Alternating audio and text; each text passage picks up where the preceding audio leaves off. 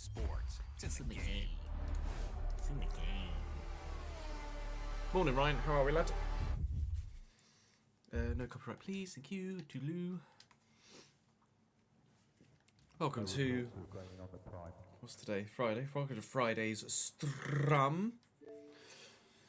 Plan for today is the same as yesterday. F1 to begin, FC to finish, although it will be RTG today, not Journeyman. It will be RTG when we get back to FC, rather than Journeyman.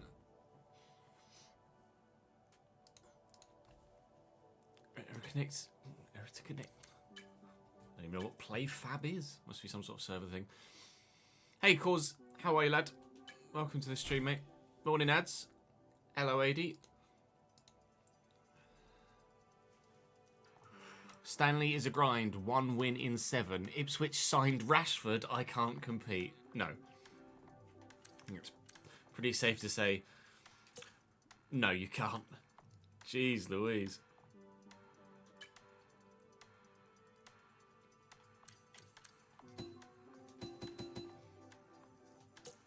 I want to have a look at that. That looks funny.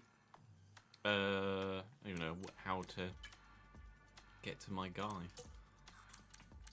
It'd be an F1 world, isn't it? Ipswich beat 3-0, yeah. Such is life going to be.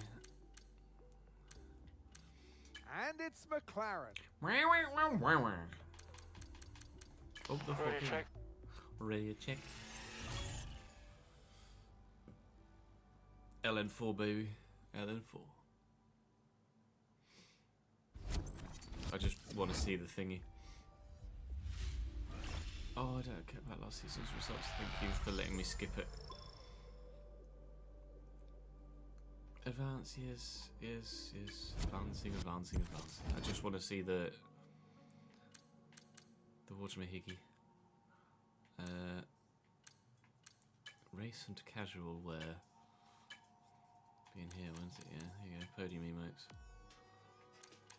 That's the flag one. Fuck's sake. This one was the weird. Oh, yeah. That's actually quite a funny one. Although it makes me dizzy watching it.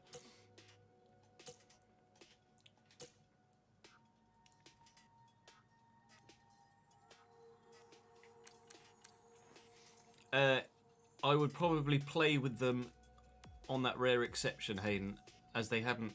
They wouldn't have been purposefully selected. It would just have been potluck.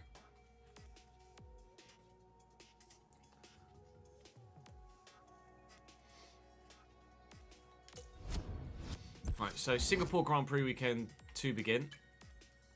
A dry Singapore Grand Prix weekend, thankfully. And then from there, we'll move on to the RTG. I don't think we'll get a full episode recorded because Singapore is a long race weekend, but we'll try and get as much of it recorded as we can. Thank you to Supis and Austin for the follows whilst we were offline. Appreciate that, gentlemen. Right. Let's hit record and get Gannon, shall we? Ladies and gentlemen, welcome to the Sweatfest. It is the Singapore Grand Prix. Thankfully for me, not as hot in the office as it is in the cockpit around this track. 30 plus degrees at night, 90+% humidity, and 60 degrees in the cockpit for the drivers. They tend to lose 5 or 6 kilos throughout the course of a whole Grand Prix just in pure sweat. It is a monstrous physical challenge around this circuit IRL, and I'm very glad I get to sit here and use a controller to do it myself. Do drop the video a like if you're enjoying the save, of course. Make sure you subscribe to the channel so you don't miss out on any more. We are trying still to chase down Lando. He didn't win the last race. He finished 6th. I finished 7th. And the cat's just arrived from behind my monitor. Rolo makes a rare YouTube appearance. So we are going to try our best here at Singapore. I've got 1, 2, 3, 4, 5, 6, 8 Grand Prix left to try and claw back what is currently a 34-point gap to Lando Norris.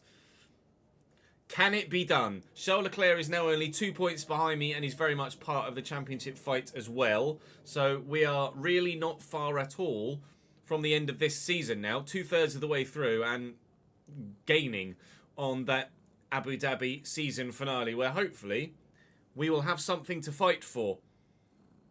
She's purring away, something chronic. I'm going to go and just jump straight to track and get my practice done as quickly as possible. You know the scenario. We're chasing the World Drivers' Championship. Whether we can get there or not depends on how good I can be. Rolo at the wheel. Ready? 1, 2, 3. Meow. I didn't know you were in here, sausage.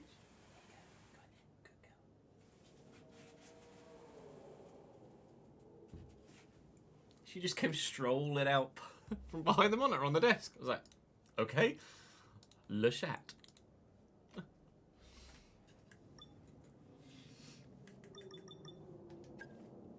Go to track. Right, I'm gonna need Singapore. Welcome to the approaching dusk here in Singapore. On Sunday, this will be a night race. But for now, we've got a little bit of daylight to see us through practice. With a little bit of luck, we can make it through the night. With a little bit of light, we can make it through practice. Track acclimatization should be pretty straightforward. Morning, Jamie. How are we, lad?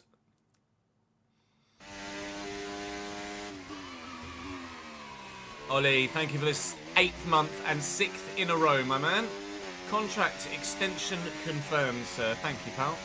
Okay, your goal is to get through as many corner gates as quickly and precisely as possible. Best of luck out there.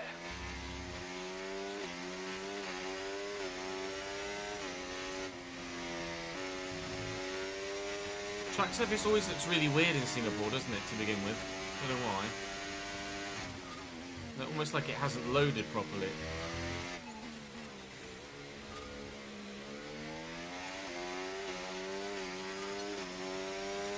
Okay, DRS zone coming up. Get ready to open it. Distance is on your MFD.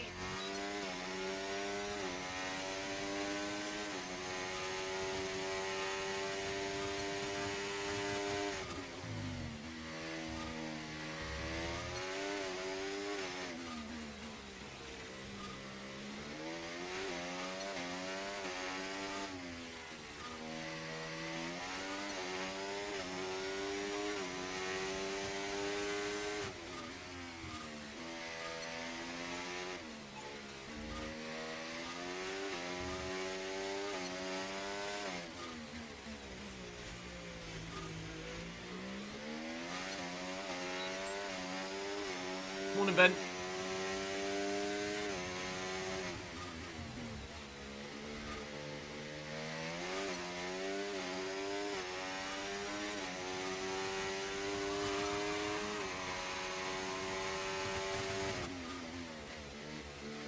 Here with. Breathe out a sec. Needs. Hello, pal. How have you been, dude? Over the 13th month.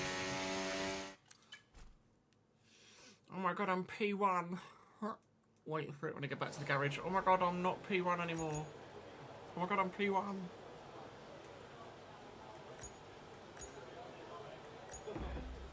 We'll do time management on the hard as well. Yeah, not bad, thank you, Nietzsche. Getting there slowly. I do enjoy Singapore, Jamie, yeah. I used to hate it, because I didn't know the track well enough. Now I know the track well enough. I do very much enjoy the challenge of Singapore. There are a lot of parts of the circuit that are very satisfying to get right.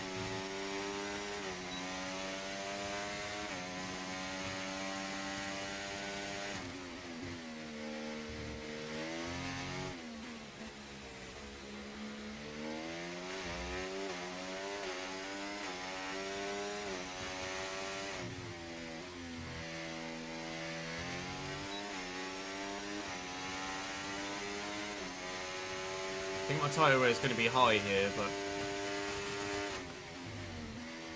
it's a circuit where you can keep people behind if you need to.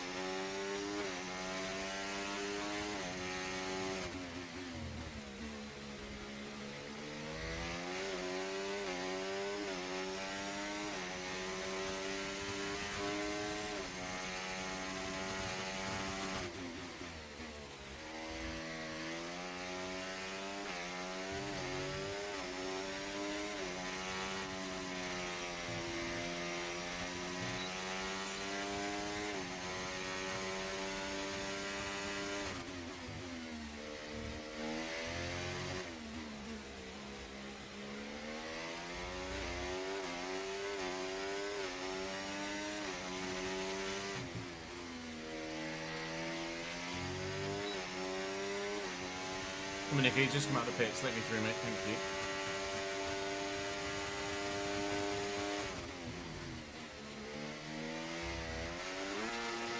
Whee. Morning, Andrew.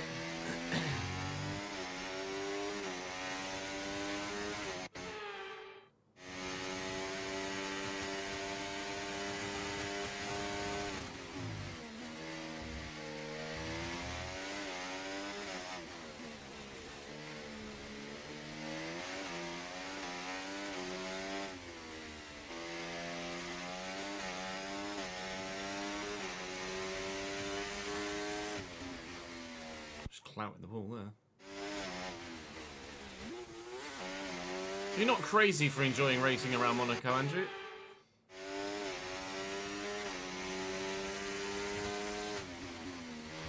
You're just in the minority, I would imagine.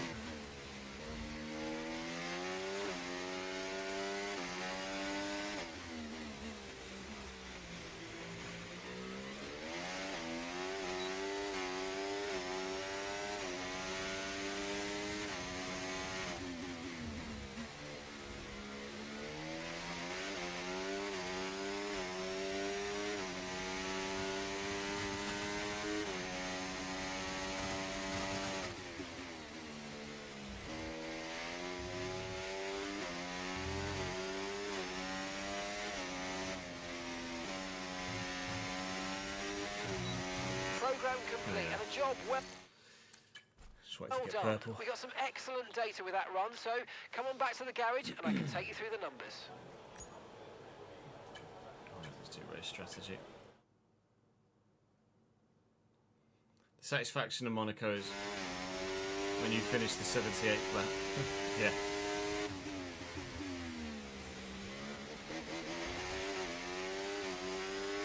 Just pull this side of me so I can see what happened to it.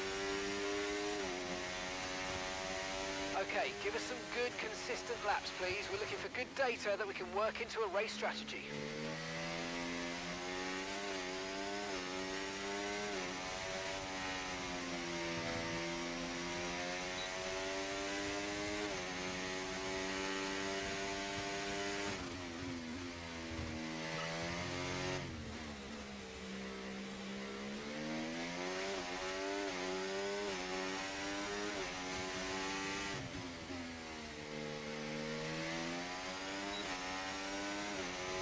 Morning, Davidenki.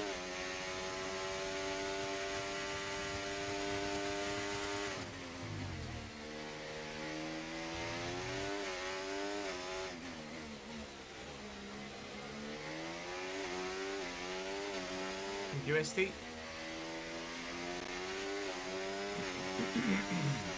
I've seen the England squad, yeah. Lol.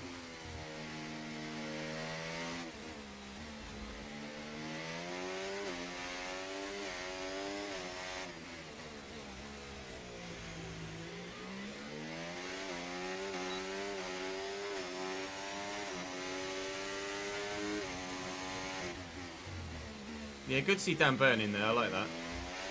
Very surprised to see Jordan Henderson, however. As I'm sure many others are too. Including probably Jordan Henderson.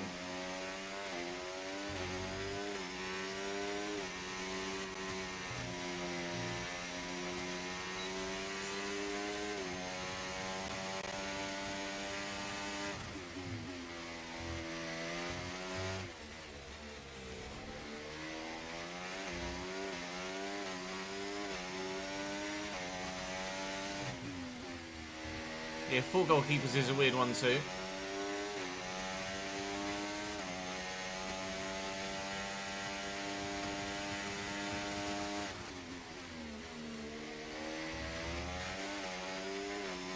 I sense the sarcasm there, Davidenki.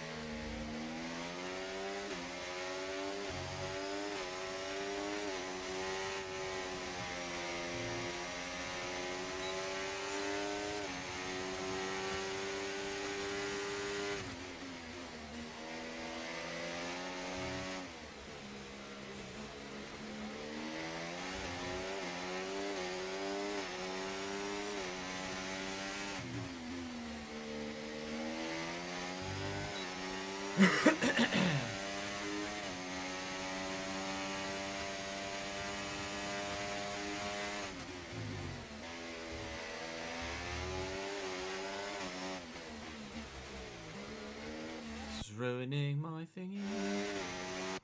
Yeah, he's a Geordie boy. I'm happy. I'm happy. I'm off to get me suit measured.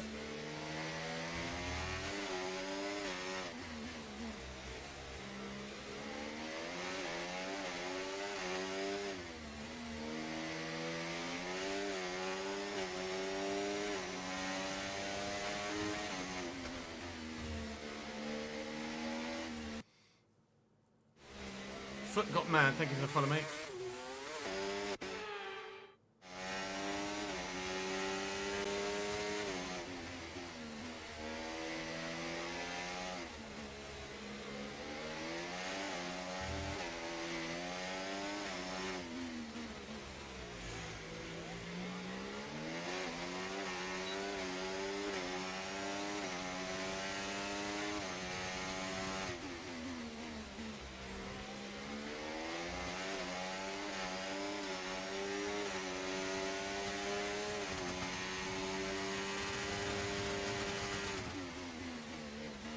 Excuse me, Nick. Oh, thank me.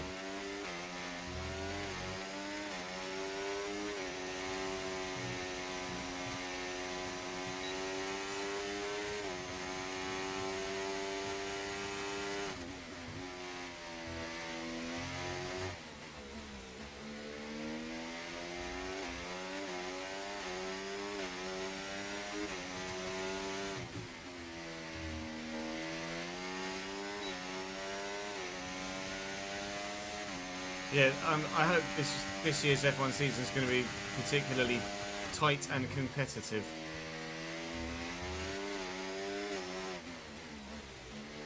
With two drivers that are of very high quality in the fastest car, two drivers of very high quality in what could potentially be the second fastest car, and then Max being Max. We could have many different Grand Prix winners this year, and also many different championship rivals, and the midfield is going to be very tight as well. Although I think the rookies are going to make a big impact on the Constructors' Championship in the negative.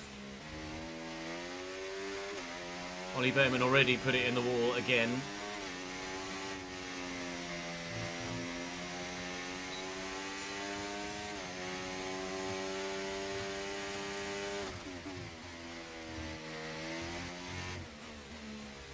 In FP1. Can't be making mistakes like that again.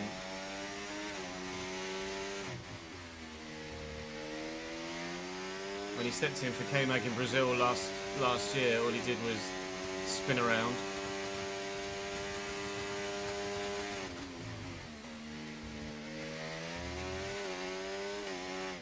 And literally first practice session of the brand new season, and he's put it in a wall and done so much damage that you can't make it out for FP2 either. Not ideal for Mr. Behrman, TBH. Especially when drivers like Isaac Hadjar in the Racing Bulls are going and putting it top 10. The RB looks decent, to be fair, doesn't it? After the first couple of practice sessions, Yuki and Hadjar both putting in decent times. Bortoletto's just in the wrong car. Obviously he's hoping to be there. I'm not sure how long his contract is actually, but I imagine Bortoletto will be there when they become Audi next year.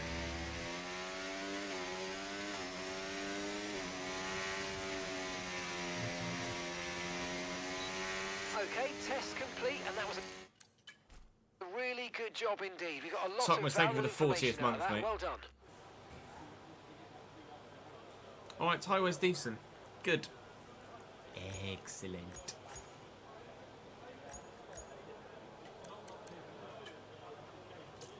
Right, let's go and do a quali run.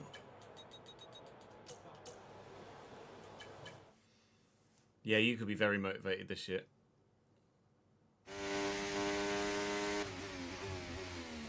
It's such a shame that they're probably only not using Yuki in the parent team because of his links to Honda. Yuki, every driver that Yuki's come up against in that RB, Yuki has been the better driver every time.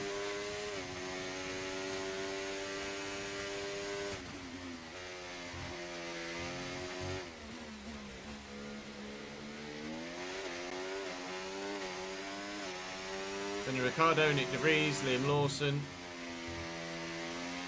Yuki's been the faster driver every time.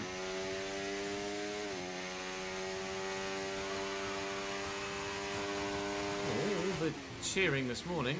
Loving that. I'll read that in a sec. Bit of a tight, twisty section. Ben, hello, mate. How are you, my man? Good to see you, pal. Welcome back to the gang.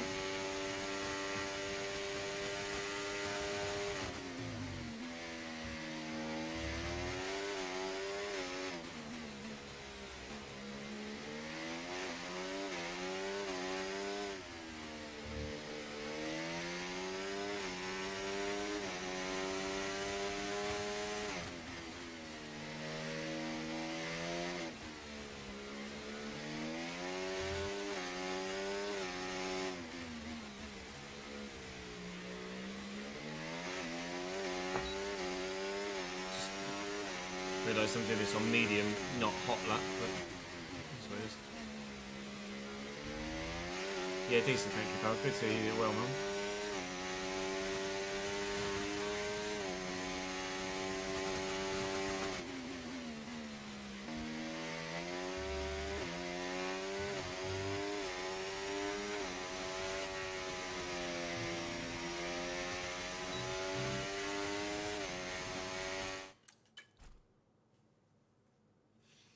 We'll tweak the setup to the SRC one and see if there's any more time in it.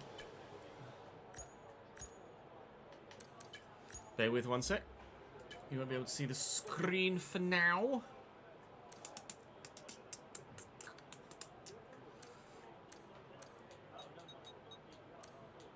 Quite a bit of change in the suspension. And in the tyre pressures too.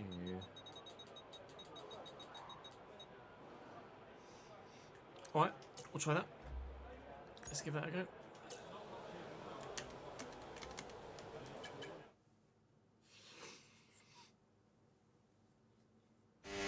Okay, just 2 laps of fuel Getting an remaining official now. diagnosis is always huge, isn't it, Ben?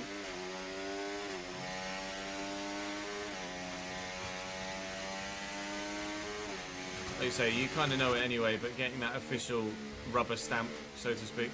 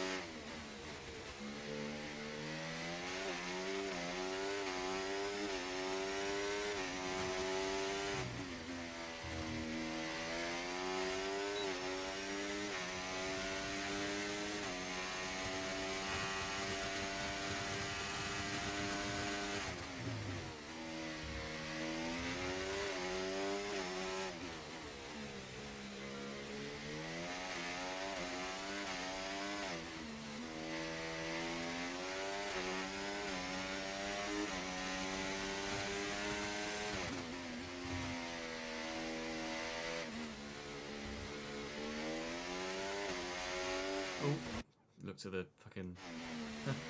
I looked at the Delta and was like, argh.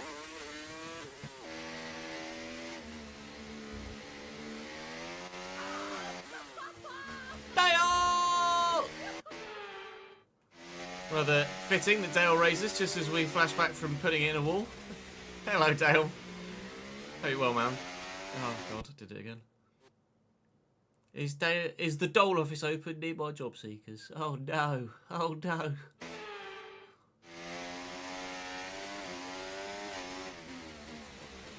Tuesdays, isn't it? Not Fridays. Tuesdays, Dale. Wow. Good to see you back on the grind, Dale, mate. I hope your health's doing well, my man.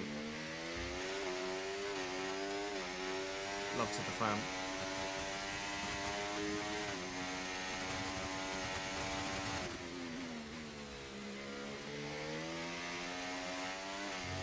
Car does feel more stable with the change to the setup. Yeah, happy with that. Good, glad to hear it, dude.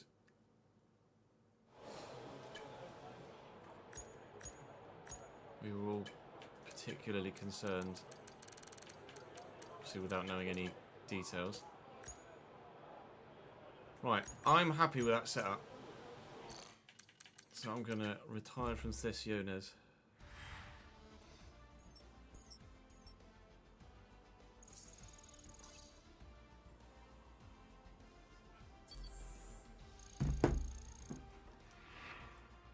Hayden, thank you for the follow, mate. Welcome to the channel, pal. Sadly, it's time to say goodbye as free practice is over. However, we'll be back shortly.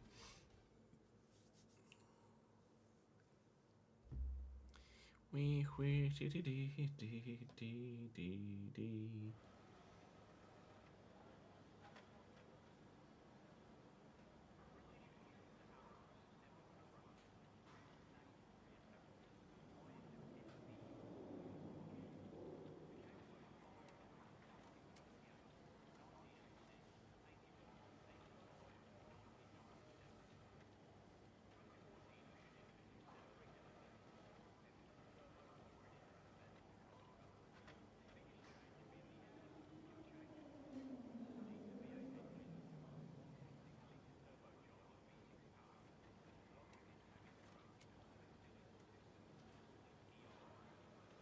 Bear with.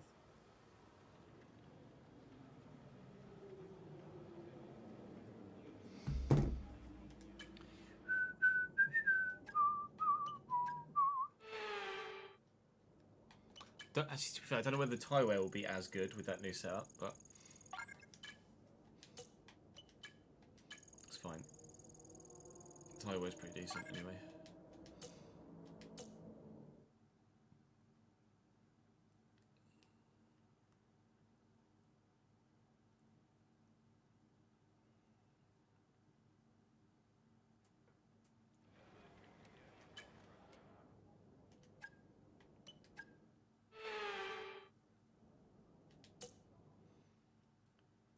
Practice maximised, resource points we're not going to be able to spend in the bank.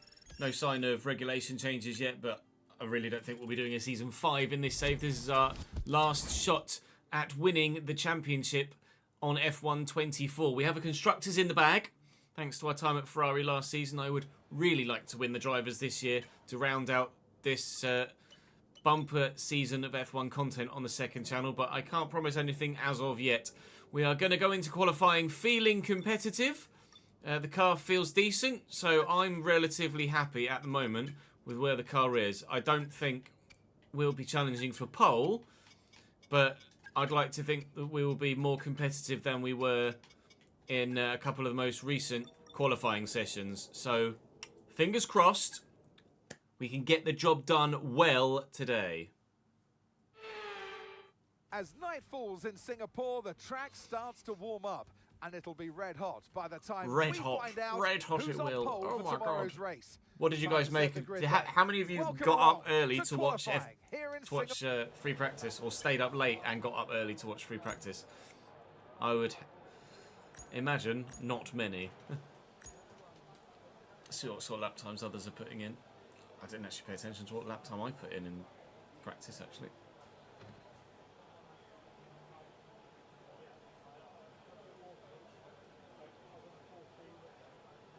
He was a low 26. So they are quick.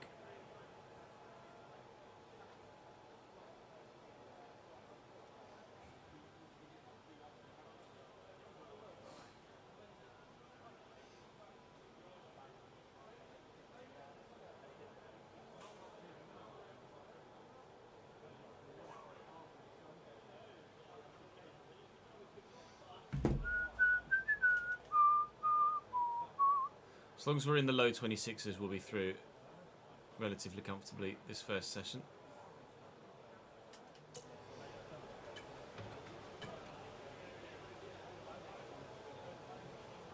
Okay, engines fired up, we're set.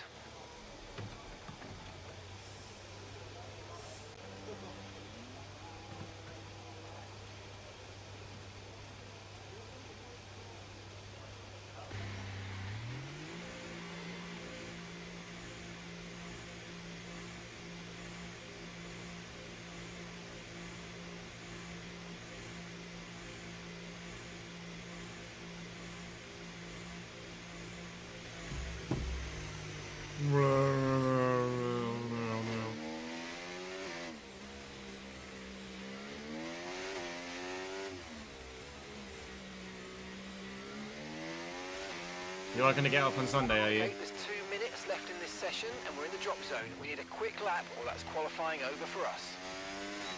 I am not.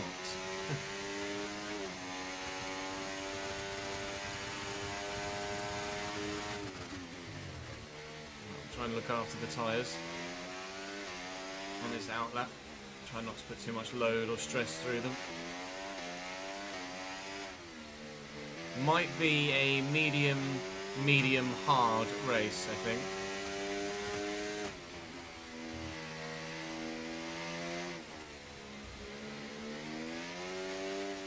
We've dropped to P20.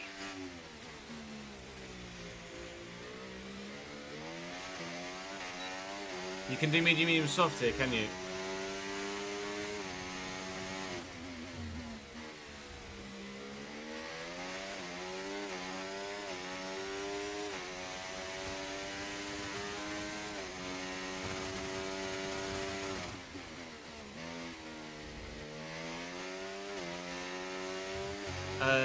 No, I think it was 2023 when the two Alpines collided. Last year was when George ended up upside down. Red flag, red flag, red flag!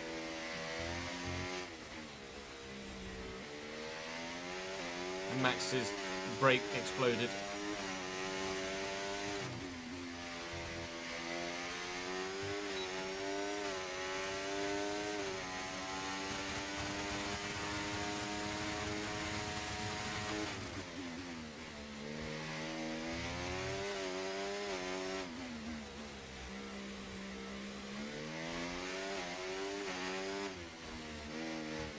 Stop hitting the wall, mate.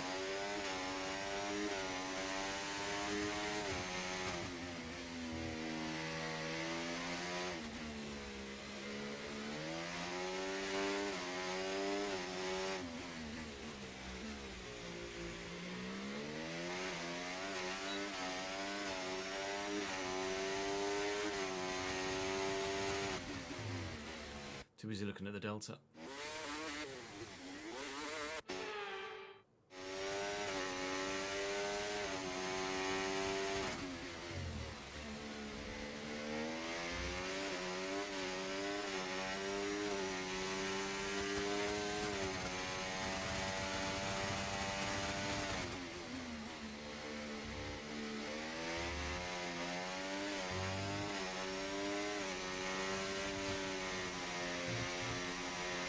And we've been pushed. Oh, yeah. Comfortably through. 125.5, P2 in Q1. We'll get through to Q3, I think, relatively comfortable, because that was a scrappy lap from me as well. We'll get through to Q2 pretty comfortably, but Q3 is going to be a challenge to qualify well, because they will make a step. And I was 1 millisecond off Max, but the fact that it was Max that's P1 tells you everything you need to know about the relative pace of the rest of that session, because obviously Max's car right now is only really good enough for him to be 9th or 10th in Q3. Sometimes not even making it to Q3. Both Saubers out. Yuki last is a surprise, because the RB's a decent car in this save right now. Checo 19th, Teo Pourchaire 18th, and that one shot with Yuki at the back. The rest is probably as you would have expected. I should expect we'll get an F125 announcement this month, yeah. Whether it's called F125 or F175, we shall wait and see, but...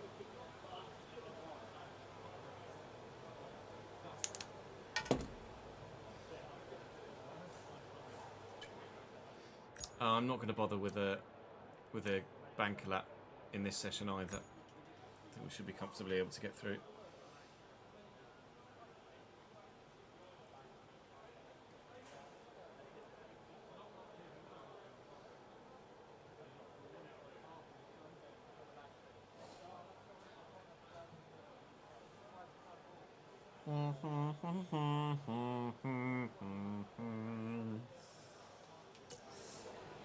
Yeah, buddy. Okay, guys, everyone be aware the car's ready to go. Yeah, that's not bad. That's not a bad shout, actually, Ads. Baku went okay yesterday. Qualified 13th, finished 7th. Lando finished 6th. So he didn't get a massive jump in points on us, only 2. Charles won the race though, so he's only 2 points behind me in the championship now. Lando's top of the championship. I'm 34 points behind Lando, and Charles Leclerc is only a further 2 points behind me, 36 points off Lando. So it is a three horse race, but Lando is definitely the favourite horse.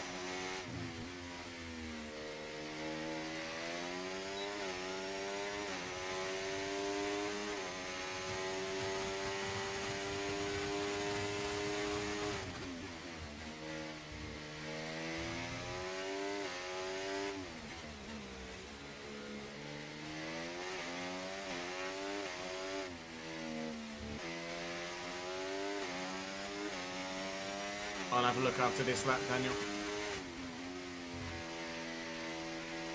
Or after this quali lap, obviously.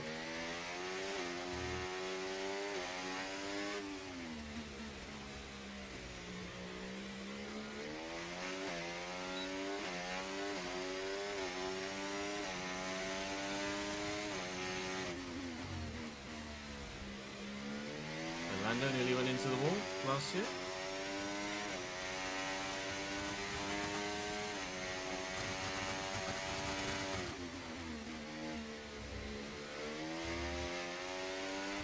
Drop to P15.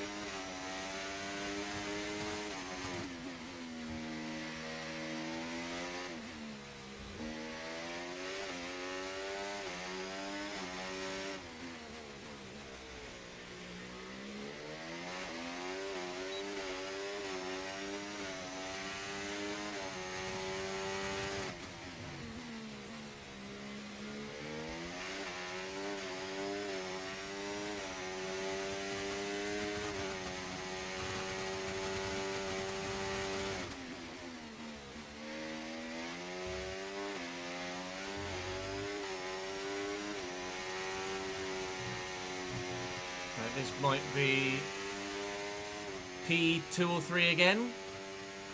P4. Okay. I think Charles did a 25.3. I did a 25.4 there, so I went 1/10 faster than the previous session. Yeah, 3 in the 25.3s. To be fair, I was only half a tenth off first place. But obviously in Q3, they'll all take a jump now, and I don't generally tends to be able to go with that jump. Nico Hulkenberg out. Piastri out in the McLaren is a bit of a surprise, though he hasn't been anywhere near his teammate pace-wise in recent Grand Prix. But everyone else you would expect to be through is through. Fernando Alonso up there in P2, Charles P1, Lando, Lewis, myself, George. Hopefully George can qualify a bit high. We'll probably swap. I'll probably be P8 and he'll probably be P4 in Q3. Let's go and find out. Daniel sent me something on Twitter. Oh, that is some tasty weather for you, mate. Very mixed conditions. At least it's not raining for too long, though. Right, we will do a bank lap here, though.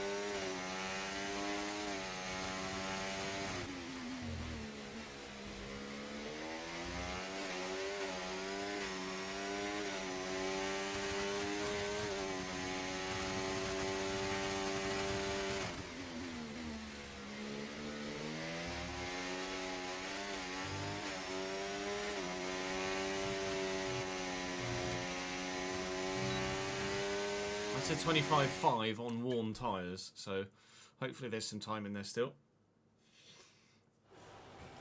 A banker lap of a 25.5 is actually pretty good. The soft tyres really don't last that long around here. It's definitely a medium. I'm probably leaning medium hard, to be honest. Probably leaning medium hard. George with a 25.2 puts it P1. Go on, lad.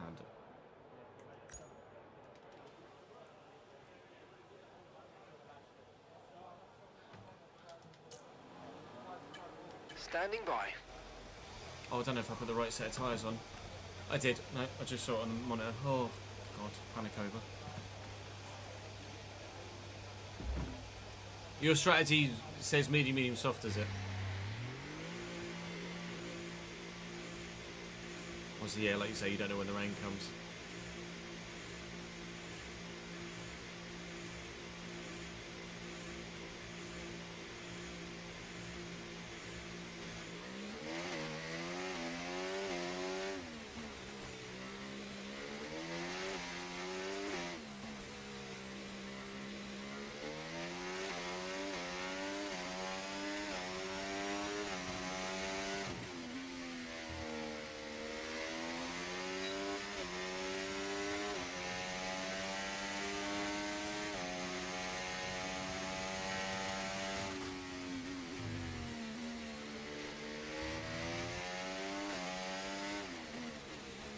Two 23s and a 16 laps at the softs. With how much pace at the end of that stint, though, that's the thing. I don't think the softs have more than about 8 or 9 laps worth of actual pace in them.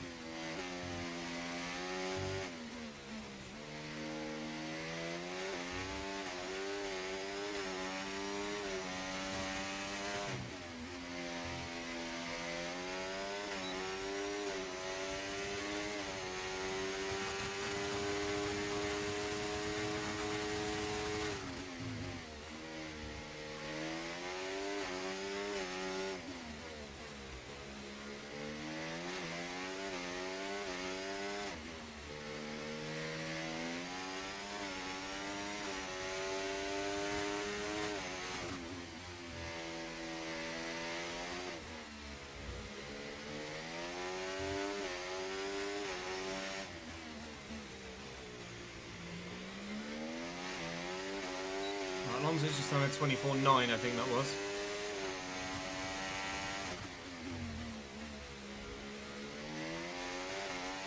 I think currently we are on for a better time. As it stands, I think we're on for pole.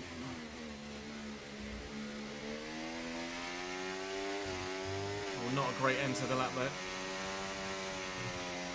This might not be pole. 24.8 might be pole. Fantastic, you've got It is! On the back of a frustrating Baku, that's just what we needed. We will lead them away from the pole position here in Singapore. A Mercedes won 3 in qualifying, Charles only 4th, Lando only 5th. Just over a tenth faster than Fernando Alonso, 2 tenths on my teammate, 3 tenths on Charles, and 4.5 tenths on Lando Norris. That is probably one of my best pole laps of my entire Formula 1 career. That is 2018 Lewis Hamilton-esque at Singapore. That's exactly what we need. Now what we need to do is convert that into a lights to flag win and fastest lap. Come on! Cool, I needed that. I really needed that.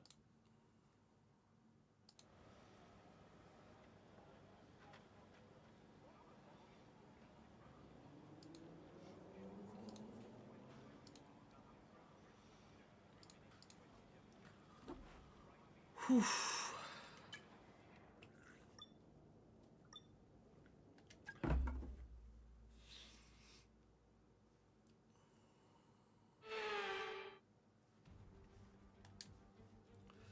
It's time to Now, take if a look those at that our weren't as starting fast as grid me, for today's race. Charles and Lando, have grid penalties to Woods take here lines as up well, on that would be pole amazing. position, and Fernando I'm on Alonso pole. completes the Alonso front on my row. inside Looking for down the rest turn of the 1 grid, we and have turn 3. Russell, Then Leclerc. Norris, Lando, then Stroll. And really, that's all we care about for the grid, Verstappen, isn't it? They're the only two Hamilton, drivers that are of any real Gasly, concern for us right now. Ricciardo, and Ferraris alongside we are this concerned with afternoon- as well, including Lewis Hamilton for the constructors. But it reckons medium, soft. 23, 23, 16. What's everyone else starting on? Lots of mediums. 1 soft runner in Ollie Behrman. 2 in Teo Pourchaire. 3 in Yuki Tsunoda, but everyone else is on the mediums. Well, it recommends a medium, soft.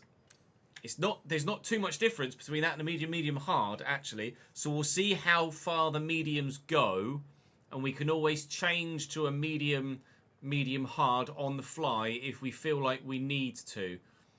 But we certainly have decent projected tyre wear, so we could maybe look to extend one, extend the other, if we feel like we need to. But seemingly the default strategy is probably the best way for us to the end. Medium, soft. Keep your fingers crossed. Let's get it done. Exactly 100 kilos of fuel and 8 laps of extra. We're going to burn through that very quickly. Right, let's give you a prediction chat. Curtis, thank you very much indeed for the £2 super chat, mate. That's very generous of you. And not very many super chats do we get on the YouTube channel. You're more than welcome for the content, pal. I appreciate that, Curtis. Thank you, pal. Thank you, mate. Hero. Right, let's give you guys a prediction on Twitch. Basically, I mean, I can't give you any other, really, can I? Do we win or do we not? P1 or nah? Some went medium, soft, hard in your race. Okay. You went medium, hard.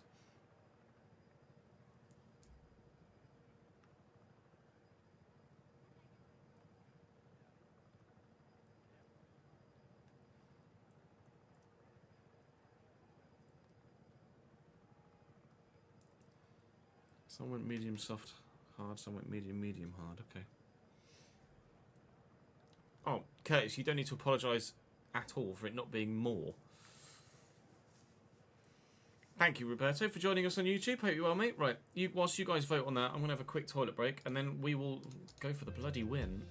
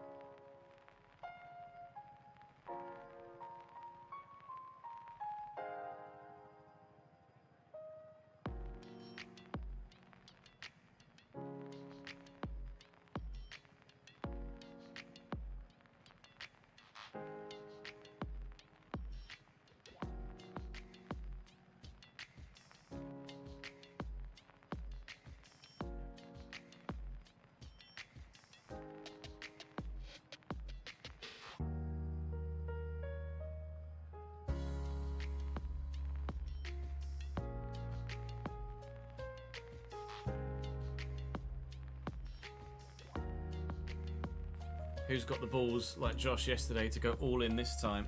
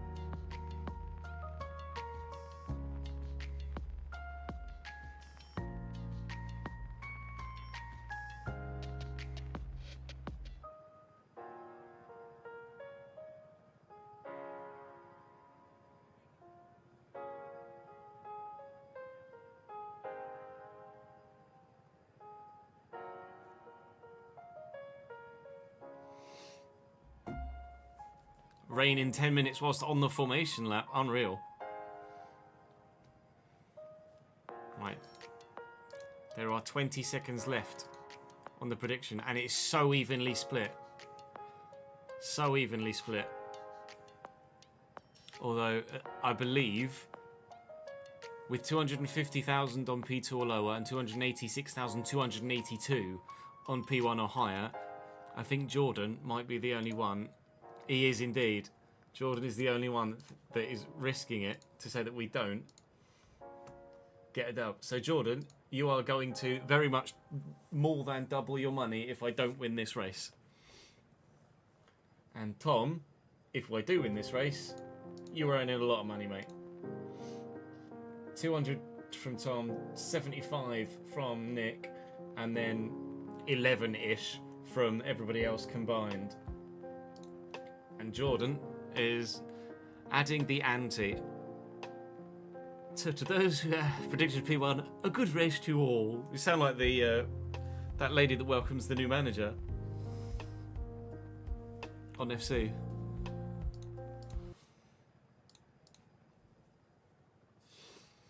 I did listen to the new Sleep Token last night, yes. And this morning before going live. And many happies were had.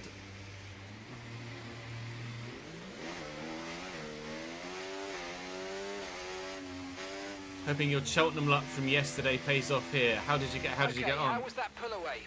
You'll have a bit more grip than that on the start, but we need to warm the tyres properly now. Make sure you get some heat into the brakes as well.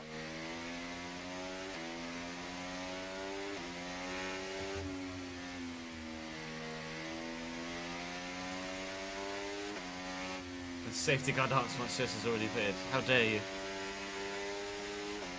How very dare you?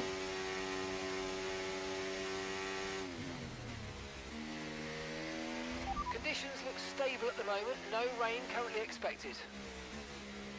It should be a fully dry race.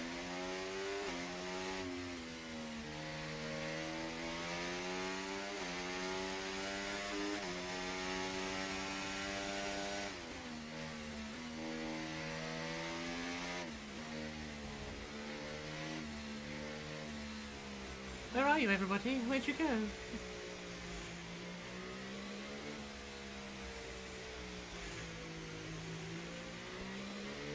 You want 290 quid on Rachel Blackmore on their rides yesterday. Nice. 2 days, dude. I've never bet on the horse. Well, I have obviously bet on horses before, but I'm not a horse betting man per se.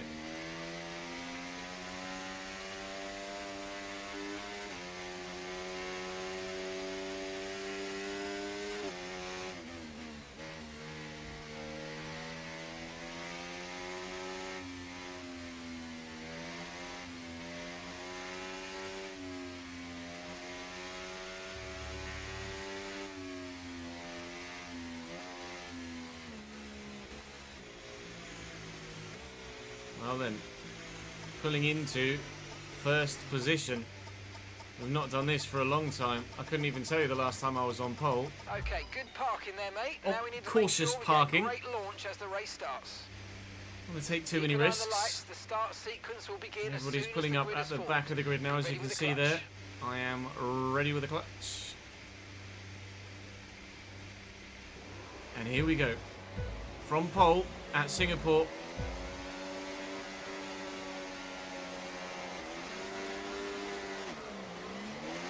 A little bit of wheel spin. Fernando's got the jump. Here comes the Ferrari Charles Leclerc as well, hoping to hold him out round here. And a squirt towards the next corner. Up the inside, hold on to P2. Chase after Fernando. Race starts have always been a weakness of ours. We're like last year's Lando Norris. Always tended to get quite a bit of wheel spin in the second phase. I get a decent initial getaway and then tend to get swamped, but happy enough to have only lost one position, provided we can stick with Fernando here. We'll have to wait a lap to find out what strategy is on, but I'm presuming almost everybody is going to be on a medium, medium, soft, or a medium, medium, hard. There is the potential likelihood that some might go medium, soft, hard, which would be certainly an option for some. But whether it works out for them in terms of outright race pace, I'm not sure. Fernando is a bit quick actually in these early stages. Might be running slightly lower on fuel maybe than ourselves. We certainly had the edge on him in quali, that's for sure. Try and get myself within DRS range if we can. DRS when you're within 1 second of the car ahead and in the DRS zone.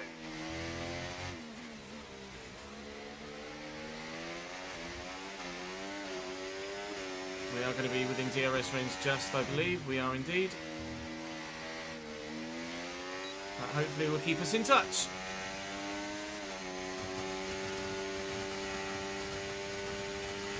You might experience some understeer now that you're in the wake of the car ahead. Try to get past as soon as possible. I'll find out what strategy Alonso's on in a moment, although there's not really... It's going to be hard to decipher because everyone's going to be on a two-stop. It's just a case of what sort of two-stop are they on, because the one-stop, whilst the one-stop is doable, medium-hard, it's really not very quick at all. Okay, we think they've got 2 stops remaining. 2 stops remaining. And the time last lap, 1:31.6.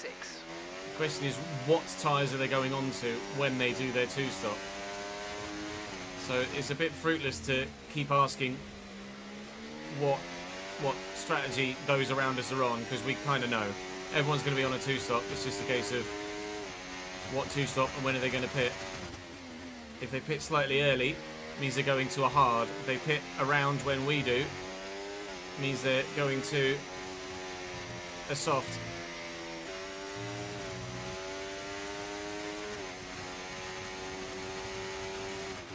Okay, Leclerc's just set the fastest lap of the race so far.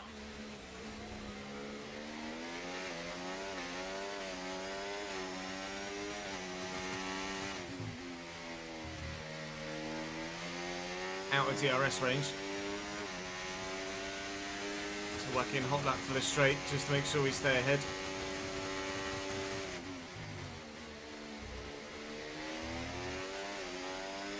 Ultimately, it doesn't matter too much if Alonso gets away down the road, because all I really need to do is finish ahead of Lando and Charles. And Lando at the minute is not in the top 5, so that's fine. Charles is behind me in the championship, so as long as he's behind me in the race, we're definitely safe from him. And Lando is considerably ahead of both of us in the championship, but he's considerably back in the Grand Prix. I think Lando might even be as low as 8th right now.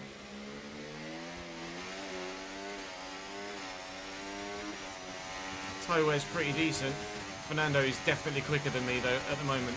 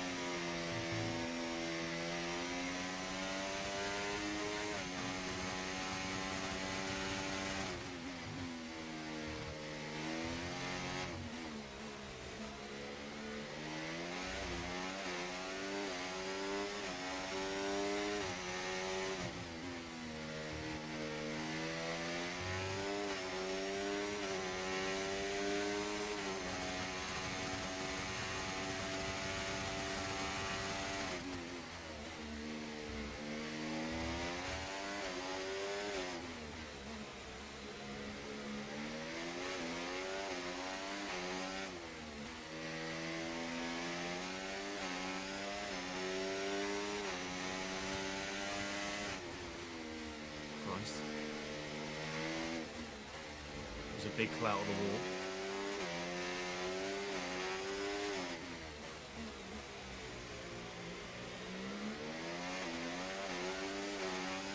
Got very lucky there.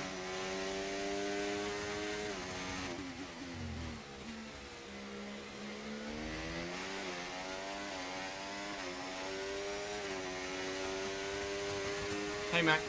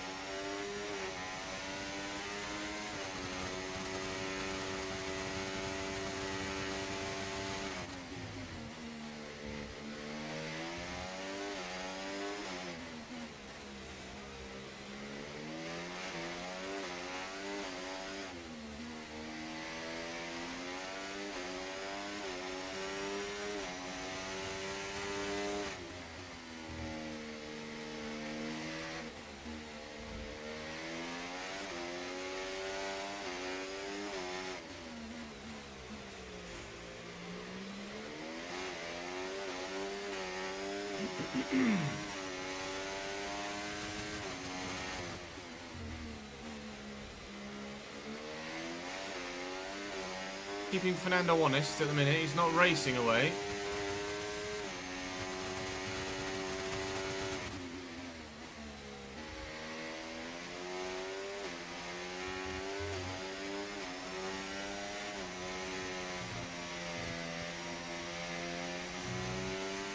Fastest lap of the race, in fact. So we're definitely keeping Fernando honest.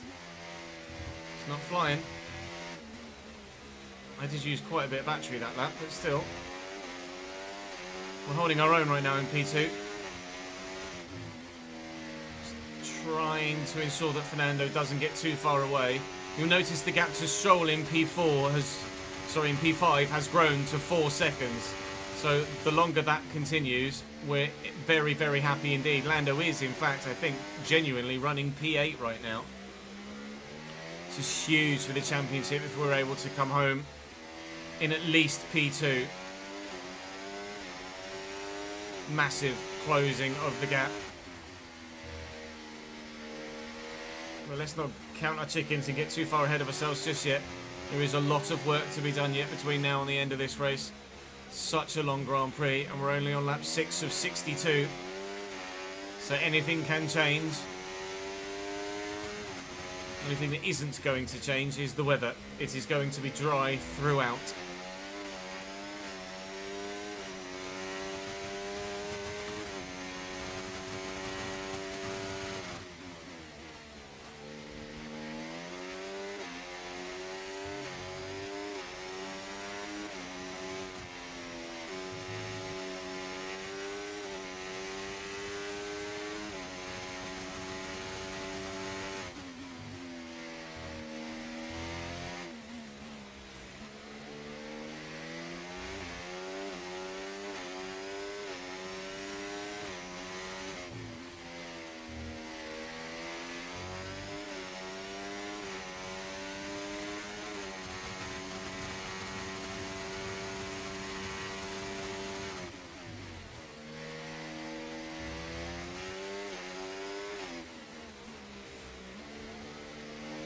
Singapore's, it's like Monaco, it's so relentless, it's just that it's wider.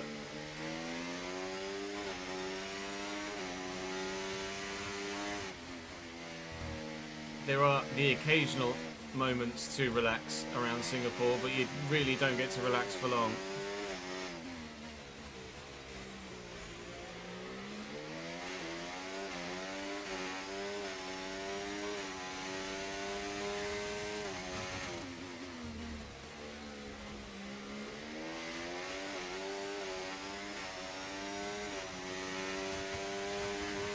I'm not a fan of Scotch eggs, personally, Jamie.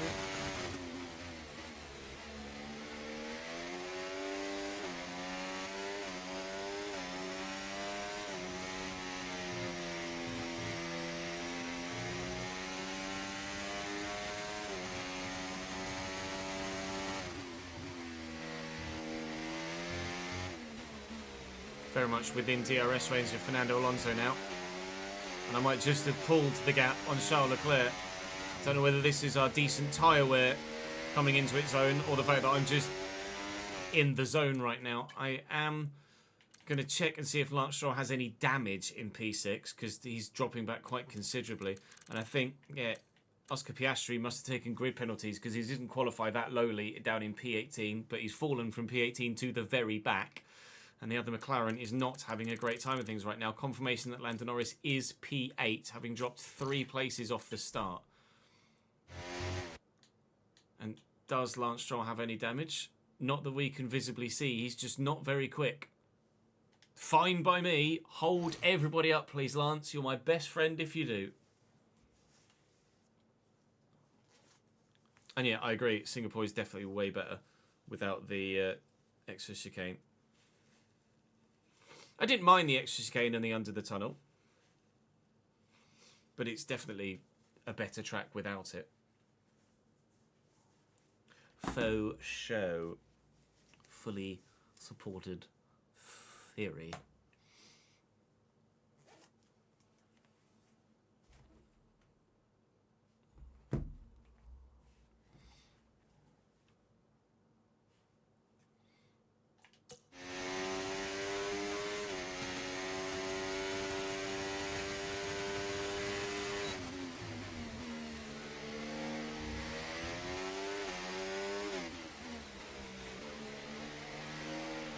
Got a lot of spare energy, okay to use your overtake button.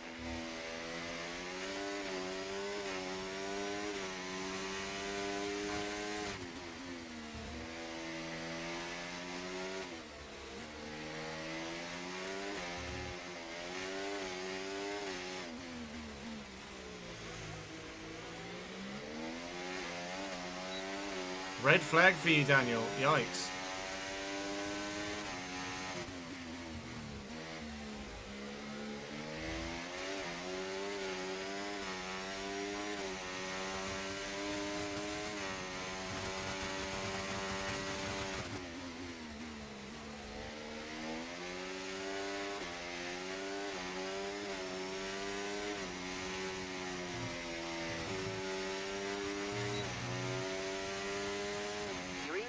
The gap on the car behind by 0.5 a lap.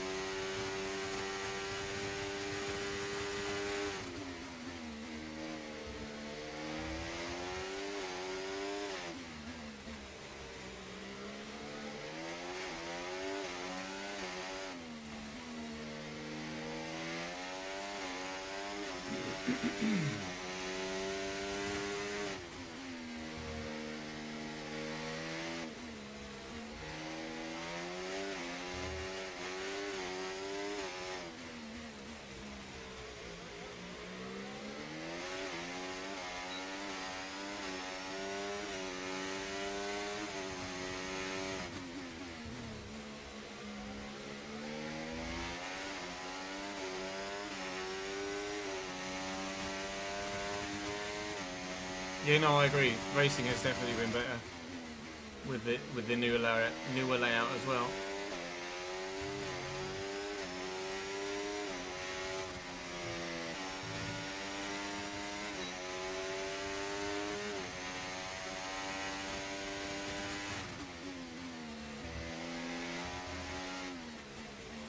Yeah, we're really starting to get a tyre advantage now. Open up a gap of 2 seconds back to Charles Leclerc.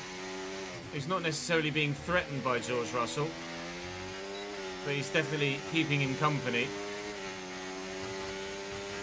I could even, maybe, think about mate, Alonso ahead. We don't want to let this making a hold move us up too long, for so the do your lead. best to get Just past as the the... top of the race. Wow, Okay, great move. nice Just work. as the Really good job with that target, mate. the pit wall say, can you maybe try and take first? At the first opportunity, yes. This is our race to throw away right now. We are the fastest car on track. the most confident driver on track with the best tyre wear and hopefully the best strategy. Provided Fernando doesn't bring Charles Leclerc and George Russell back to us to make it a quartet, I'd be very confident right now of a strong victory here in Singapore. Barring, obviously, any red flag or safety car alterations to the way that the race might well pan out.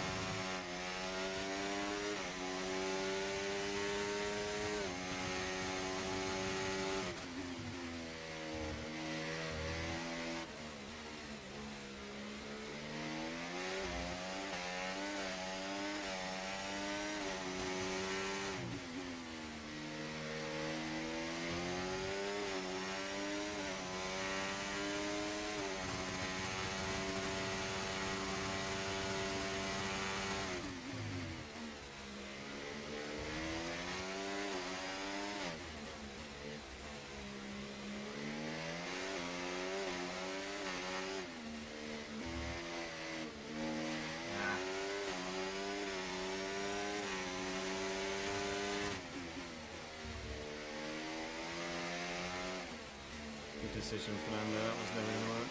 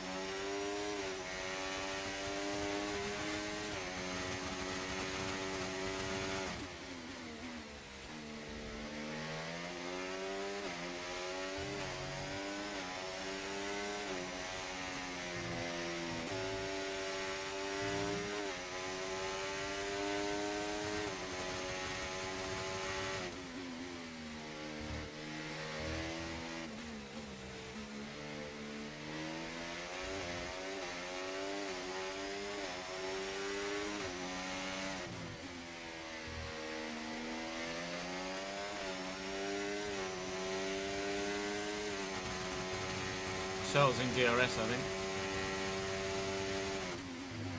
Pretty sure Charles Leclerc has DRS. It is going to become a quartet.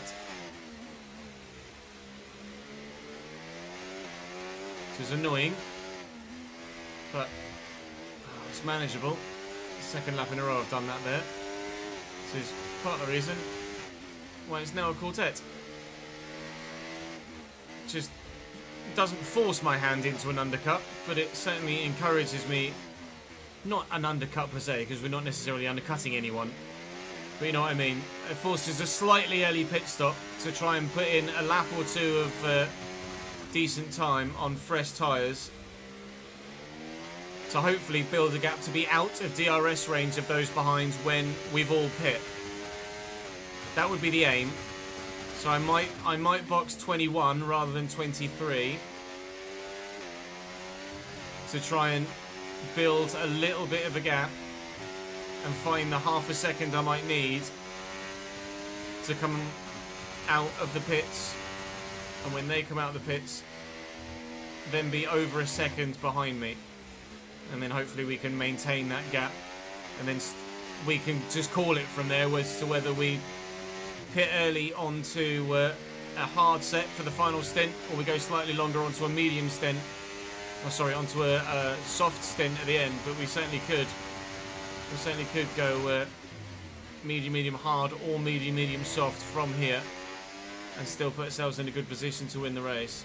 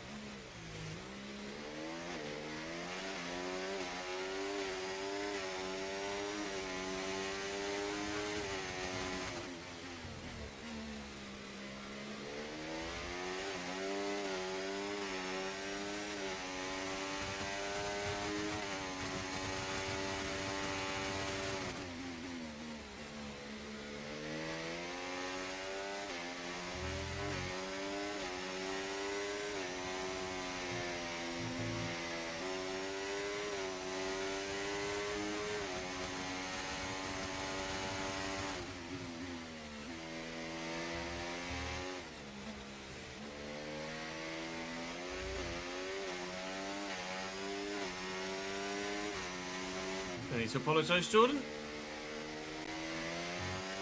We've normally only just gone live by now anyway.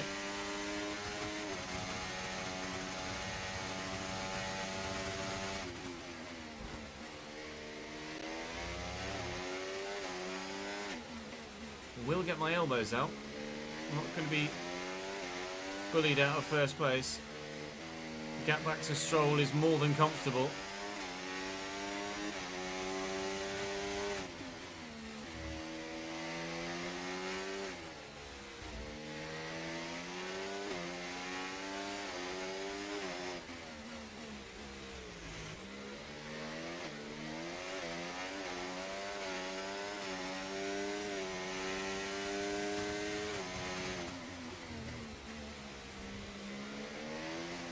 At the minute, I'd definitely be leaning more medium hard because of the way that the tyres are wearing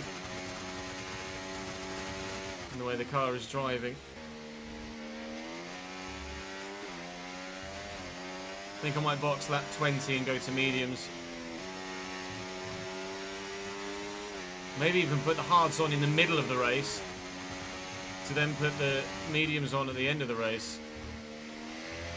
Although two earlier stops would probably work better than an early stop and then a longer stint.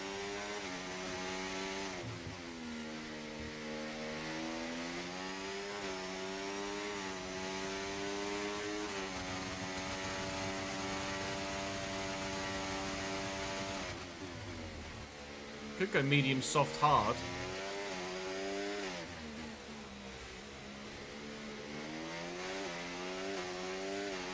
I'd only really want to go to the softs in the next stint if it meant I could guarantee building a gap to those behind. If we were in a similar situation with a soft tyre and I was just dragging them along using my soft tyre pace, that's just going to help them, not me. So I think we're going to switch from a medium soft to a medium hard strategy, and I'll box on lap 20 rather than lap 22 or 3. We'll box significantly early and go for the alternative strategy.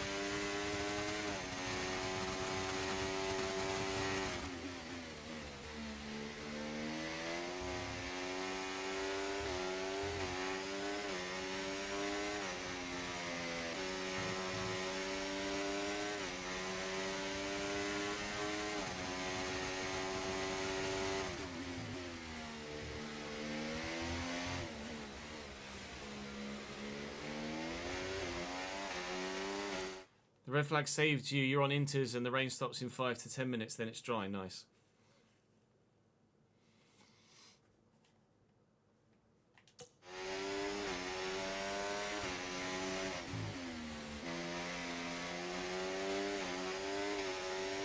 Managed to completely avoid that rain spell. Hopefully there's no secondary rain spell coming that wasn't on the original forecast because extra time's gone by, Daniel. We hope for you, for your sake.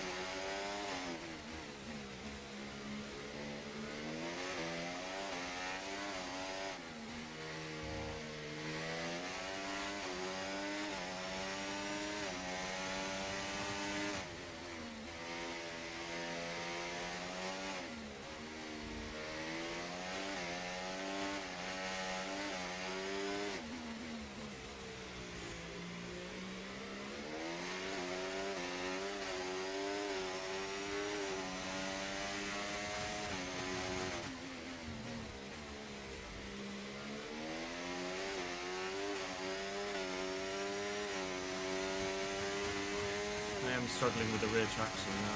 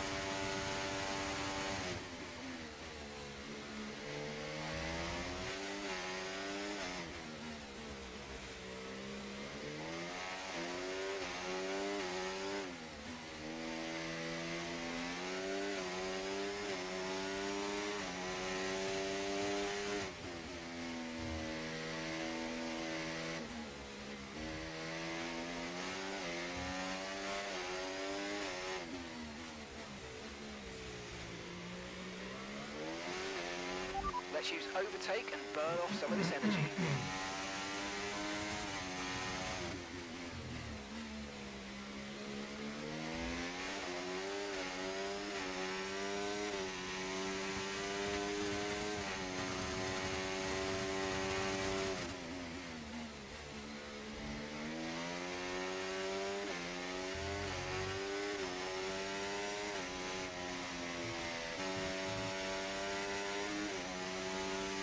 Okay, so we're leading our teammate by 1.6 seconds.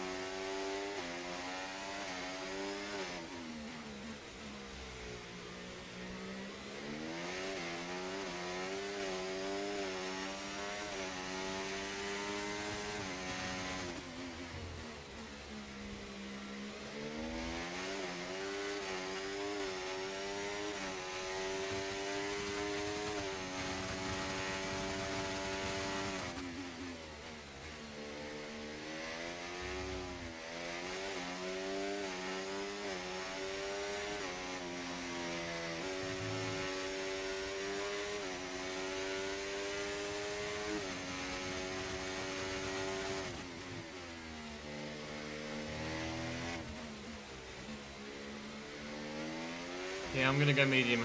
I'm gonna do that, Jordan, I think. Medium, hard. Car is moving about something chronic right now. 27% wear on the rear right. On the rear right? On the rear right.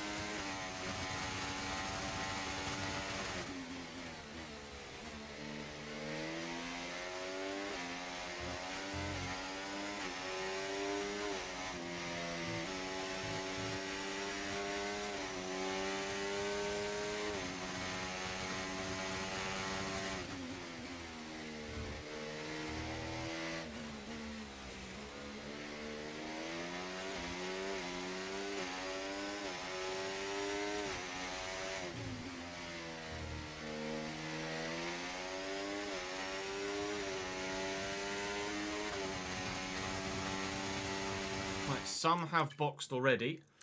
Obviously those that started on the softs will have needed to by this point, and Teo's actually gone soft.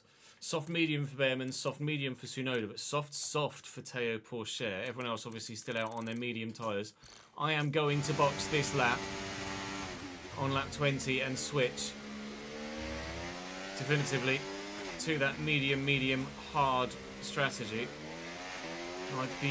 What I need to know is where I'm going to come out of the pits positionally. And it says 17th, which is effectively just in front of those that have boxed off their softs and behind those running at the back still on their mediums. So as long as I've got some fresh air, some clean track in front of me, uninterrupted, unobstructed track to try and power in a couple of lap times on brand new fresh mediums. Hopefully, we'll be in a position to break the DRS train behind us when we come out of the, or when they come out of the pits, having had their pit stop. But I'm going to need a clean pit stop from my team here, please.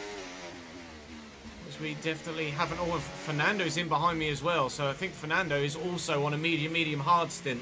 They're all boxing behind me, Okay, George George's coming in for a included. stop. No, George! Okay, go, go, go. That's the double Perfect stop for job. Mercedes, Well done, unintentional. We're delighted with that. George is going to lose time. He's going to lose a lot of time here. I can't believe it. I told the team I was coming in. They should have told George to wait. Well, I don't get the undercut I wanted, and the pressure on me is going to continue from Fernando and co. Although we do maybe just have a gap that is more than DRS range. So it's a case of can I? Unlikely. Can I keep that gap above a second? There are yellow flags around. Ollie Behrman is out. Ollie's retiring. We do not need, oh my god, a safety car now would kill us. That's Carlos Sainz. Ollie Behrman's in a Red Bull. Where are you, Ollie? Is that Max? Number 64, that's Ollie Behrman. He's just going slowly at the end of the pit straight. That shouldn't bring out any sort of safety car, I don't think. If it does, be absolutely gutted. I think there might be 2 yellow flags out at the minute. One for Ollie Behrman and one somewhere else later in the circuit. Regardless, Alonso is still very much in DRS range of me. So the plan to undercut hasn't worked there, meaning that we will have to undercut even sooner to go to the hard tyre. So I anticipated them to do 21 to 23 laps. They equalled me and did 20. George is stuck in traffic now. Leclerc, I'm not sure if Leclerc boxed as well, or is this, no, this is Leclerc now. So we have got a bit of an undercut on Leclerc. So the Ferrari that was, So keep doing what you're doing. I'll let you know if we notice any the Ferrari that boxed last lap would have been Lewis Hamilton. So Charles Leclerc is going to come out in that traffic, ahead of that traffic, I think. But George, because of the unintentional, unexpected double stack, George is stuck behind Perez, Ocon and Zhou Guanyu. So we're going to be a front 3, and then George will be battling now to try and hold off those behind him rather than concentrating on the 3 of us in front. That's killed the double Mercedes podium, but the chance for a Mercedes win is still there.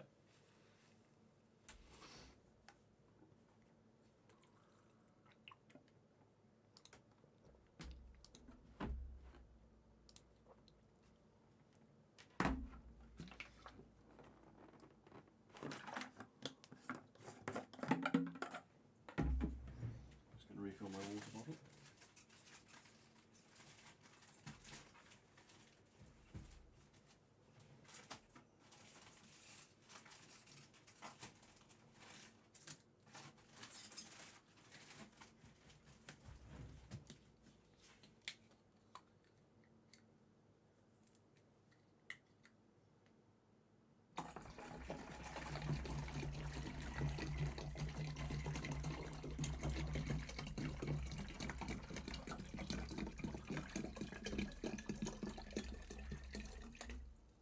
Promise I'm not pissing.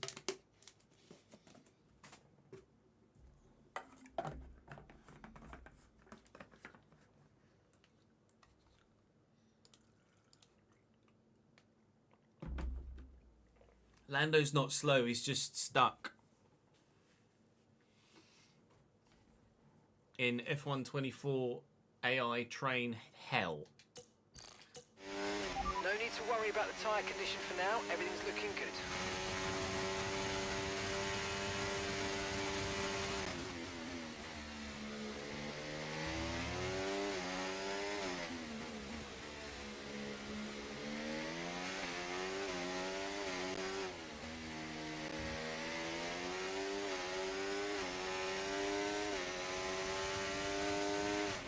use your overtake button more. It's time to utilise some of this energy. Come on.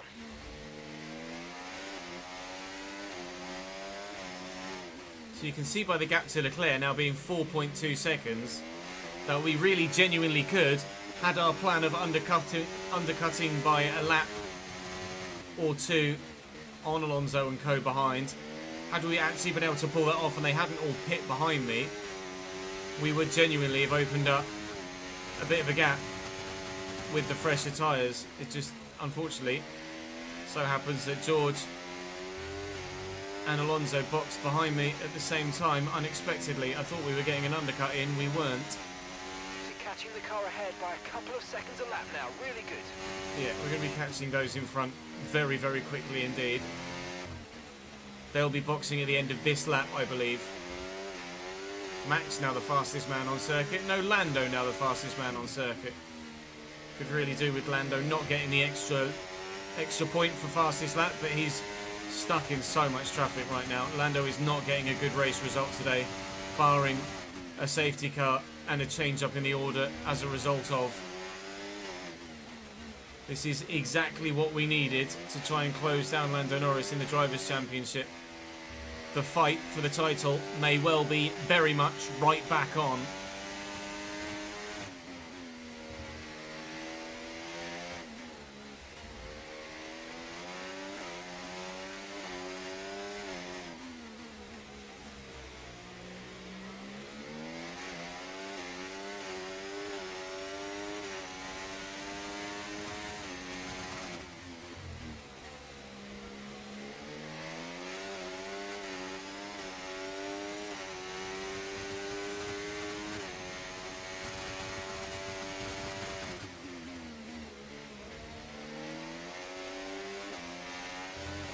Yep, they're all in front.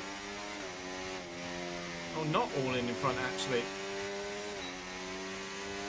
I just hit the fastest lap and then Alonso took it away from me immediately. Sainz and Gasly, I'm sure they're not one-stopping. They must just be extending their stint a little bit. I will ask, but Sainz ahead. Okay, so gap to the car you'd have ahead. thought Sainz 3.2 wouldn't seconds. need to have They're given on way. all mediums. Their No, the time other is Haas is 23 in, so laps they're probably on. just We think avoiding. they've got one more stop. Oh, they are one-stopping. Last lap time, 1 They minute, are one-stopping. 31.8. Sainz and Gasly throwing caution to the wind and one-stopping this Singapore Grand Prix medium to hard.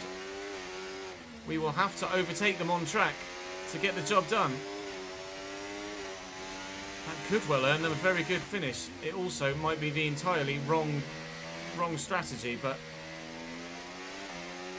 I think it might be the latter, unfortunately for them. But why not throw something alternative out there when you know that if you just match everyone else, you're not going to make any places? Might as well try something.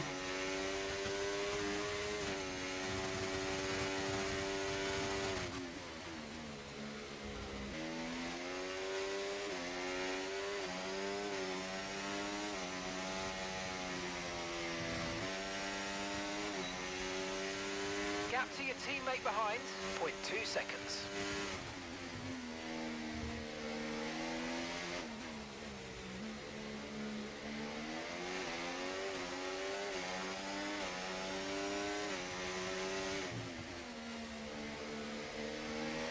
It should be a relatively straightforward overtake. Excuse me, Carlos. If you could hold up Fernando, that'd be amazing. Do me a favour now, Carlos, please, and sit in his way.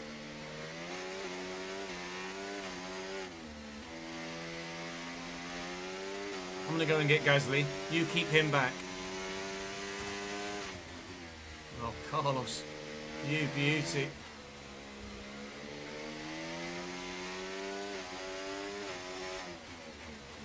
You absolute god, Carlos Sainz. Over a second already.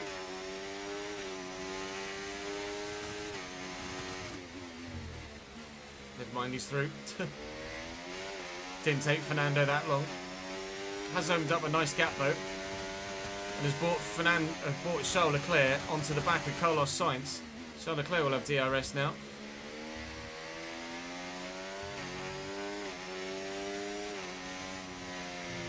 If I can lose minimal time getting past Gasly, and Gasly can hold Fernando up the same way that Carlos did, I'll be very, very happy indeed. Charles Leclerc now takes the fastest lap of the race. I think it's unlikely that we get that fastest lap point at this moment in time. I'd much rather get the 25 points for the win and let someone else have the fastest lap point. I wouldn't mind if it's my teammate George Russell, to be completely honest, who now leads that train. So everybody but Carlos Sainz and Gasly have now boxed.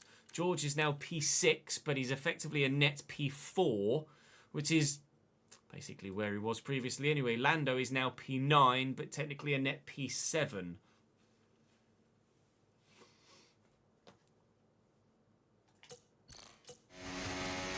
Okay, mate, we've got some clear track in front of us, and let's make the best of it. So please make this next one a very fast lap.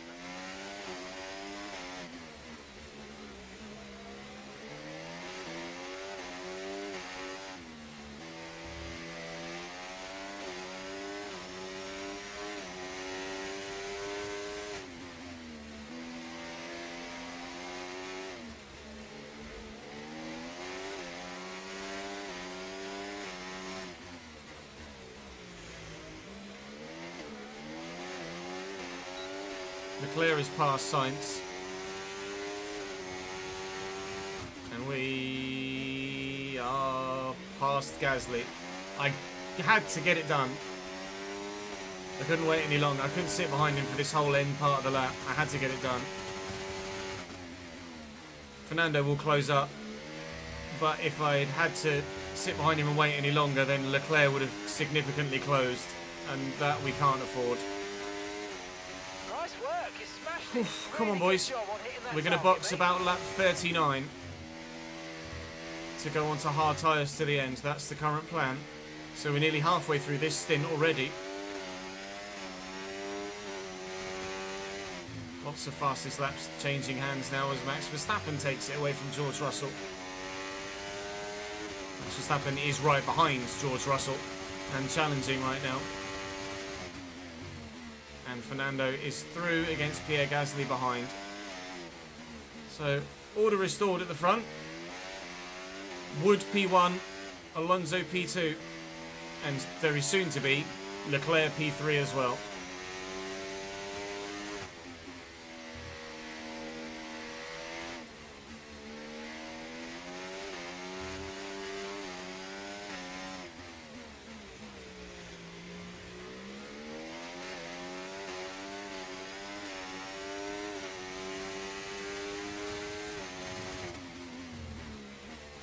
Could try that. We could go hot lap now. Try and extend the gap over Fernando.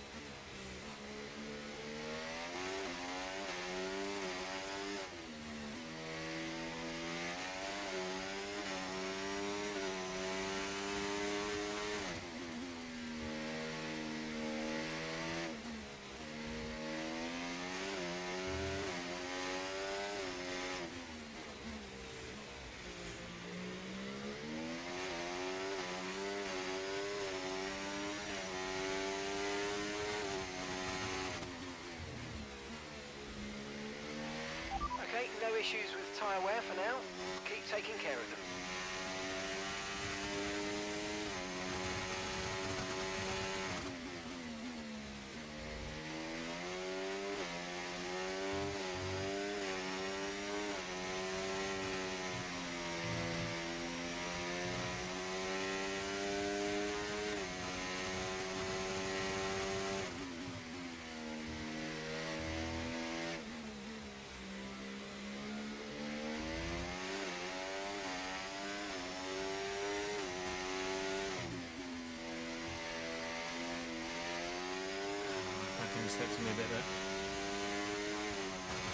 a couple of attempts.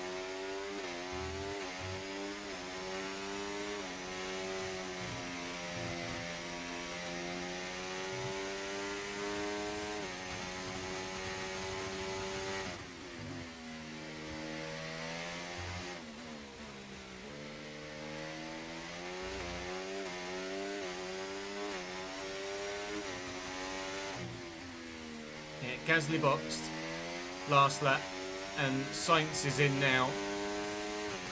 So now the order is fully restored and everybody has done at least one pit stop. Gasly and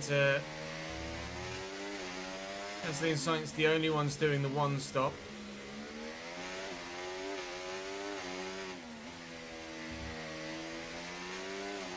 And we've got, I think it was just Teo Pourchaire that was doing the two stop, wasn't he? He's gone soft as the only one to do so. Yuki's gone soft medium, so he'll probably go soft medium hard. Teo's gone soft. Ollie Behrman was soft medium before his car decided to die. So Lando currently, as we thought, going to be running a net P7. So he's made an extra place now that they've gotten past Lance Stroll. Stroll on hard tyres on this second stint. So Stroll may be going medium hard soft or medium hard medium. Not sure which, but it has meant that Lando's jumped an extra position, which is annoying, but it's only an extra 2 points for him. So it's not the end of the world for us, provided we can still bring home the win in this Grand Prix. Fernando is now within DRS range of me. Charles Leclerc is about 5 seconds back still, I believe. So we're going to box on lap 39 for hard tyres to go to the end. I anticipate Fernando Alonso boxing on lap 40 to go to hard tyres to the end. And hopefully we can just keep him at bay. And take the dub.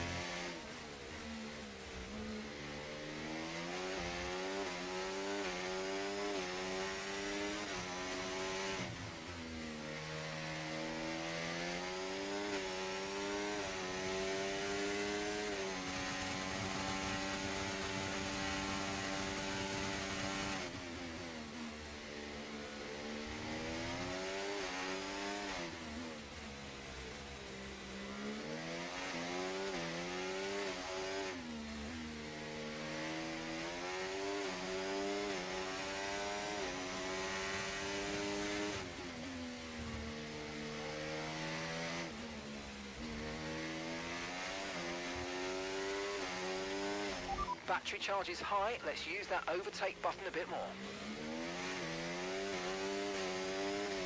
What would I say is the hardest bit for me when recording videos? I don't know. It's become...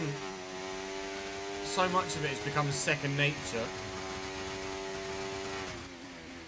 I guess the hardest bit is when when I'm recording something that's unfamiliar. There's not much that is unfamiliar these days. But if I come across something that is out of the ordinary, then that throws a curveball and you can't just rely on autopilot for commentary.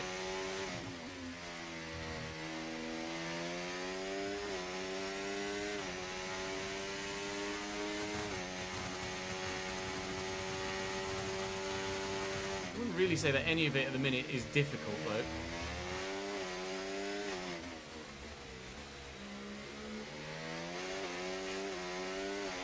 The most difficult thing I do is keep a lid on it when things go wrong mechanically with games, like when there are bugs and stuff.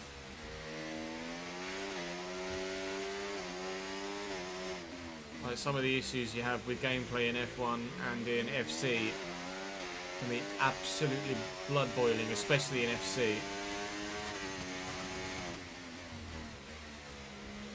But trying to No tyre concerns at the moment, just focus remain on the driving. professional to a certain extent and entertaining as well can be quite challenging at times.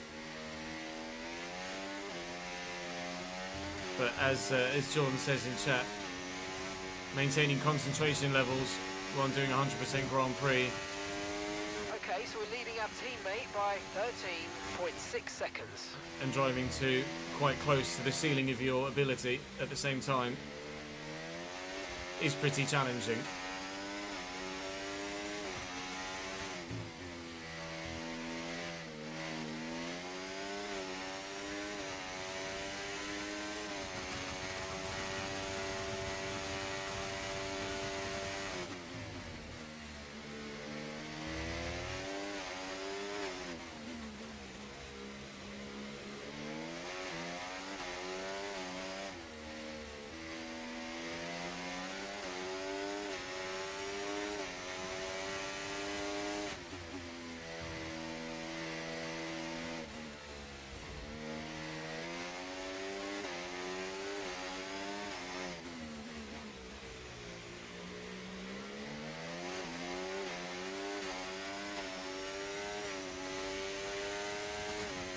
Oh, I've no idea what my favourite goal ever is. I couldn't possibly tell you. Then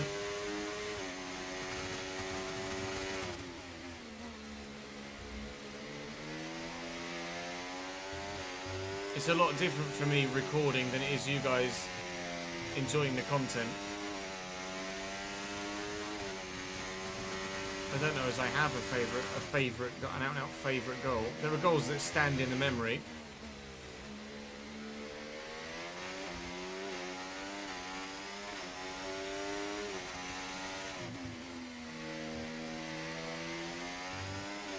I can't say as there's really anything that I would be like, that's my favourite goal I've ever scored ever. It might just be because my memory's not good enough.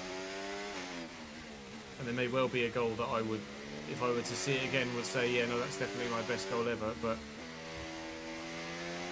I can't recall it. And it's different as well, isn't it? Like, what's the best goal ever? Is it one that was the most impressive in terms of actually scoring the goal? Or is there one that was so vitally instrumental in a key moment on the channel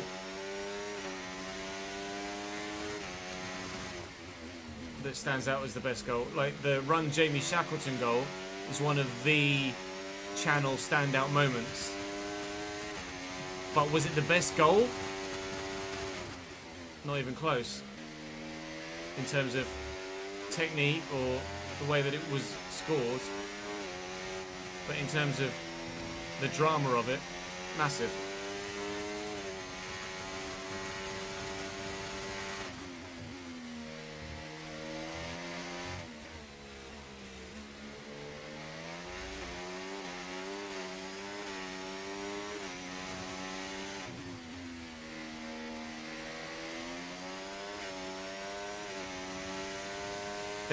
There were a handful of Ennis Bardi free kicks, weren't there? And like you say, recency bias is definitely a thing as well.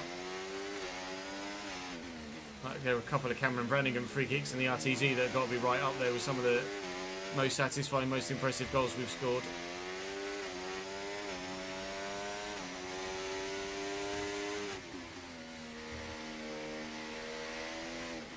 There's one that always stands out in my mind, not necessarily as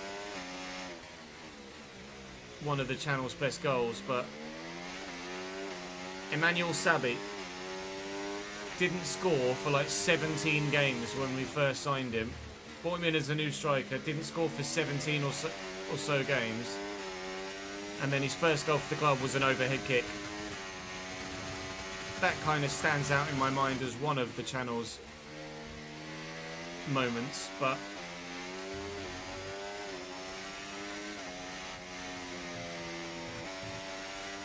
whether you guys would even remember that goal or not, I doubt.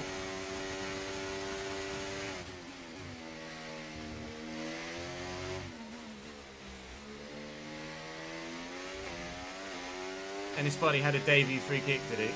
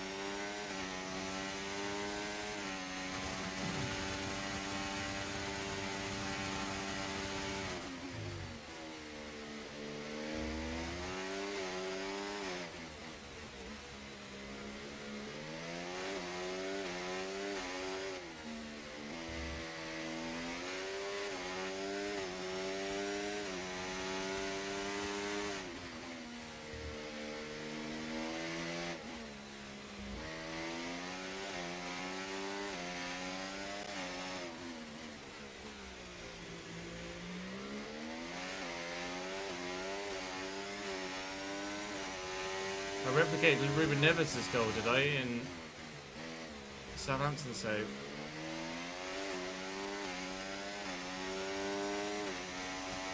Which Southampton save? The FIFA 18 one or the FIFA 23 one?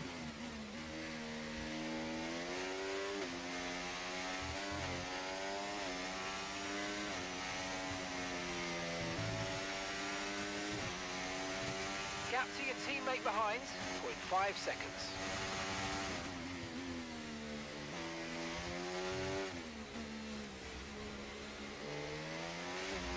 FIFA 18 one. The Bardi free kicks would have been last year's RTG.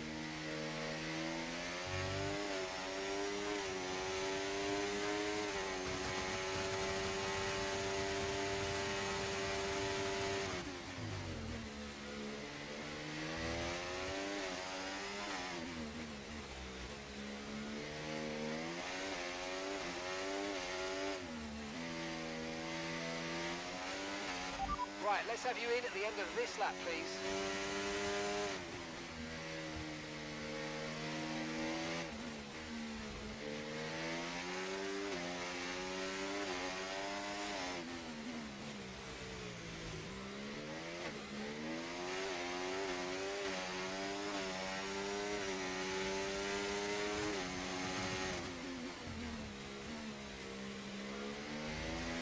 So Fernando Alonso is stuck like glue to the back of me throughout the whole of this stint.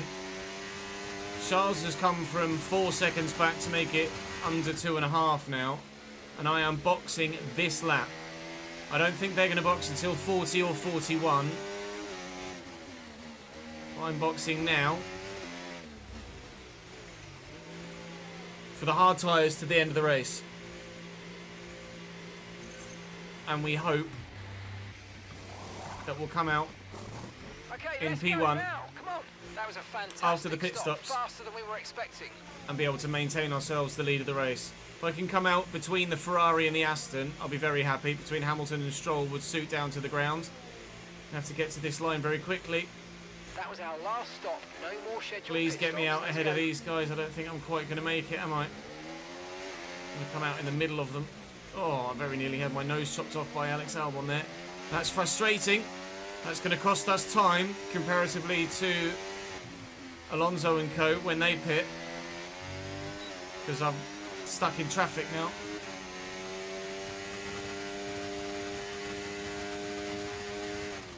That might change the outcome of this race. Right, we need to get past here. Use I either overtake, needed to use be overtake. in front of Stroll or 4 or 5 seconds off the back of Albon. I'll try and get past as quickly as I can, but I'm going to be losing my chance of a big undercut here for time.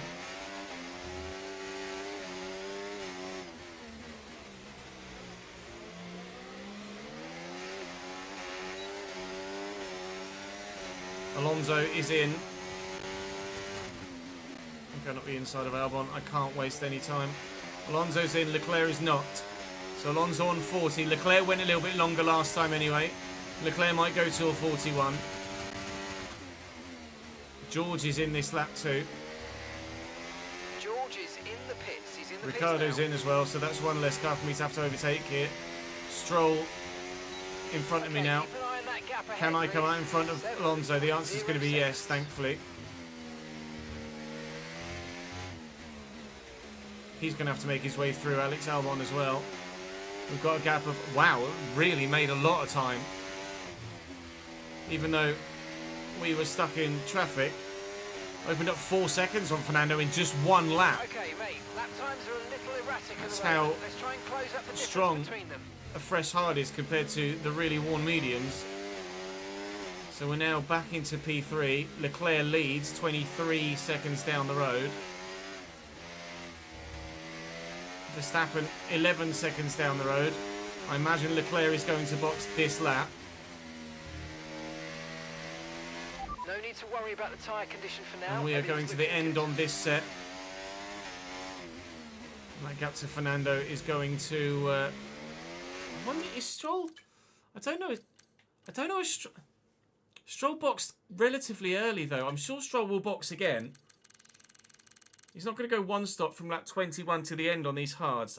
I envisage him going to the soft tyre at the end, but I will ask about the strategy of the car behind.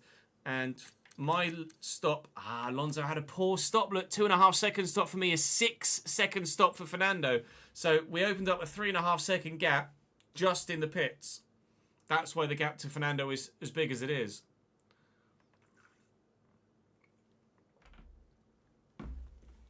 Well done, lads.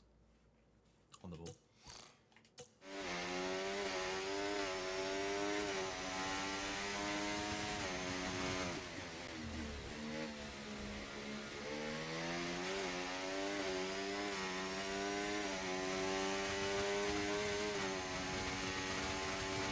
Leclerc is in at the end of 41 as we anticipated.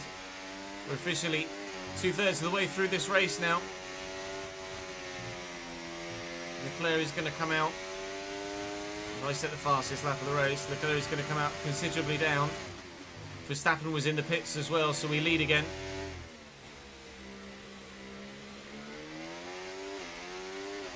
Leclerc's come out ahead of Alonso? No, behind Alonso.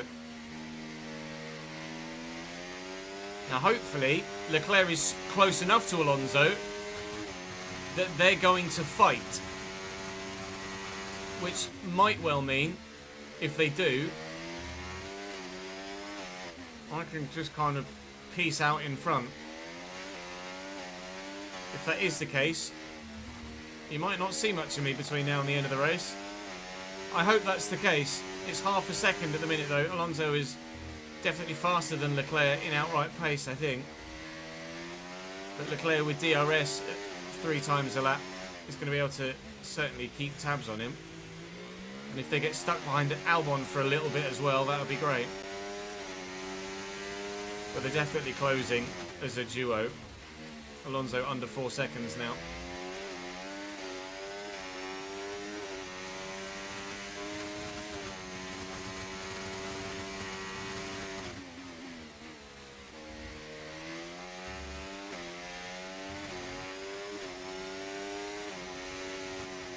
I think we might be worrying about fuel at the end of the race as well.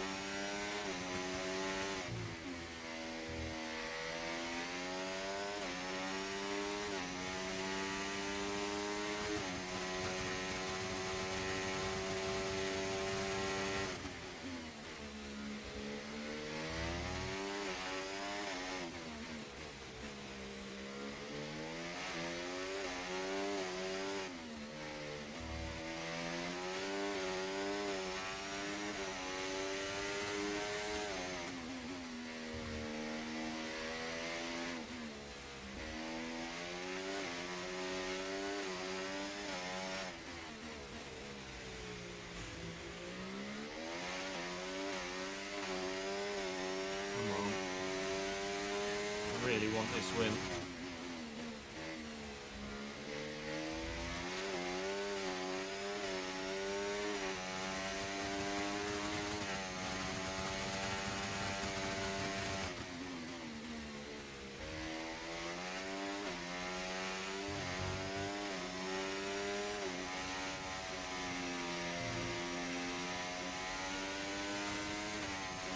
The fastest lap of the race. Okay, so we're leading our teammate by 18.2 seconds. Alonso passed Albon. He's through at the end of the previous lap. Whee. 6 seconds to gap to Fernando. How long does it take him to close that down to me, do you think? He'll be with me by lap 50, I would imagine. Especially if I keep losing the rear end like that. These hard tyres are not very grippy at all. Not enjoying these hard tyres even in the slightest. Just fortunate that everyone else is also on them.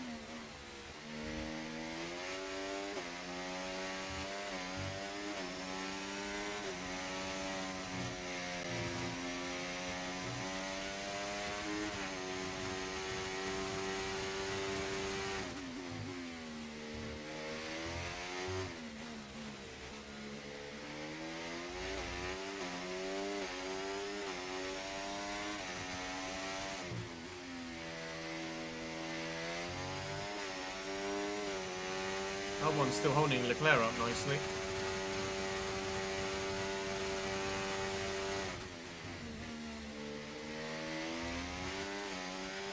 I've got information on Albon for you. They've got an issue with their car. They're not going for to be long, slow. then. Yeah, Leclerc, literally. Leclerc now passed Alexander Albon because he's got an issue with his car that's developed down the DRS straight. So simple overtake for Charles Leclerc there.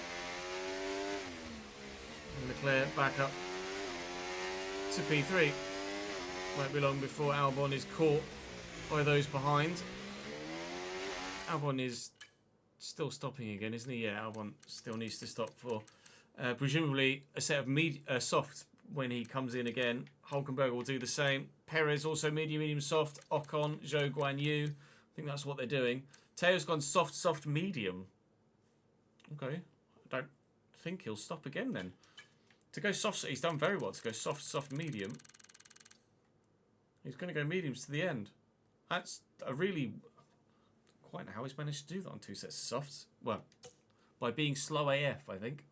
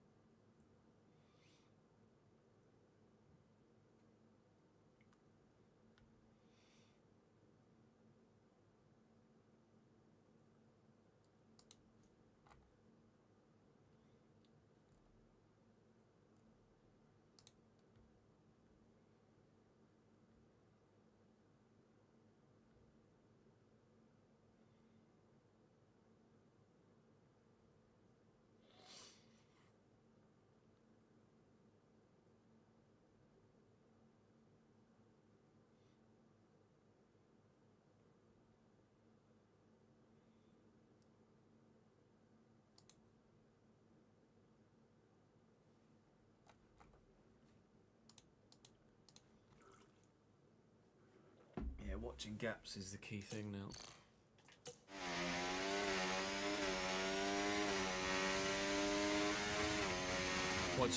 Watching them come down.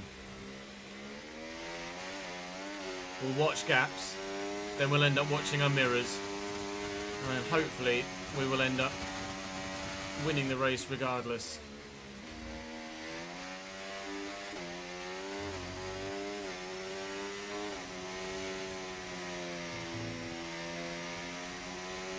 "17 laps to go."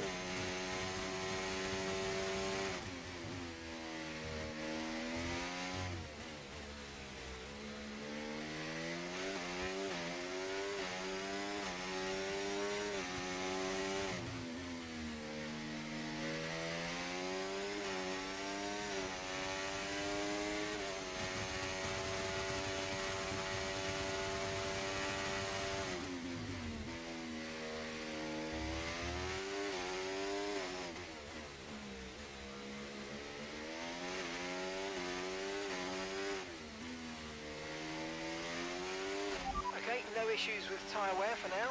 Keep taking care of them.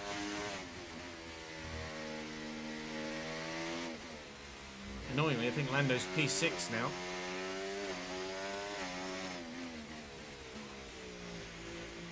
Right on the back of George Russell, and Albon still to box. So Lando could yet make it into 5th, and maybe even if he's able to get George 4th as well, which would dramatically reduce the amount of which we would close in on Lando with a race win.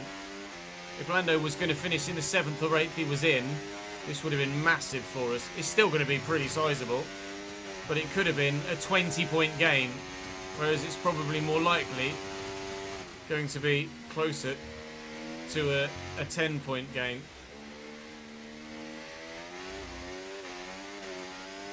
Yellow flag, Max Verstappen has spun or is retiring.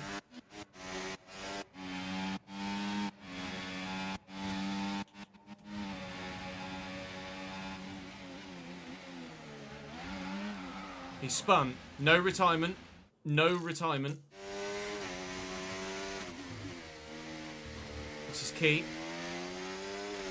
Okay, don't Red worry flag. about that target for now. We can work on He's this. just sat. He's sat in the middle of the track, so people have come round. You can see on the minimap as I unpause here very quickly. We are all going to be putting on a soft, brand new set of tyres for the final stint. This lap would have been the lap we would have stopped on had we gone medium, medium, soft. And I'm certain that switching to the soft tyre here for the restart, which will be in a couple of laps' time for a 14-lap stint, is absolutely the right way to go. We will be soft sprinting to the end in this Singapore Grand Prix, which is going to throw our win into question. It's also going to bring Lando Norris back into the hunt for potentially a podium and lessen our potential gain on him by even more. Balls. God damn you, Max Verstappen. I'm going to go for a piss chat, BRB, and then we'll carry on.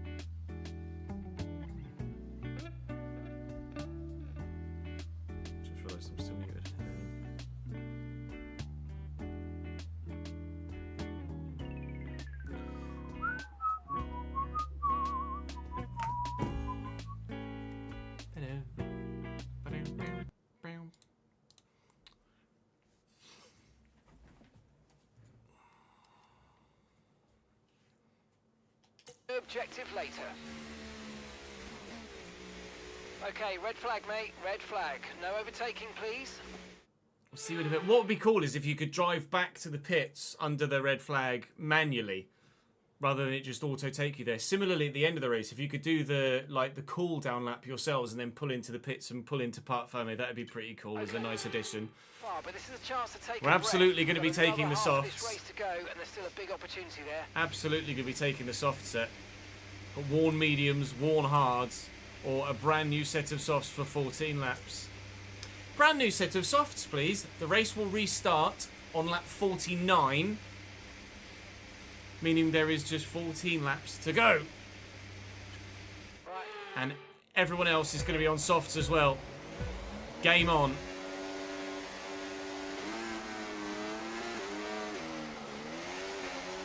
Lots of wheel spin. It's tight through turn one. We've held the lead. Oh, Leclerc has gotten Russell. Alonso. Sorry, Leclerc. Alonso has been taken by Russell and Leclerc, is what I'm trying to say. Norris is still P5. We lead. It will mean that we shouldn't have any fuel concerns now between now and the end of the race, I hope. But we may still see some fuel concerns at the end of the race. We're certainly going to see some potentially getting overtaken by people behind us concerns. This is not going to be an easy final 14-lap stint, especially if I have to save fuel at some point as well.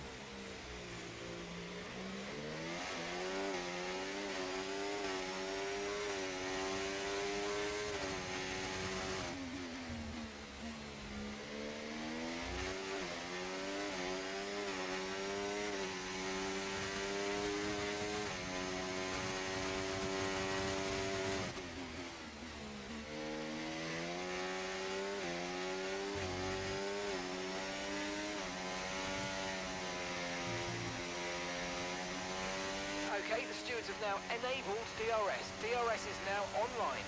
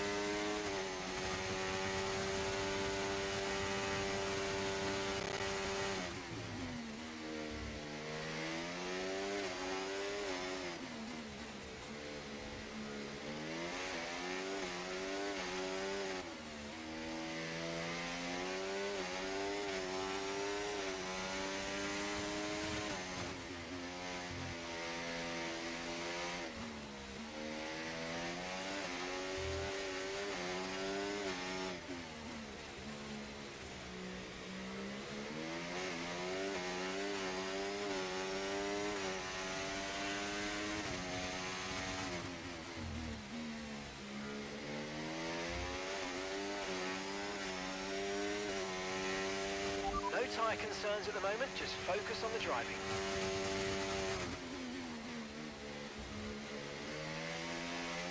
We will have tyre concerns at some point though.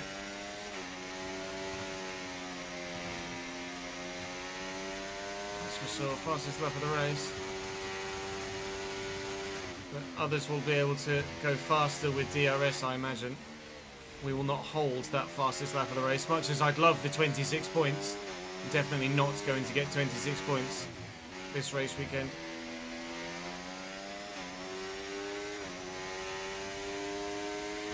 Definitely going to have to save fuel as well.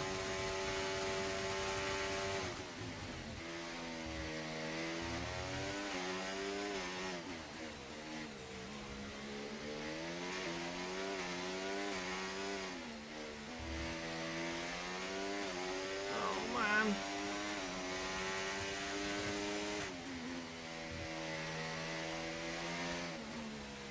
Fuel's got me really concerned.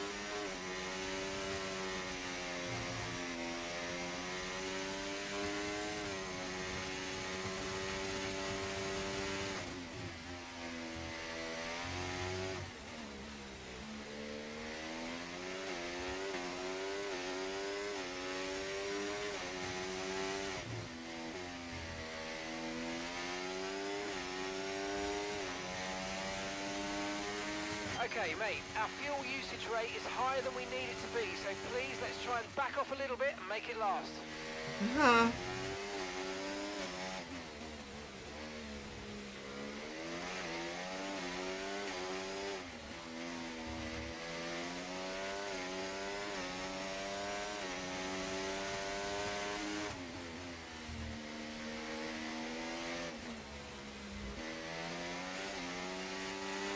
Let's use overtake and burn off some of this energy.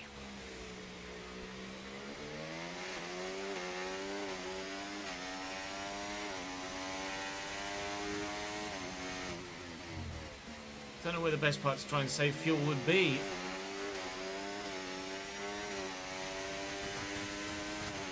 Probably at the end of the straights. When I know I'm safe, but...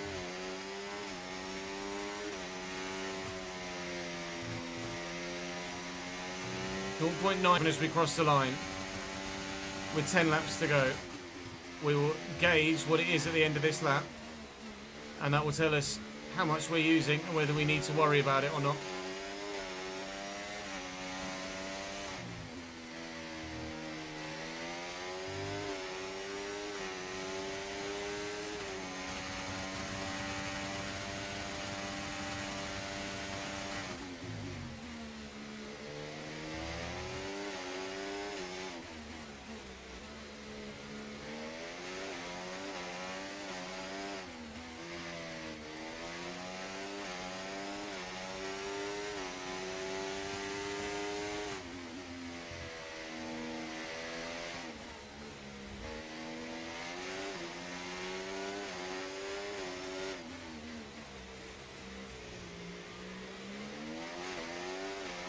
Yes. And lots of it.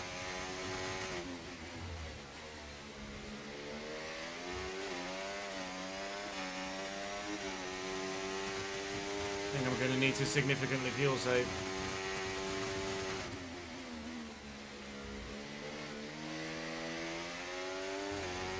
So I've pushed for this lap to give us a figure. We're using 0.14 a lap. With 9 laps to go, that is 1.26 laps worth of fuel. I need to save 0.4 laps worth of fuel.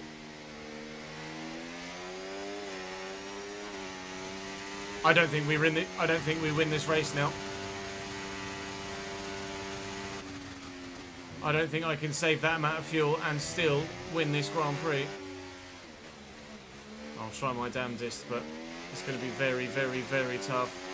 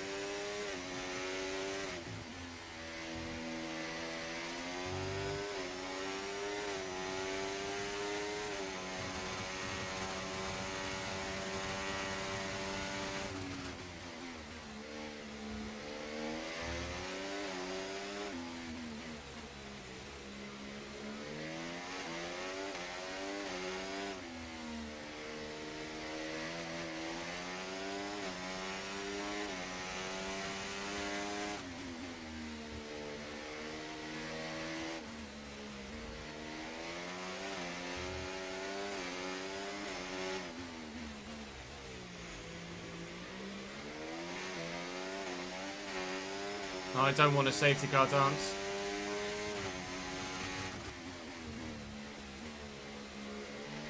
Well, maybe I do want a safety car dance. I don't know. I don't know what I want at the minute. More fuel is what I want at the minute. More fuel would be lovely.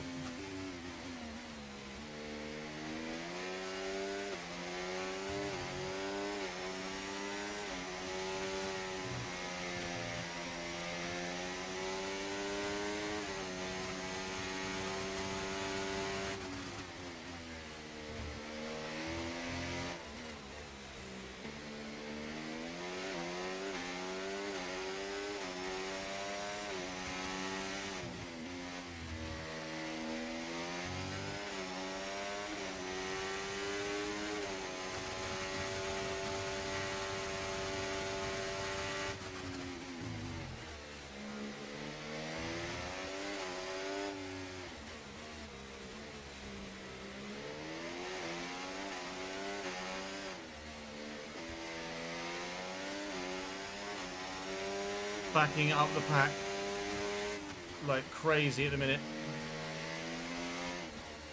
Just going really slow through parts where I know they can't get past me.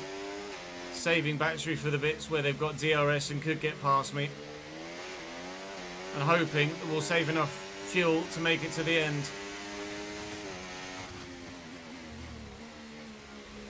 When we cross the line, we will have 6 laps to go. Still going to have to save fuel every lap, I believe, to stand a chance of winning this Grand Prix and making it to the end without going into low fuel mode. Low fuel mode cost us a couple of positions in Australia last season. Might even have been this season in the Mercedes, actually. Can't recall. I cannot afford to throw away a win, not with Lando in P5. I need this win. I need these points. Need to save fuel.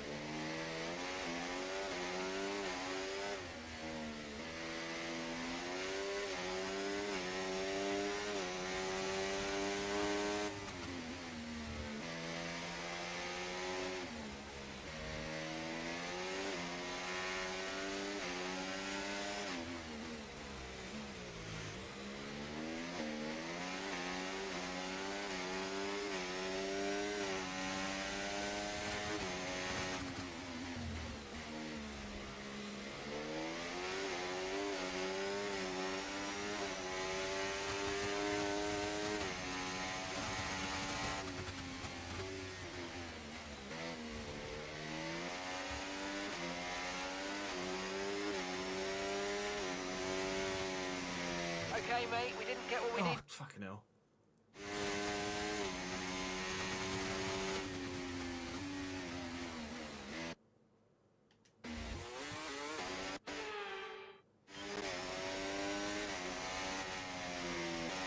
Right, I'm afraid we didn't quite meet our targets there, but don't worry about it. Get your head down and chin up, and let's focus on the rest of this race.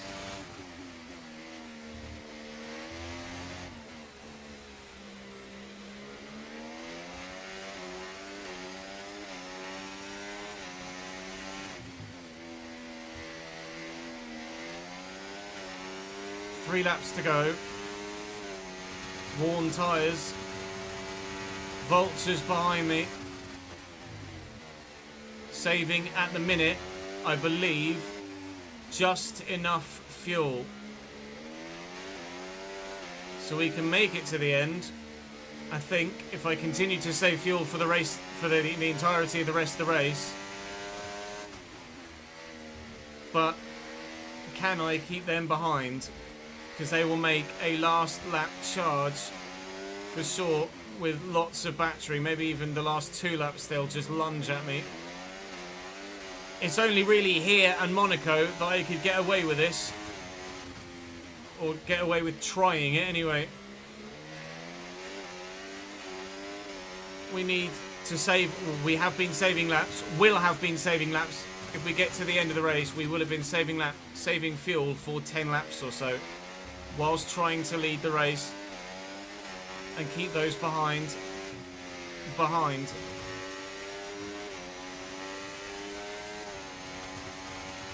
2 laps to go.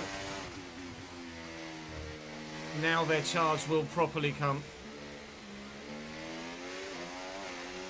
I got 0.3 laps worth of extra fuel. I think I'm going to be able to have enough to push full out, push full throttle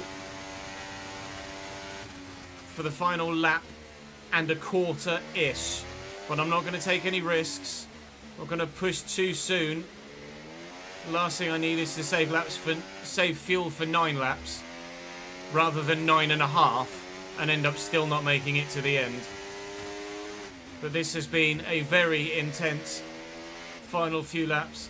Charles Leclerc's had a couple of looks, but nothing has been too obvious for him because we've been able to manage the gap as best we can into the important parts of the track with the usage of battery and car positioning on track.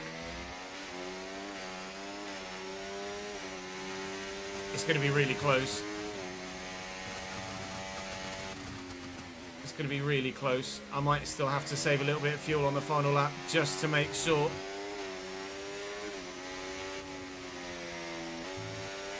I don't want to take any risks. Final lap of the race. Here comes Charles having a look. Lando still P5. No position changes behind us that I'm aware of at the minute. Still myself, Leclerc, Russell, Alonso, Norris.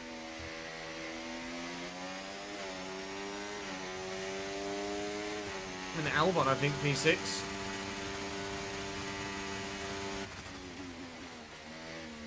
My fuel light is flashing at me. Oh God, please make it to the end, Chess.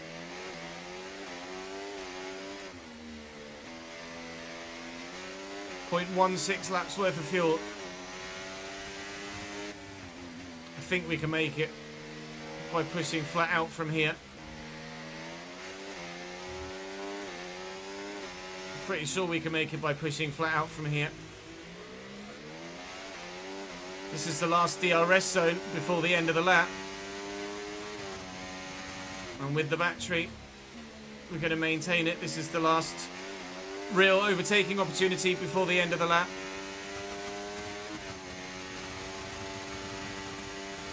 And we're going to maintain it.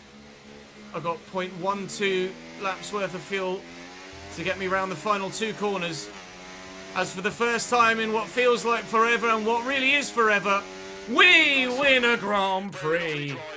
On to the next one. I had to save fuel for 10 laps at the end there.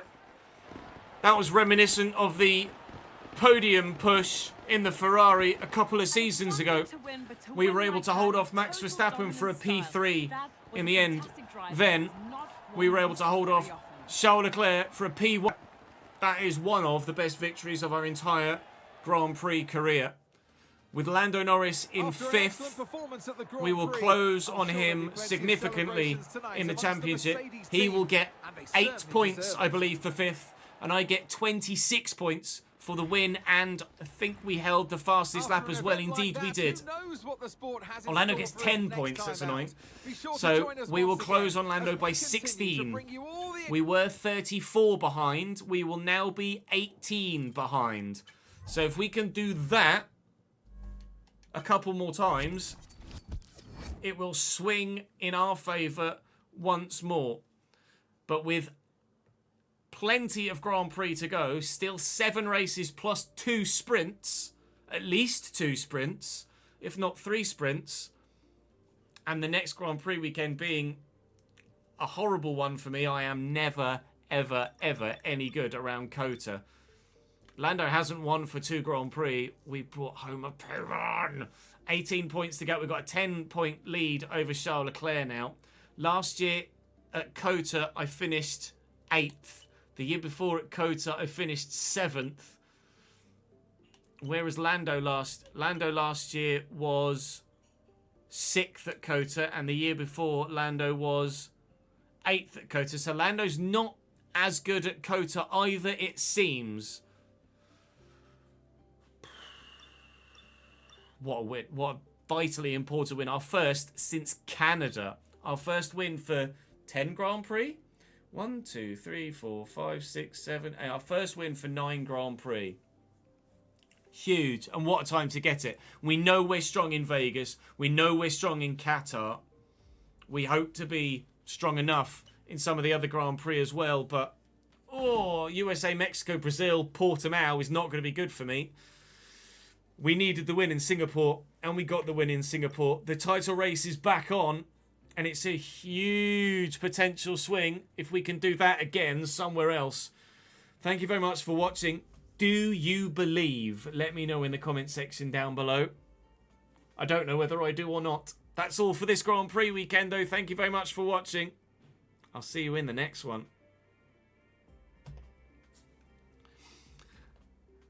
That, chat, is a big dub. A big dub. Prediction, I'm sorry. Jordan, I'm really, really, really sorry.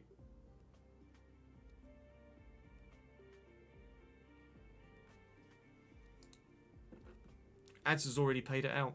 Beat me to it.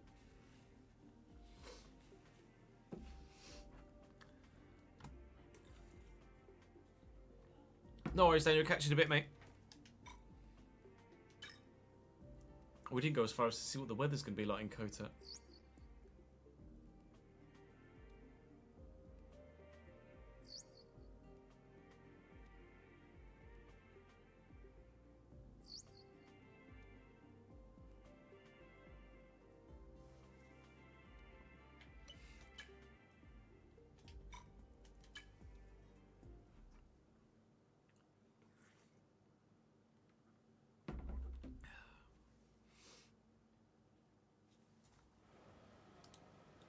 That's a big dub, boys. And it's dry throughout at COTA as well.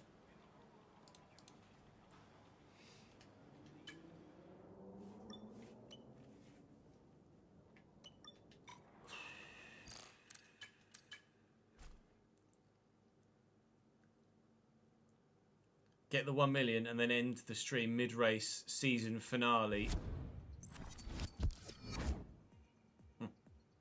That would be massive.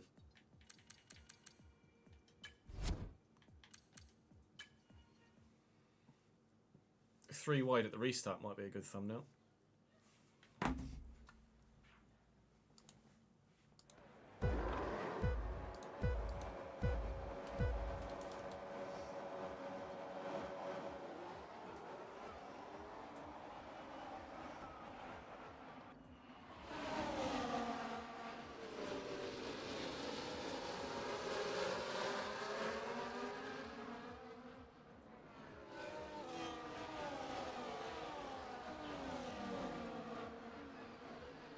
was a really good battle with Charles Leclerc at the start, wasn't it?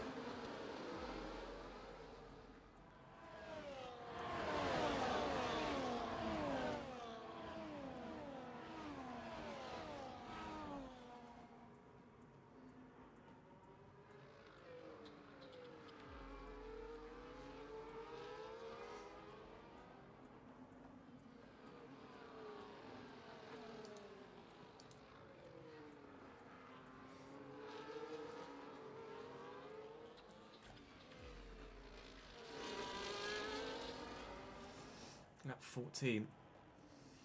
It was, what was it, lap 49? The restart?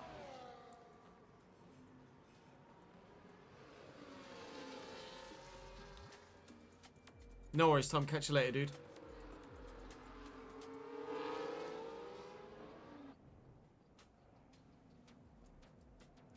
The whites of the eyes.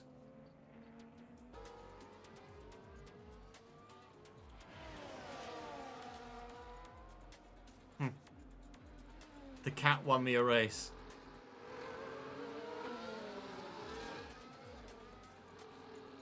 Can we say that? Did the cat win me the race? Is this where I lunged Albon? No.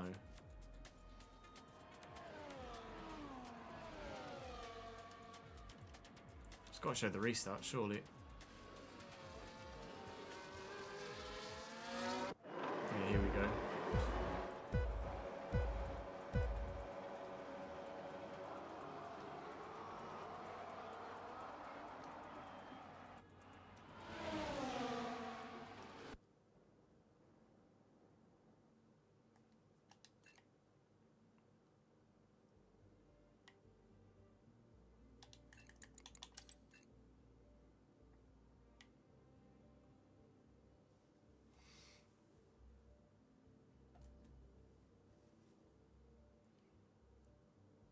No, Alonso just got swamped, didn't he, at the restart?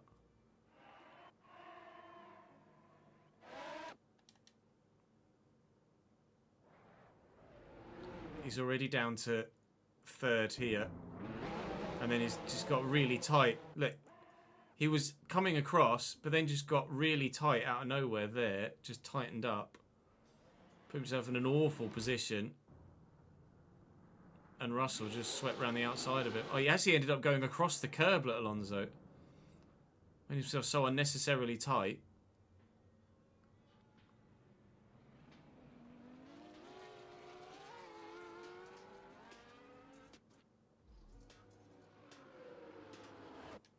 We disappeared to a checkered flag. Yeah.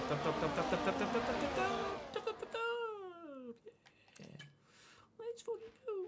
He tried a corner cut. He gave it a go.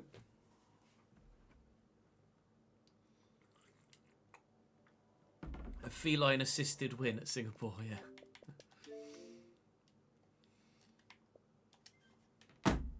I think it's realistic RTG time, don't you?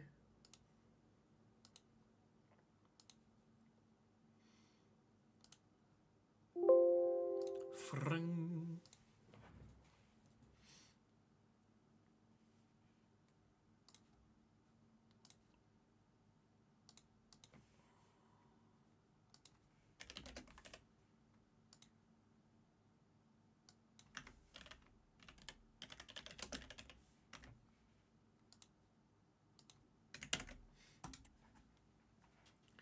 Realistic wattage we. EA Sports. Bradford have been on a roll in real life, have they?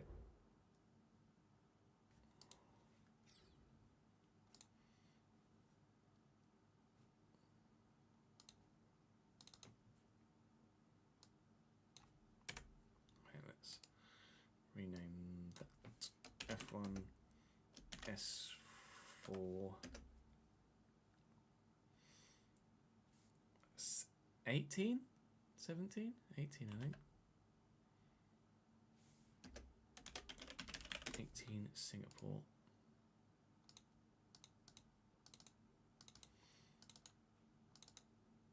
Oh, no, 17 Singapore.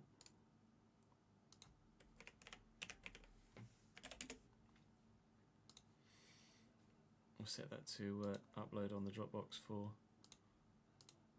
Chris as well.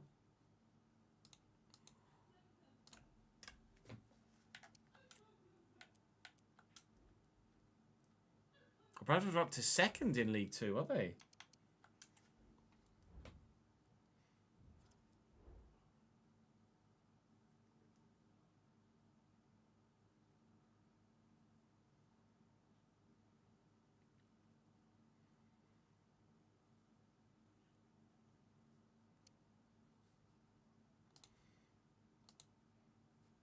Let's have a look.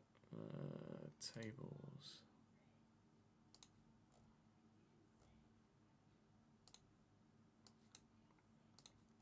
Wow. Last time I saw Bradford, they were 10th.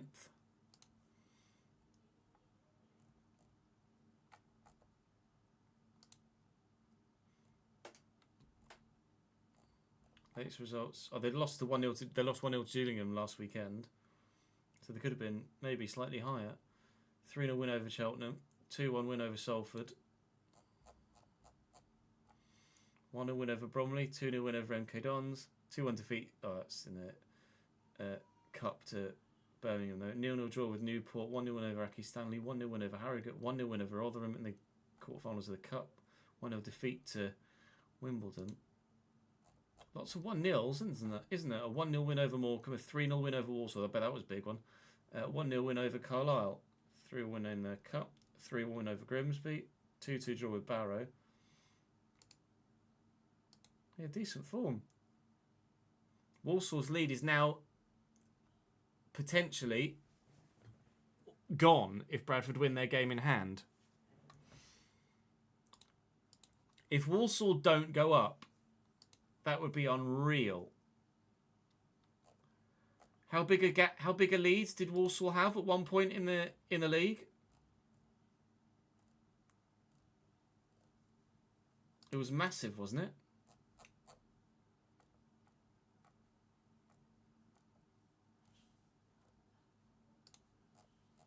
Like 18 points or something.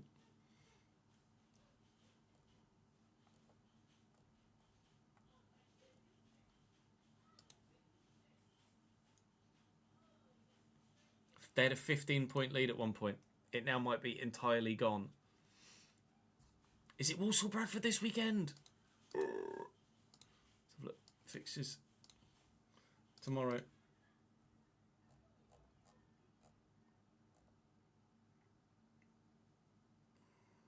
No, Bradford Tranmere. Bradford Tranmere this weekend. Walsall play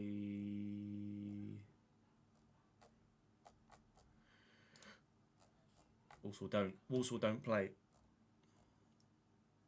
So this is the game in hand then, isn't it, I guess?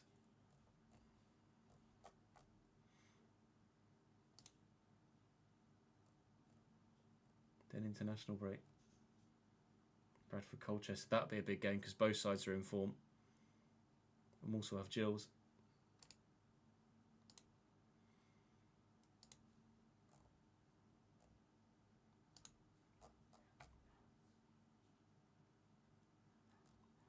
Wow, Gillingham. Gillingham completely fucking died. They were flying under bonds at the beginning of the season. I'm going to go and get some food, but I'm not going to do the whole take the stream down, come back, etc. I'm just going to grab the sandwich and I'll come and eat it with you guys on stream. Whilst we get set up.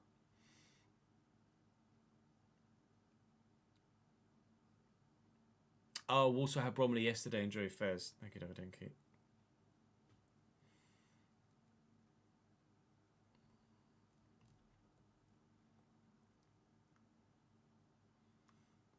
Grimsby 6 points off the auto spots. Goal difference only keep your goal difference is going to be killer by the end of the season if it doesn't improve too much.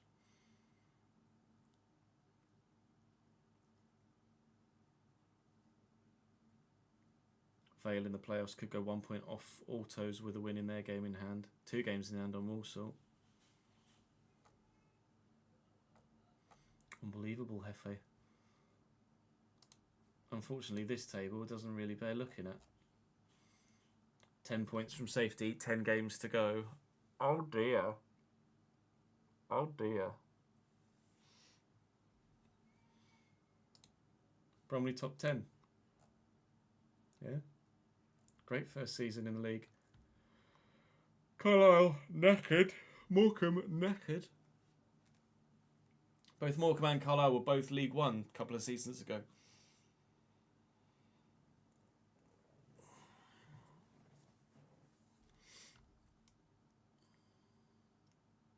And it's basically going to be two of the three, isn't it? Because Aki Stanley 10 points clear, relatively safe.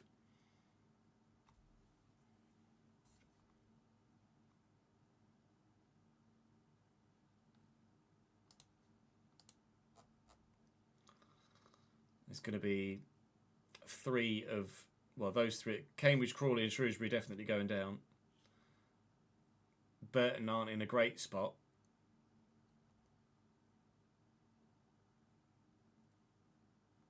It's probably the bottom four that are currently the bottom four that are going to be the bottom four, isn't it, really?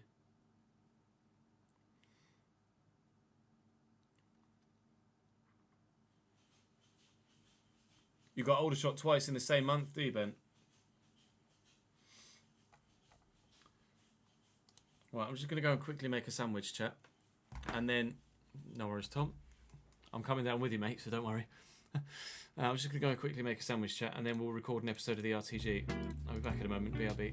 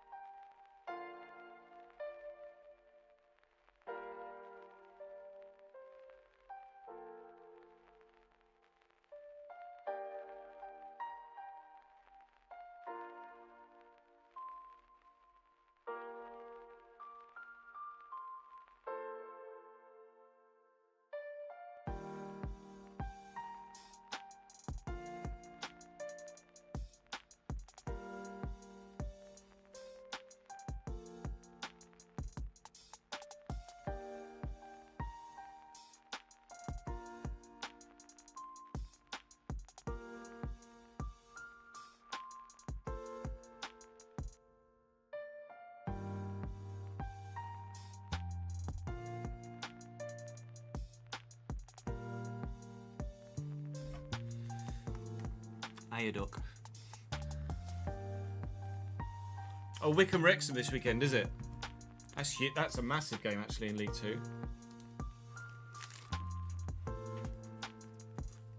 I wonder how Cambridge are getting on in this save.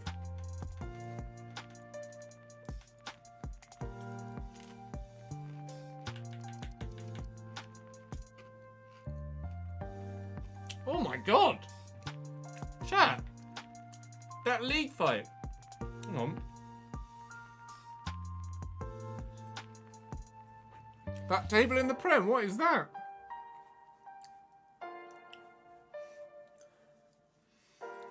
Got the FA Trophy, and then yeah, there's always a local games round Easter, isn't it? Or they try to at least.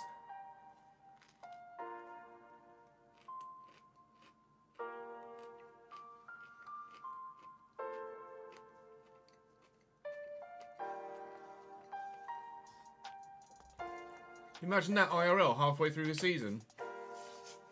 5 teams on 33 points, including Fulham.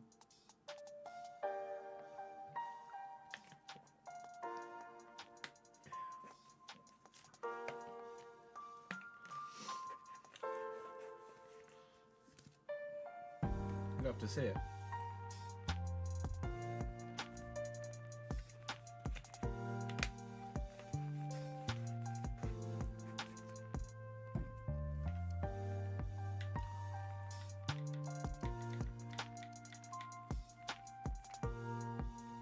Brentford, Norwich and Saints in the bottom 3.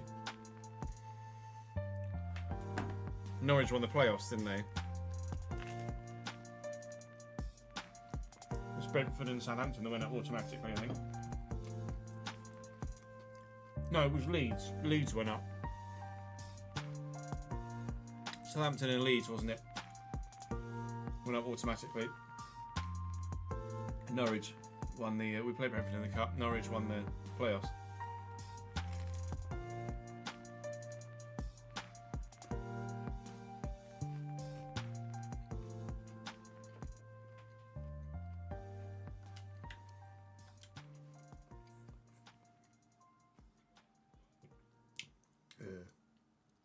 People look like they might get promoted again.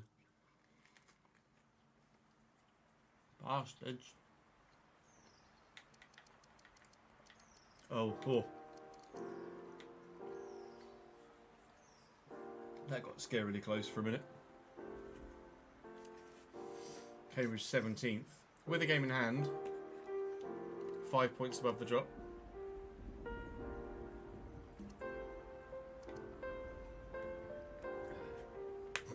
Oh, funny.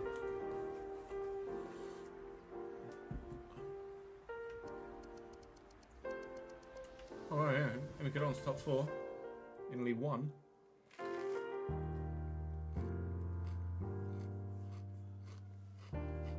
Have they been Championship before, MK? They have, right? Briefly. Think of the Folly Brothers.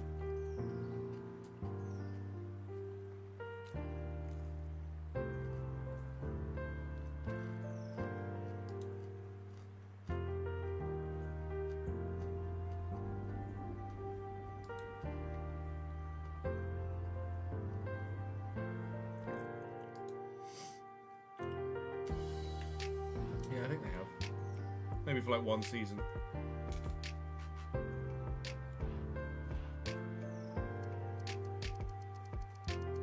Oh, a lofty 18th. Check. The revival continues.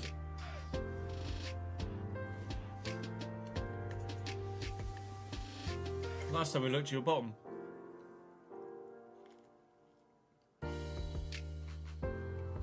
Loving life, isn't you?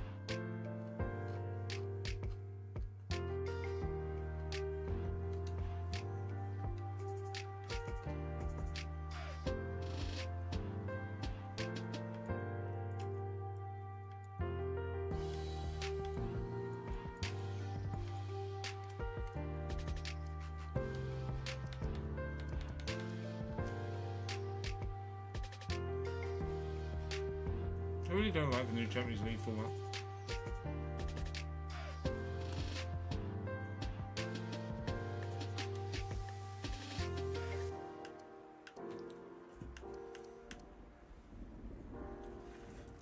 7 points off the playoffs.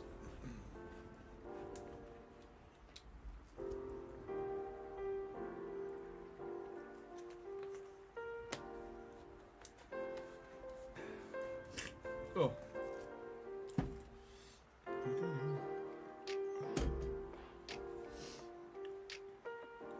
Just 7 points.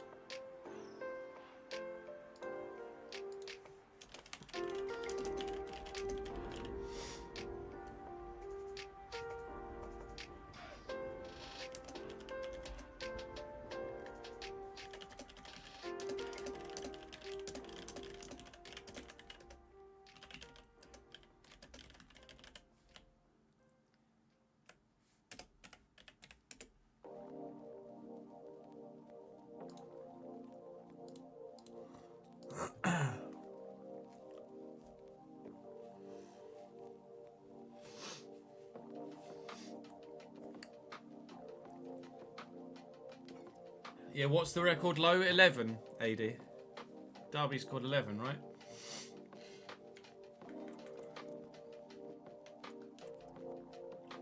James, thank you very much indeed for subscribing to the channel with your Prime Gaming, dude. I appreciate that, mate.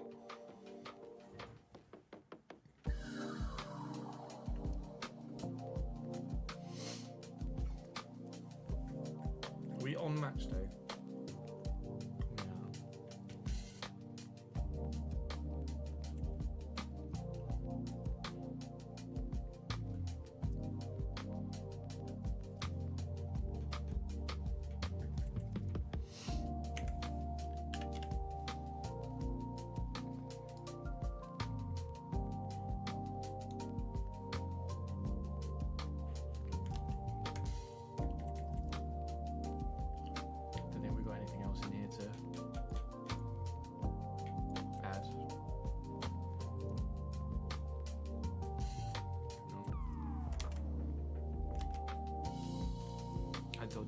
Hello, Bert.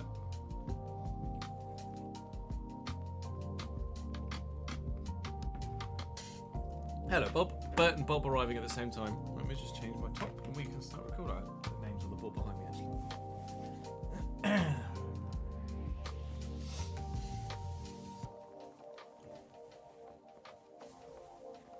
The rain is rubbish. Yes, exotic. If it is becoming too much of an annoyance for you, then yeah, definitely feel free to turn it off. No one's going to hold it against you. Hello, Cat. For some reason, your sub has expired. Let's deal with that, shall we? We were saying just the other day when we were scrolling through the thing that it's been a... Oh, I actually didn't... That's why, look. I put the date in the wrong bloody column. That's why I missed it. Well done, Chaz, you moron. We were literally just saying the other day when we were going through the Patreon players for the transfer window that we hadn't seen you for a few days. Contract extension confirmed.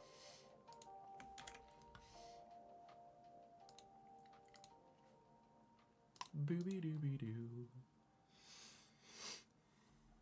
Right, let's turn the music off. Get names from the most recent episode.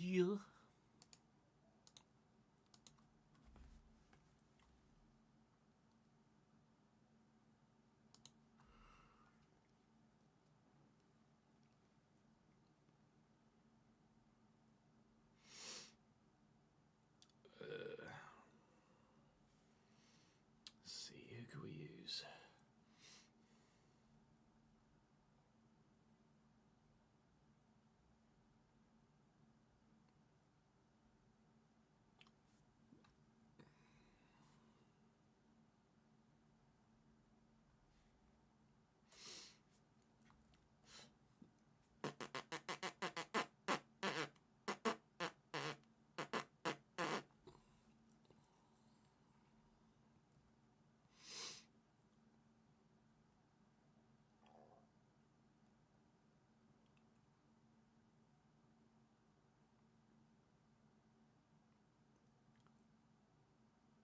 Let's take one from live chat. Live chat, hands up, please.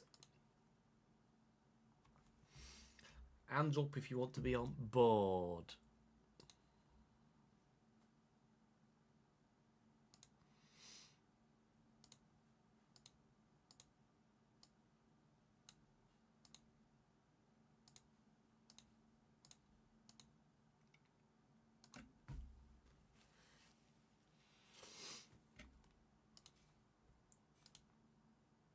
Oh wow, my memory from 13 years ago today on Facebook is Napoli at home for Chelsea in the Champions League.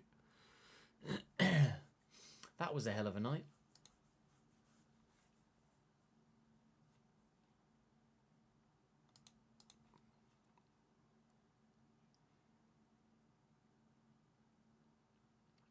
No, Discord is Twitch subscriber and Patreons. Ollie, should be in your... I think if you type ! Discord in chat, it should give you, I think it's connections. It should tell you how to do it. I think if you go to the Discord settings.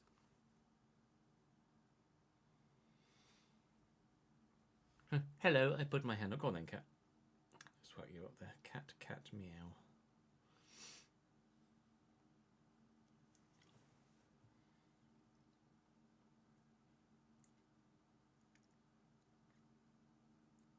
Sad Tide fan, we'll do DPMFC and Cat Cat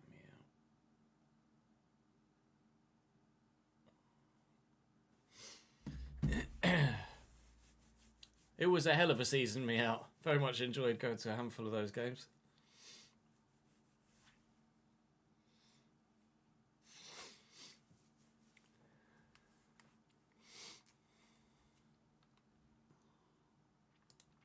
Right, to record.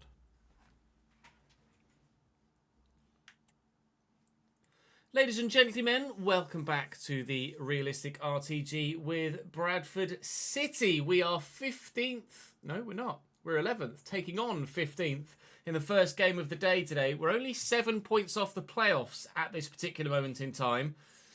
We're asking the question recently, could we? We'll get a better idea at the end of today because we've two very strong opponents again. Well, in fact, three very strong opponents again because Watford are challenging for the playoffs too. We lost to Hull yesterday. We got a draw, in fact, last Friday. This is going to be Monday's video, isn't it? We drew with Sheffield United in a remarkable game at Bramall Lane.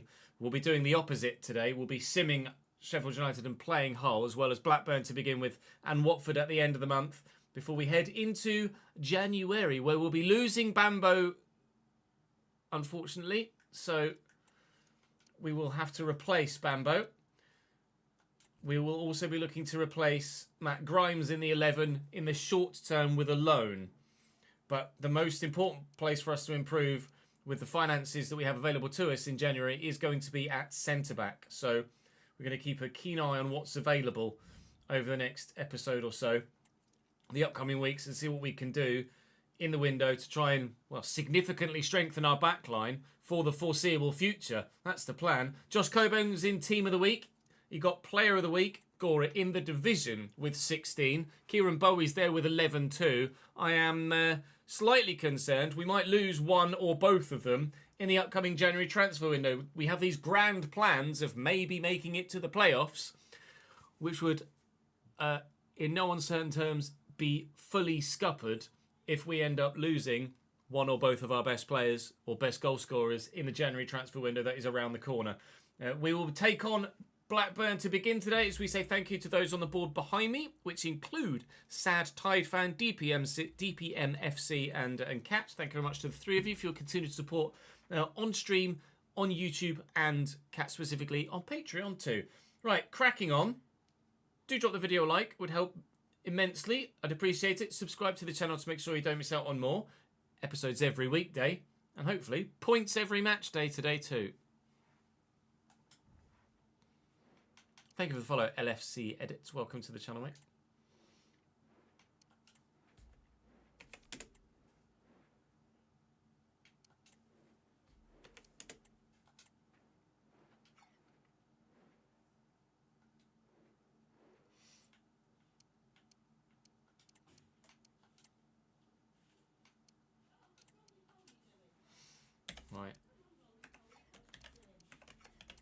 Sigurdsson.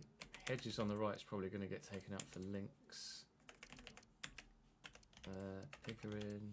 You know who I am. Carter, Garrett and Travis.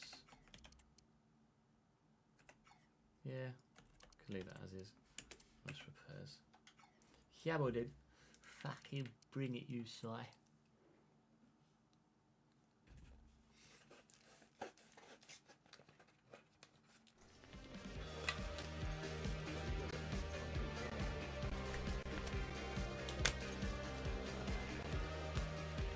I can very much recommend Cameron Brannigan, Bob, or Tommy Lee.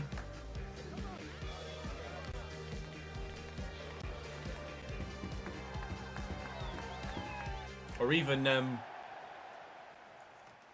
Clark Adua, actually.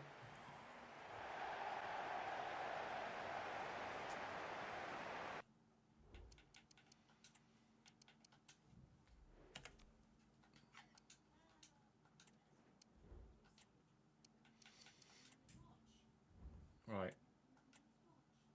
4-2-3-1 for Blackburn with Ainsley Pears in goal. Hayden Carter, Erhan Mashevic, Boris Tomiak and Harry Pickering the back four. Then Jake Garrett and Lewis Travis the weaker area of the side in the two CDM positions with Gift Links, Arnold Sigurdsson, Todd Cantwell and Harry Leonard their front four. Some options on the bench are okay, but certainly their best players are in the 11.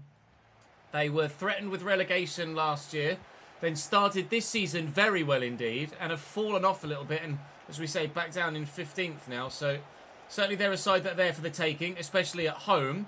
And we hope to make the most of our current, well, not that we're in amazing form, but certainly having a much better season at this level, much more established season at this level than last year. And fingers crossed we can kickstart a second half of the season push towards maybe getting to the Premier League next year, which will be earlier than anticipated, but of course very welcome. Brannigan to Tommy Lee. Tommy Lee from a long way out, straight down the keeper.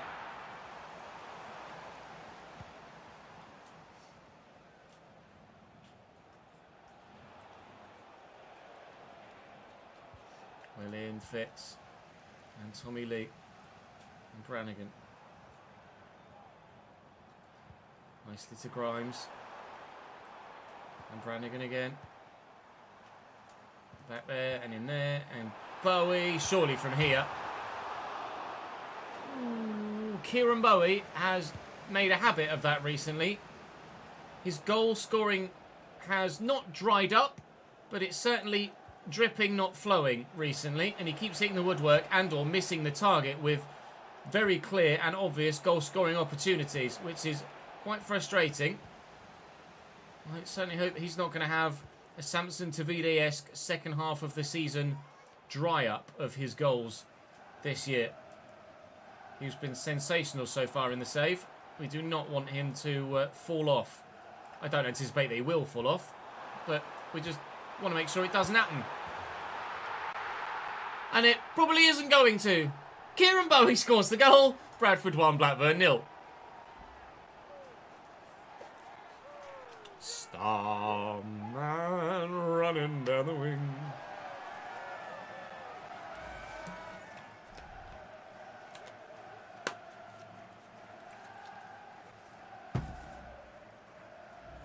I'm expecting bids, yeah. Whether we get them or not, different matter.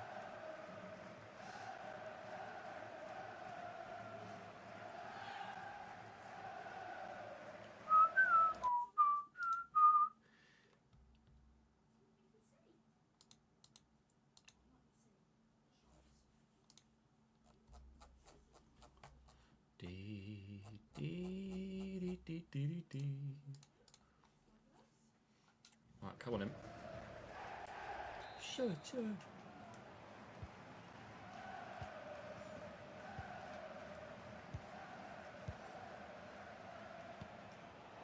Well intercepted. Could say the same for Harry Pickering. Here's Todd Cantwell now. Back to Sigurdsson. Ooh, needed saving, but saved very well by Lucas Bergstrom. We did have interest in Bergstrom in the summer window from Coventry. Interest we turned down. Rightly so, I think, at the time. And we may well see interest again in the winter window. We obviously hope we don't. I had no idea where that deflection was going. But realistically, we could genuinely lose any number of players in this upcoming January window because there are a lot of players in this team that are overperforming. And when you tend to overperform, you do tend to attract interest, unwanted interest, for the side that are overperforming. Here's Arne Sigurdsson. He's turned well. And he's still going. It's a nice tackle though, and we've won it back, and we'll keep our lead for now.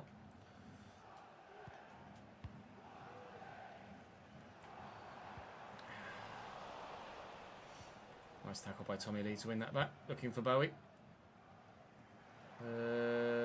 No, you know what? I'm gonna keep going. No, I'm not. I'm gonna give that to Brannigan in the middle, who's then gonna bang this. Tops! He hit it very fiercely indeed. Pairs with a good save. Edge of the box is Tommy Lee actually. Coburn again, deflected. Might go down as an own goal. Might go down as a Coburn goal. Regardless, it's gone down as a Bradford goal. It's 2-0. First shot well saved. Second shot, I think, was actually on its way wide. Might well go down as a Tomiak own goal, that. Really unfortunate for the defender. Not very often you see own goals like that in game, so nice to see something refreshing and less frequent. And yes, it has gone down as a Tomiak own goal, unfortunately for him. 2-0 to the Chickens.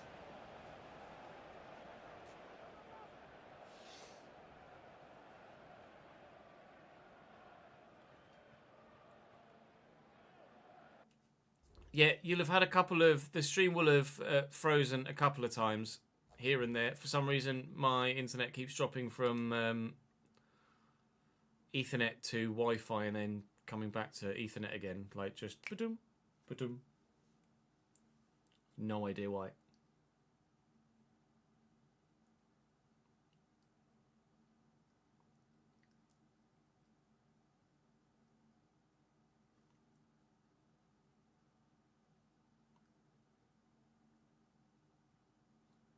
Yeah, it would have been doing it during F1 as well, because it keeps coming up with a message on the Restream chat saying Restream chat can't connect. Restream chat's connected. I don't know what... it's the first time it's done that. I've no idea why it's doing that, but probably just need to reseat a couple of wires and restart the PC.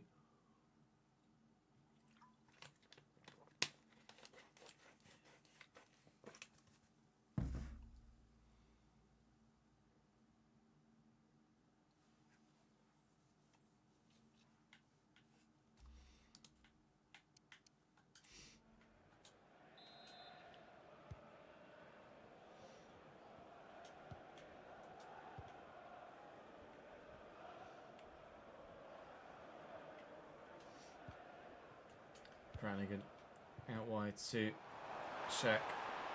It's on the run. Brannigan's there on the edge of the box, and he'll have it on its way to Tommy Lee. Oh my lord. This could very well end up being a rout here against Blackburn. They are all over the shot. It's the woodwork hit twice already. 2 goals already scored, one of which was assisted by them as well. And not having a very good game here, Blackburn Rovers. Brannigan looking through the gap and finding the runner Mitai very nicely indeed, who will look for Shaq first. It's gone to Coburn, but back to Shaq. Tommy Lee, that was meant for Brannigan. Not really. Now, I'm not necessarily playing that well at the minute, but it just keeps finding its way towards goal for me for some reason.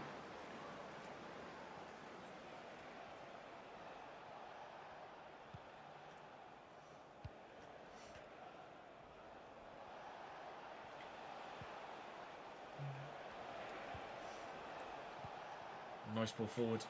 Harry Leonard with a little flick. Todd Cantwell. Awkward save by Bergson, but a save nonetheless. Corner to come in short by the looks of things. Indeed it is. Links to Sigurdsson. Dug out deep. Finds Tomiak at the back post, who eventually keeps it in play. And gets it under control. Cantwell and Travis. Oh dear, that was tragic. Thank you for the 3rd month, Arsenal. Appreciate it, mate.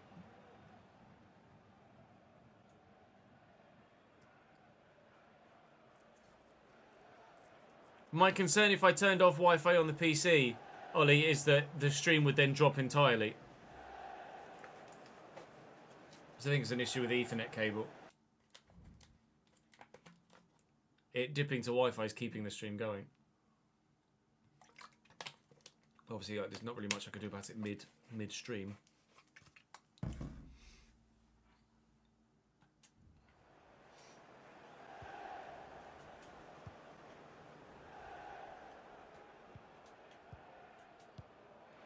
That's good football. Coburn's on the run. Use the winger. It's actually the centre mid. Hello, Cam. Oh, good save. Thought if I struck it early, catch the keeper out. Keeper was well set already. He just knows he has himself set at all times. So he knows so far today, if we're near the goal, we are having a shot and he needs to be ready because it's been rather relentless for the Blackburn backline so far in this game. Having the chance from a corner maybe to get themselves one back, but if the first half is anything to go by, which it is all we have to go by so far, this is going to be a simple dub. Yeah, Rolo's probably been playing fucking limbo somewhere behind there, has actually, and pulled some wires about.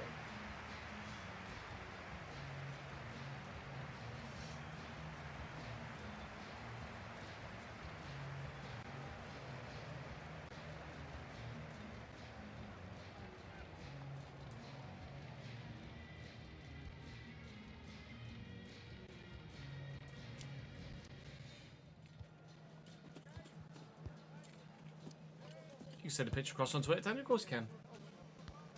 Right, I'm going to take Coburn off at half time here because the game's done. Make some changes for the game against Sheffield United.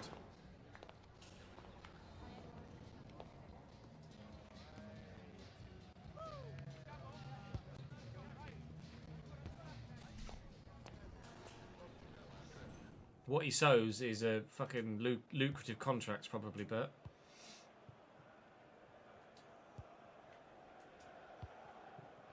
Wadsworth, Bowie changes at half time just to freshen things up. Wadsworth and Kelvin, basically because we have Sheffield United in 3 days' time, and I want some of the first team players to be fully fit for it. Busy fixture list as ever over Christmas, as you guys well know, in the English lower divisions. Or just in the English divisions in general. It's quite busy for the Premier League sides over this period too, actually. Kelvin with the turn. Probably didn't actually need to make that turn. Brannigan. Come on, let's have a finesse a worldie, please. Oh my Christ, he very nearly did. What a save by the keeper. That was acrobatic, to say the least. Worthy of the Olympics, that. And the second one. Pez has got springs in his calves, I think. He's flying around the box right now making these saves. Fortunately for him, it's still only 2. And whilst it's only 2, it's not necessarily completely done.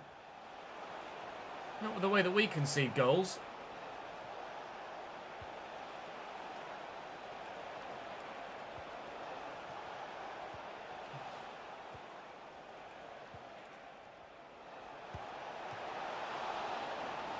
There you go, did it again. Reece trying to connect some messages, can't get through, and then it's back again.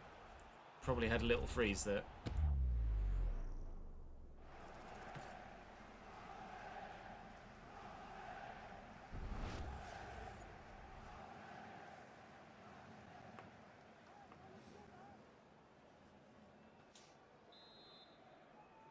Corner Blackburn.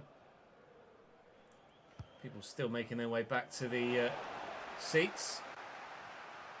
After half-time, they're coming down the stairs. Well, mate. Taking a shit at half-time, coming back out at the 55th minute. Up we go. Someone handled that. I've no idea who it was. I think it was them.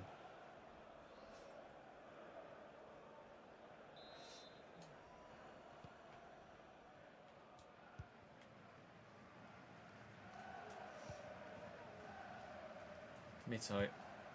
Down the line. Ow.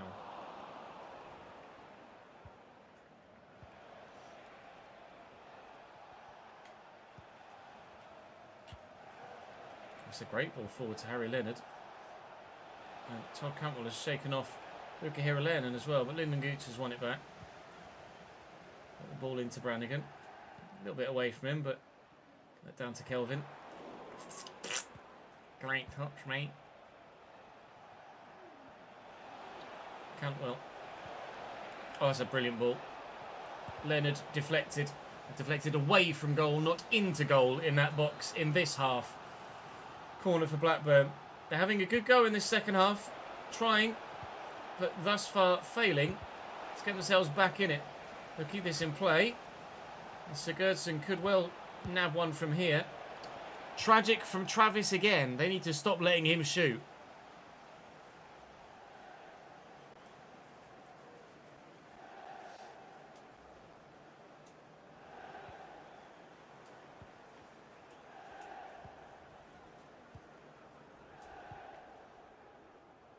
Wadsworth driven into Kelvin. Takes in his stride well. Support. That was shit, Cam.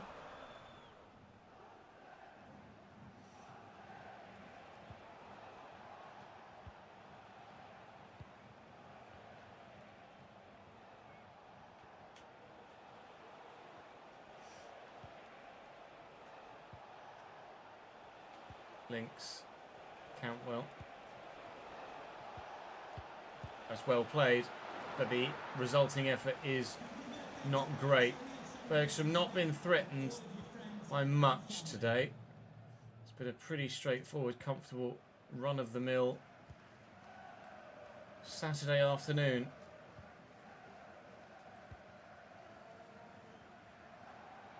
Gooch on the run. Into Wadsworth. Early to Kelvin. Out of his feet. Should maybe have gone back to Wadsworth there. Can we challenge for that, please? Well up fits. Great header. Brannigan will get that round the corner. And Wadsworth will go quickly to Kelvin. We'll look for Cam. There's a bit of space here for Matt Grimes, and it's on his left. Matt Grimes. Pears. I wonder what his jumping is, because he's so springy. He's just across this goal mouth with such agility every time. Really impressed, actually, genuinely, by the way that he's made some of these saves. Unfortunately for him, he's had too many to make. We've hit the woodwork again for the third time in this game. Still only 2-0. It could genuinely have been the 7 of recent, or even the 9 of last season. Well, actually been the season before in League One, where we scored 9 against Barnsley, but regardless, we've been all over. Absolutely all over Blackburn today. And how it's not 7 or 8, only the woodwork and their bouncy T-I-double-G goalkeeper know.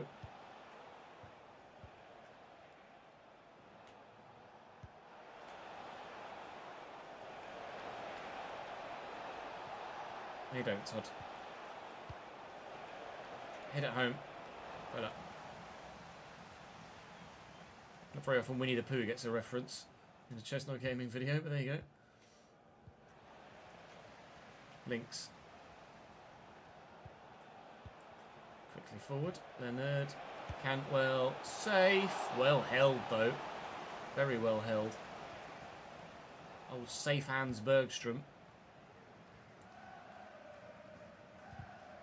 Challenge. Oh, ref. He's won the ball.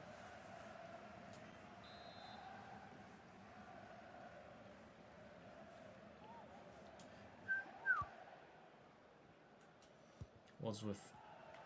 Bowie. Here comes Gooch. Oh, lovely ball. Wadsworth. Yeah. Just because it was Gabe. Thought, why not try and get him a goal? It's definitely a foul.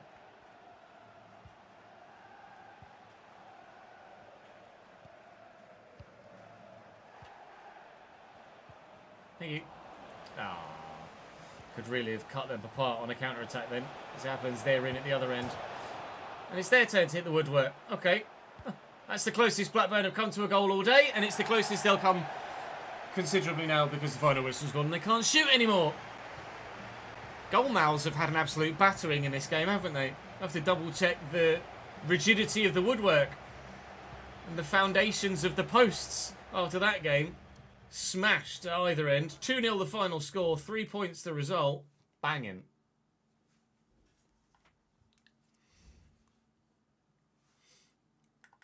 Yeah, man of the match goes to the post. For being a stand-up guy. Whee. I can get rid of that one now, can't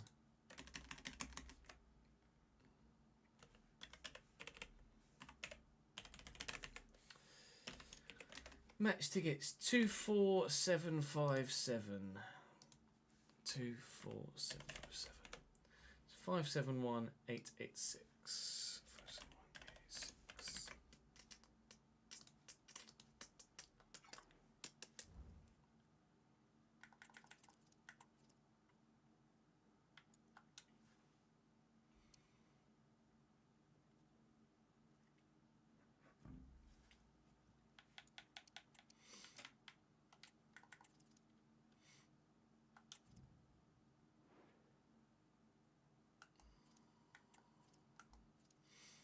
Wages and shirt sales.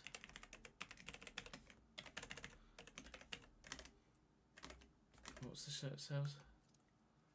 116. 68. No, 58. I'll have 58. 29.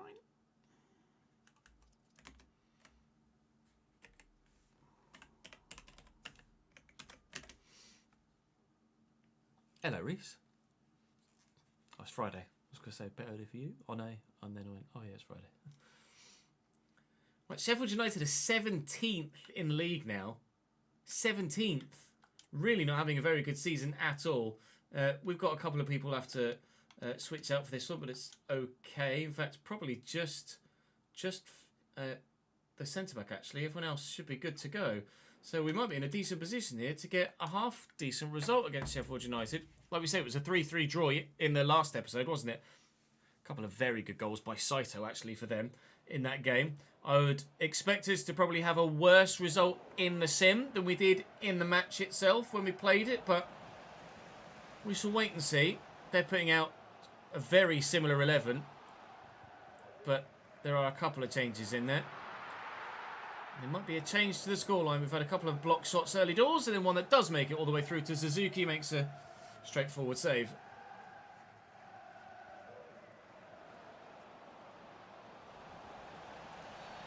Been selecting your horses for the races. You missed a good Singapore Grand Prix race.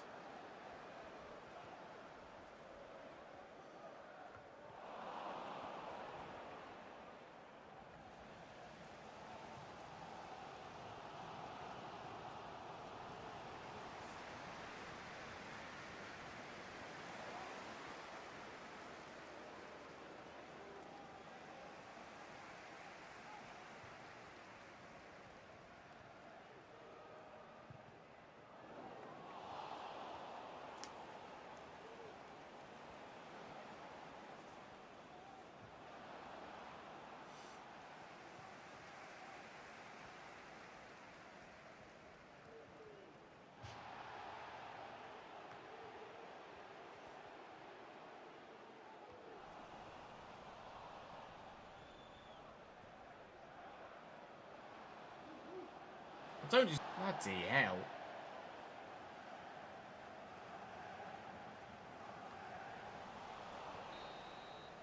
Well, 0-0 at half-time. We've had a couple of chances, the blocked ones you saw. Coburn tired again.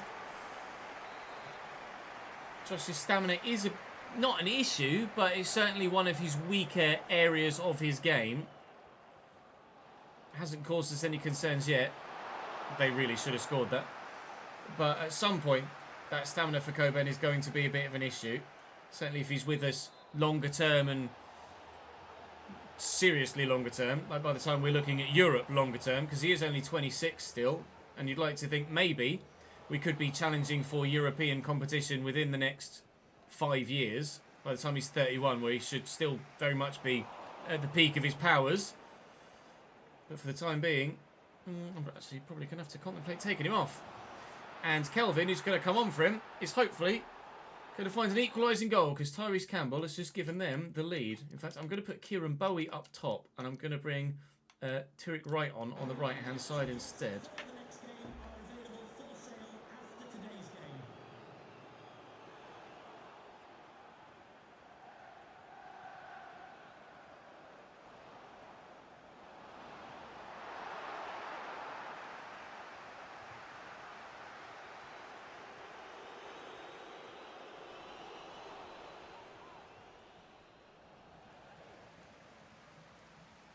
Nice.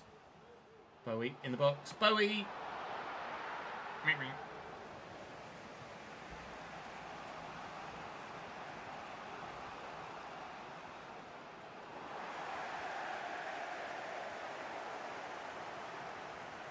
Thanks, Az.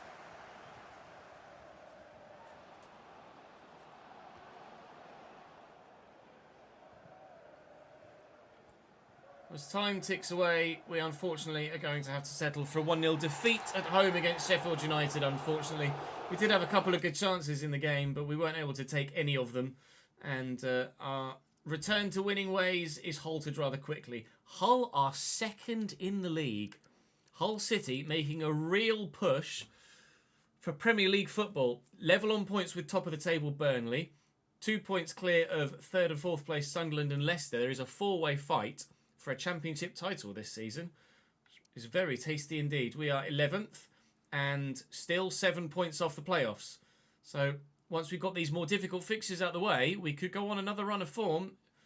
We're winning as many as we're losing, or perhaps we're losing as many as we're winning, is a more accurate way to phrase it. But Hull City away in 2 days' time, off to the, whatever the hell it's called these days, stadium next.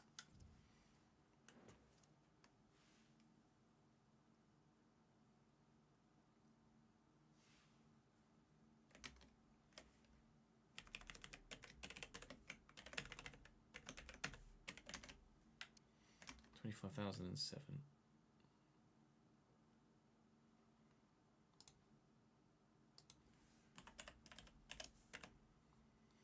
Uh, 577661. 577661. Nice.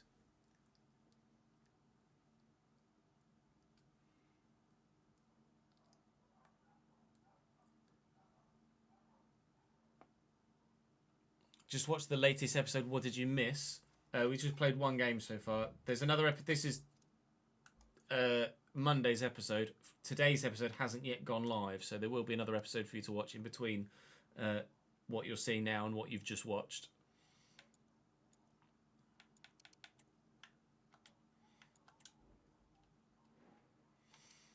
Yeah, we're going to have to make some changes.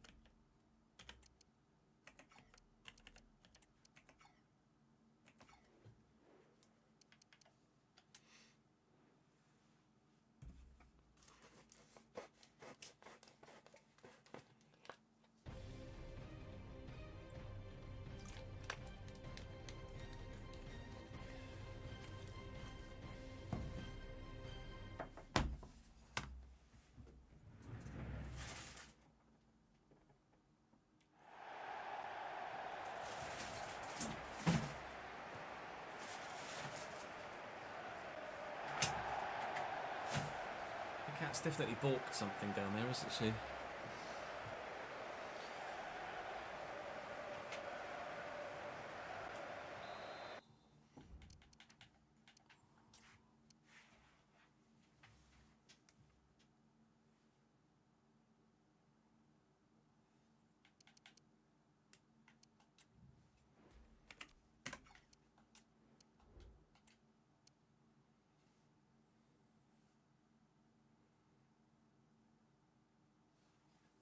Yeah, I'll probably... it could be a loose connection. I might have to power cycle the thingy. It'll be fine.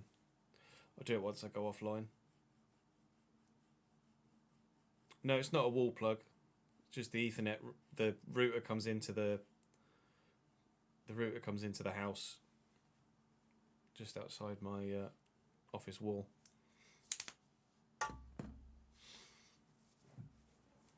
Then I'm plugged into the router via the PC. What time is it? 2:45. Okay. Hull beat us by a goal to nil last time we played them. Ivor Pandor in goal for them is very good indeed. Cody Drama, Dimitrios Nicolau, Alfie Jones and Ryan Giles at the back. Xavier Simons and Stephen Alzate in midfield. Mohamed Baloumi on the right with Ivanushets on the left. Evian at cam and Burstow at striker. It's not that good a team, really. If you compare it to ours, there's a couple of alternate players in there, but if you compare it to our usual starting 11, Hull's 11 is not that much better than ours. So the fact that they're challenging as second in the league gives us hope that actually maybe we're not as far away as we thought we might have been when we were seeing some of the sides that were at the top of the table last season. Not as far away from challenging for an automatic promotion spot, or at least at the top end of the playoffs, rather than just trying to sneak in from the top half of the table to the bottom half of the playoffs. Obviously, it depends on who else is in the division, and certainly there is a lack of former Premier League quality in the division at the moment. So that might be why Hull have the chance to take advantage of that, but take advantage of it, lads. Why not? It's what Wrexham are doing in League One this season, IRL. Distinct lack of the strength that's been at the top end of that division from a number of former Championship sides this year. And Wrexham find themselves in a position where they could genuinely challenge for automatic promotion and get themselves back-to-back promotions again, or back-to-back-to-back promotions, as I think the case may well be. Shaq Ford in the box here, pull it back, and there's the 1-0 lead. Kelvin in the starting lineup for a tired Josh Coburn. Kelvin on the score sheet, and Shakai Ford with another assist.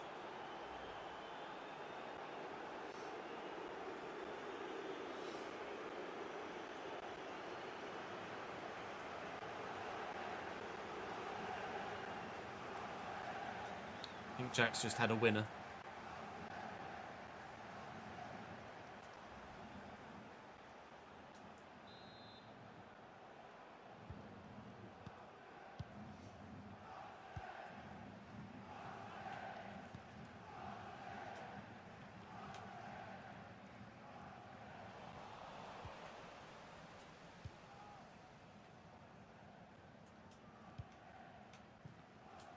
Bowie to Wadsworth.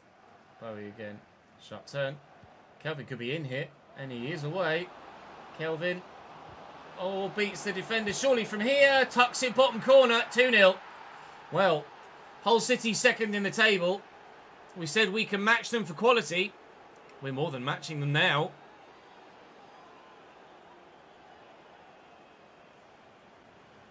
Up the fucking chickens.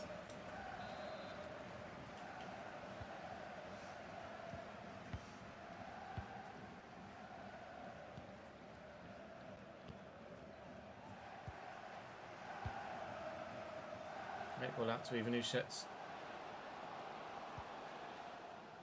Evian. Gimme, thank you. Yuri. Well, Bowie's got loads of space out there. He is entirely on his own. Arriving is Kelvin now. Well, I'm tempted to try and get Kelvin a bloody first half 20-minute hat-trick here, but shot myself in the foot by thinking about it. And lost the chance to score the third goal. Hopefully I don't pay the price for that later in the game. Can you imagine if Kelvin was being evidently severely underutilised in the wide role. Oh, that we were previously utilising him in. Because he's genuinely really good in a striker or inside forward position, which is really what he's best suited to anyway.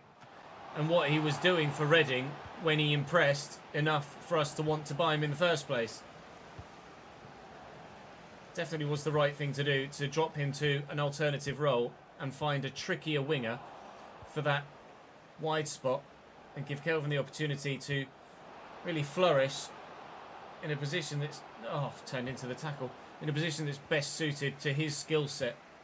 We are flying so far today in the played games. 2-0 against Blackburn, 2-0 against Hull, and at the minute they're doing nothing but helping us maybe make it 3, which we very nearly did and still could. Bowie delivers the cross. Brannigan, oh my God, no.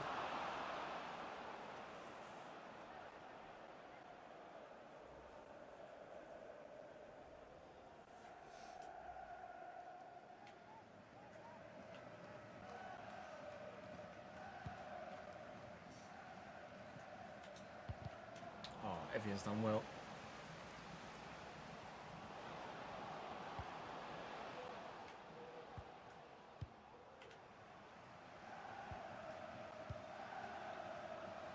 Halloumi. Oh, right. Okay. I'll see pull one back. He's just got spun me entirely and buried it in the bottom corner. Fair enough. I've run towards him. He's run around me. And then that is a tidy, accurate finish. Game on. We don't know how Tavide is doing in the Premier League at the moment. No. We could have a look, though, after this game. If you remind me in chat at the time. Oh, the back heel. Early's going to step in. Ball across there to Brannigan. That's Wadsworth. Oh, he's on the run. Space on the left-hand side for Ford was where we were looking to play that ball next. Here's Ivan Ushets. And that is Matt Grimes in the way, thank you. Cross to Brannigan. Where to go, where to go, where to go. Grimesy. Bowie spins brilliantly. Kieran Bowie. A good tackle.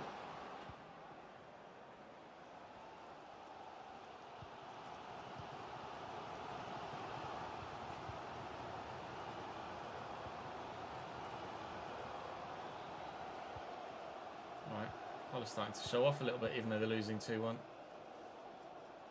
Thank you.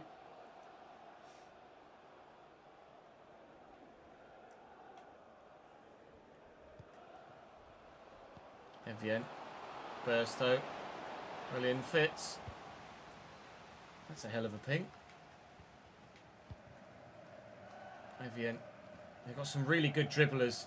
Hull, it's probably a foul, isn't it? Yeah, they've got some really good possession players that I'm finding it difficult to deal with at the minute.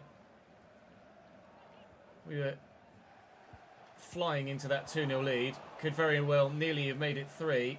And then since then, I've done nothing but have to defend. On the attack here, though. And if Bowie can get that down well enough, we can find Kelvin. We could maybe be in a position to challenge for a third goal again. And Kelvin might have his hat-trick, but he's kicked it straight at Pandor. Close. No cigar, no hat-trick.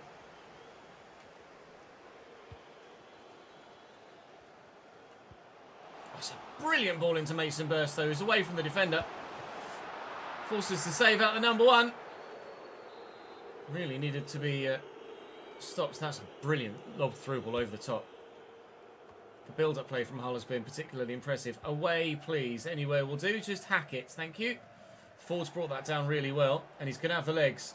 I back him. I really back him. Oh, it's a slightly slow turn, but Ford might have just done enough.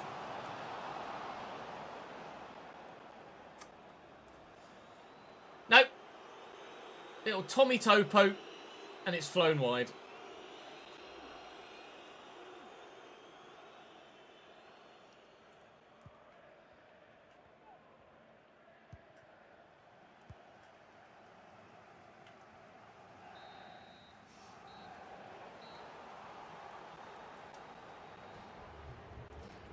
Yeah, Bergstrom's really solid now. Very happy with Lucas Bergstrom at the moment.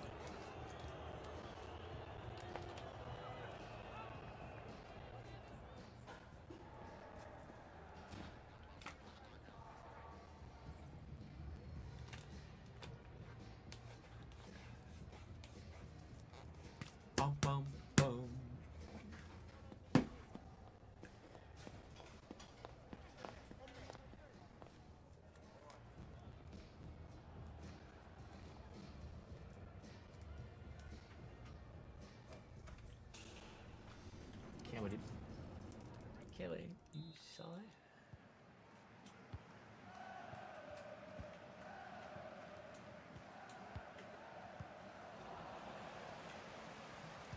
Read that.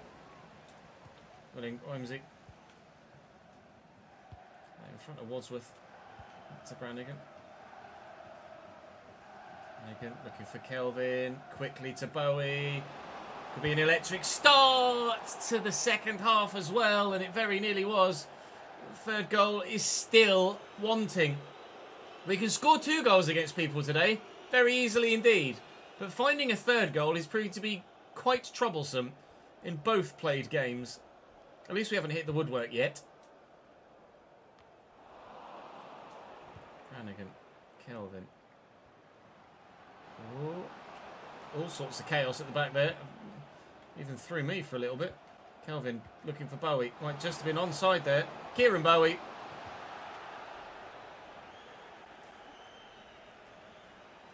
He's doing that far too often at the minute. Bowie could have twice as many goals this year as he's currently got. If he could just finish those sorts of chances.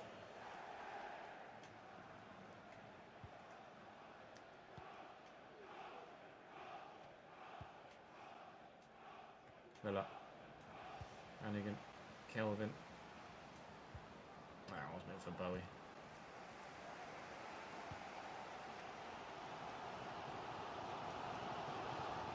Challenge, Gabe. Ref didn't like it, apparently.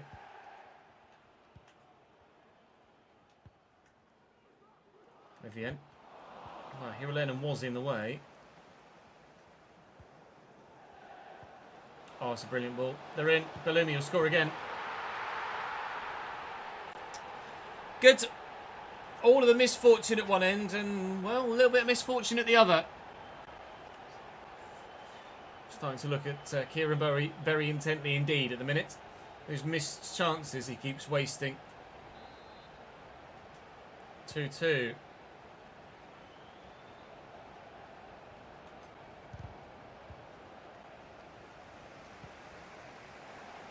Fitz lays that in front of Wadsworth, looking for Kelvin. Touch is good. Nah.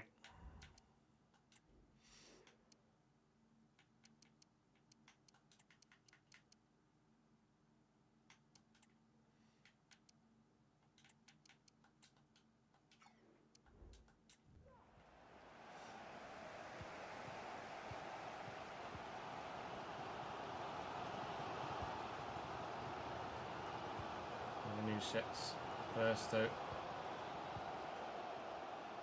Bellumi. He's the man for them. Lennon does well for us. Come on, Gabe. Go on, Gabe. Never mind, Gabe.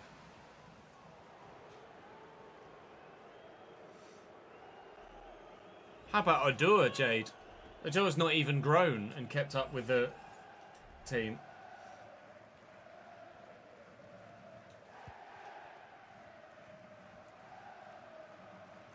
Odua. That's a poor ball. Just I've praised him. Ivanushets with runners. Ryan Giles. 1-2. Here's Evian. Burstow, Evian, Burstow, Evian. To be saved. Hull are more likely winners of this game of football right now. Even though we've had plenty of chances, we keep wasting them and they are getting dangerous. Not getting dangerous, they are dangerous. Every shot they have is dangerous at the minute. If they could shoot like Travis did for Blackburn for the rest of the game, that would be great. Because at the minute, I am significantly worried we're going to see a 2-0 advantage turn into a 3-2 deficit. It might be happening now. Another good save by the goalkeeper. Another necessary save by the goalkeeper.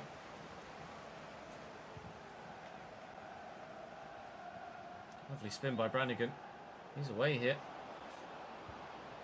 And out to Ford. Through the keeper's legs, and he has his hat-trick. Wasn't sure how that was going to develop when I went to drill it across the middle. It developed very well indeed. Shaq Ford out wide, another assist for him. driving towards the byline, pull it back, and just needed to get it right. So what you need to do in that situation, hit it at the keeper and hope for the best. We hoped for the best, we got the best. 3-2. Lead restored.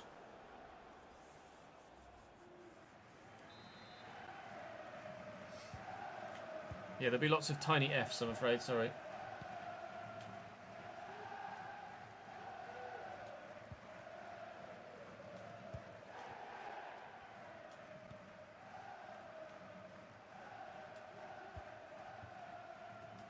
Wadsworth forwards to Kelvin, looking for Tyrrell Wright, who's found really well in behind. We could look for Kelvin again.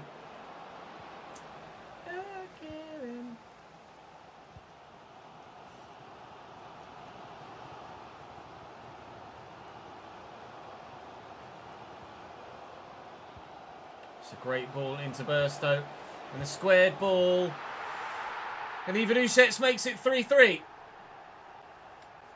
What happened in the last episode? We simmed against Sheffield United. Sorry, we simmed against Hull and lost 1-0, and played against Sheffield United and drew 3-3. Now we're doing the same, but the other way around. Losing the sim at 1-0, drawing 3-3, except the teams are back-to-back. Can we find a fourth in this one and actually win it, please? Go on, Clark. Never mind, Clark. Well in, Luca. Never mind, Luca. Kubalumi. Never mind, Balumi. Up we go, please, Clark. He's won it well, but he's not directed it well. That's hit Brannigan, rather than him really doing much about it. He definitely did a lot there. Knew exactly what he was doing. Giles with a nice interception. Ball's getting away from me again. Never mind, Wadsworth does well. Here's Brannigan.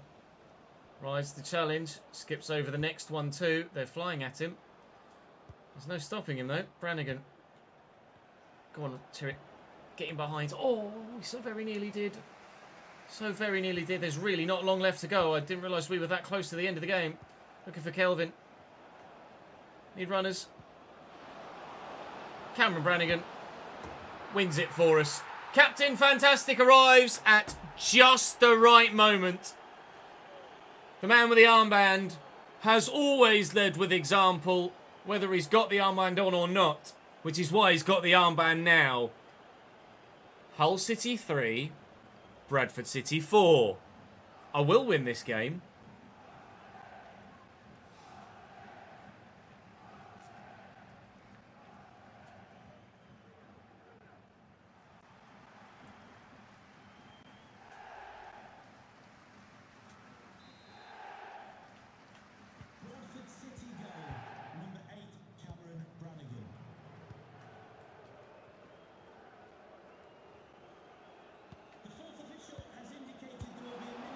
Please be off.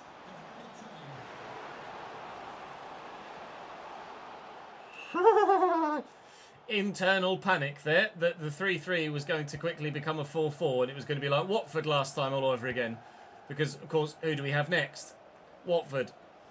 Shaq. Just about able to hold on to it. That'll be game, thank you, ref. We could make it 4 here even, maybe. Sorry, 5 even here, maybe. No. 3 points. Some very entertaining games of football today.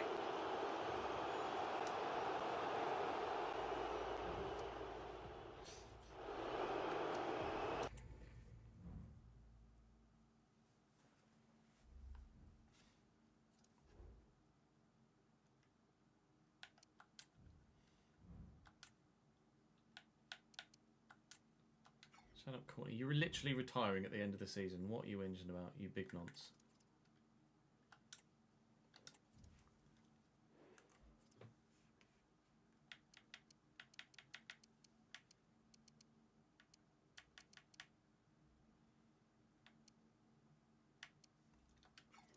Literally nothing from that game. Okay.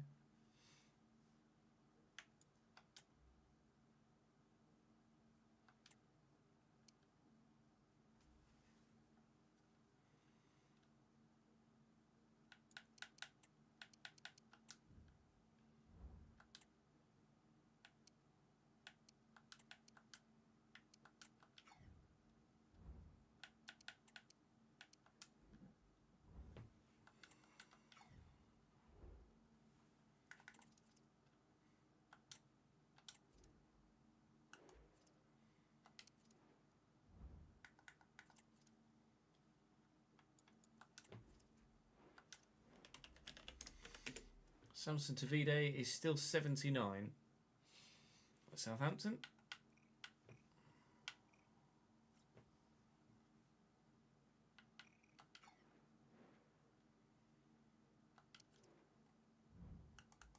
Unfortunately, I'm not going to be able to see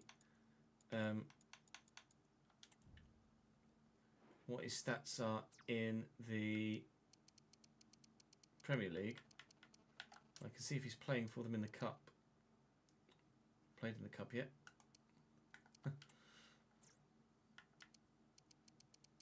Has he played for them in the Carabao Cup? Once. So he's not really playing. Because, well, Samu's 87 rated.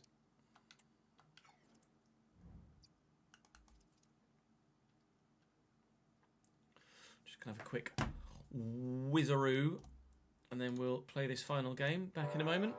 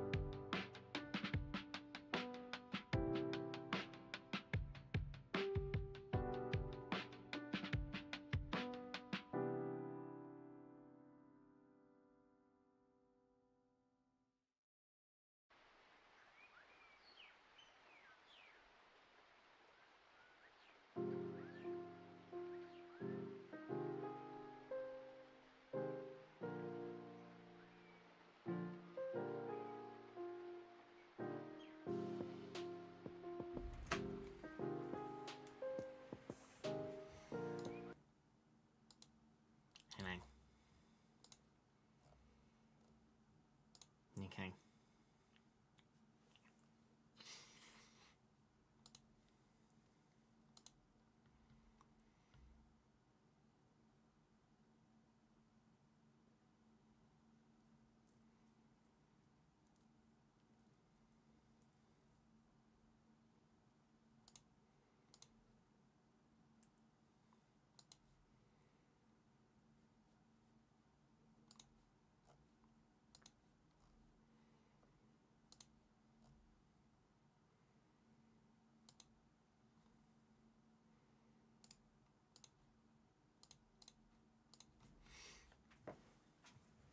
Oh yeah, Nils Zetterström. We were going to look at him, weren't we?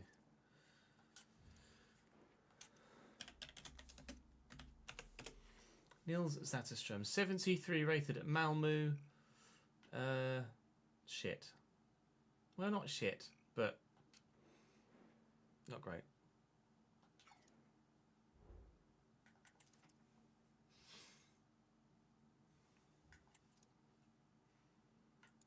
We're looking at better, I think.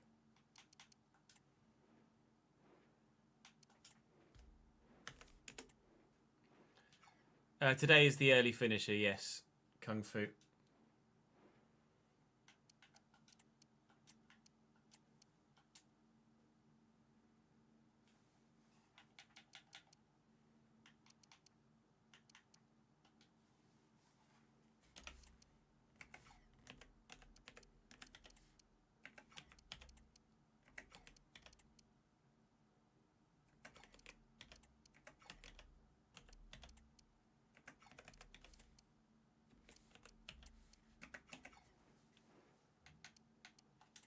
This is the last game we're playing. Probably going to look better than Ben Nilsson, I think, now. But we'll see what's available.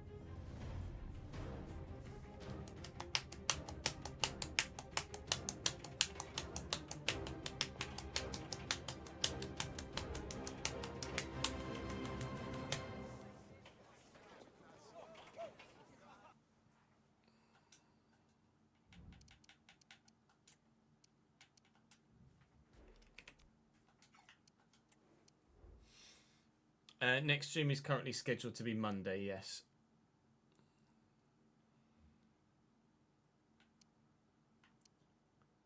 But I may do some recording on Sunday, not yet decided.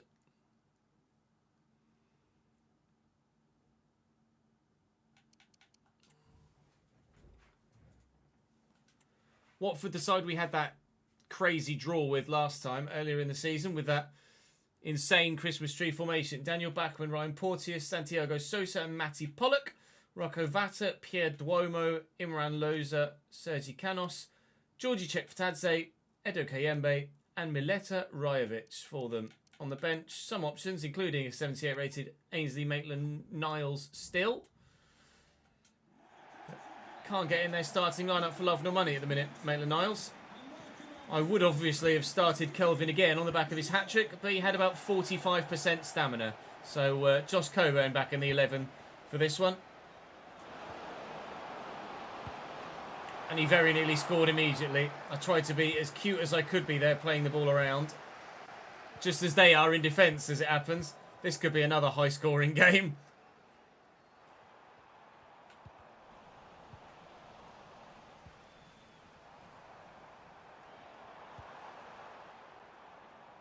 Grimes is in well. And Lee forward quickly. Bowie. Didn't quite time that right. Coburn is away though. Bowie is arriving. Kieran, please bury these now. Thank you. Bradford 1, Watford 0 in the 6th minute. Bowie Banks.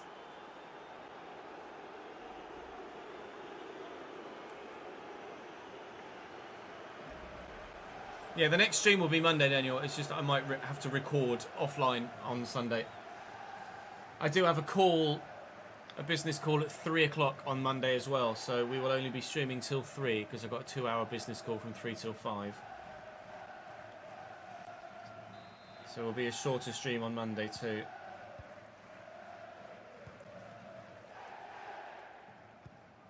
Oh, thanks. Going to give it straight to me. I am not going to say no. Coburn. Lovely little ball back. Oh, come on. That was definitely meant for Odua.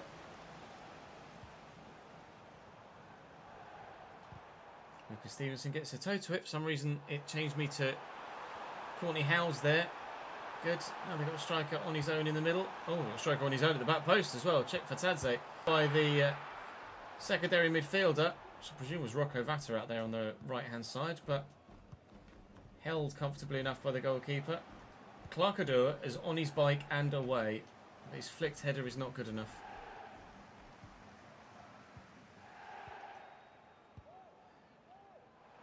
Vata. Chekfatadze. Rajovic. Oh, can't get near him. Oh, the turn. Bambo Diaby arrives just in time, but that turn was nuts. Bit of space over there on the left-hand side for old Shaq. Or young Shaq, as the case may be. Odor. Tommy Lee. Tommy Lee. Odor. Quickly at your feet. Coburn. Surely from there. Their backline is all over the shot. That's 2-0 in the 18th minute. We can't stop scoring at the minute. We are genuinely, I think, going to be in this playoff picture, you know.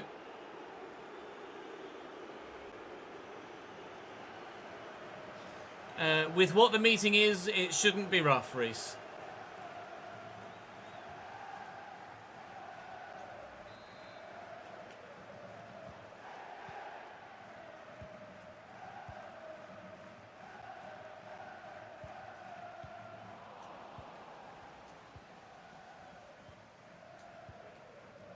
So I fucking hope it's not rough. Mitai. Odur. Okay. I did try and play that to Tommy Lee. Jesus wept.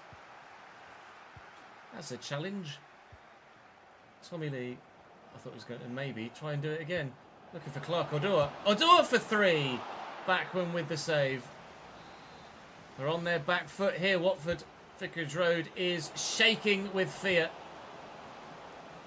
Hopefully we can make those teams in the playoffs shake with fear at the idea of us catching them up in the division. Because, oh my God, we're going to have an no, he's offside. Regardless of whether he's onside or offside here, we are going to have a field day here at Vicarage Road because Watford just don't know what they're doing.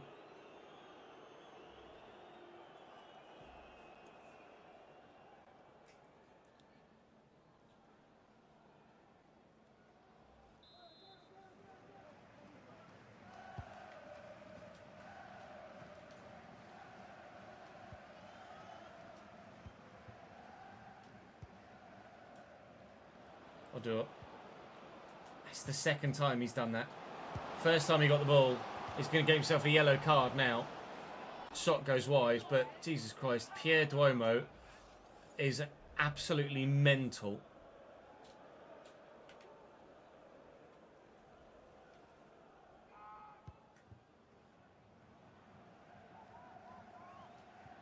What are they doing? Watford, what are you doing? Oh my God, how have they saved that? Off the post, it's Woodwork at it again here. Could be 3, could be 7, it's only 2. We've seen that story before. Thank you. Oh, always kept it in play. I genuinely thought it was going to go out.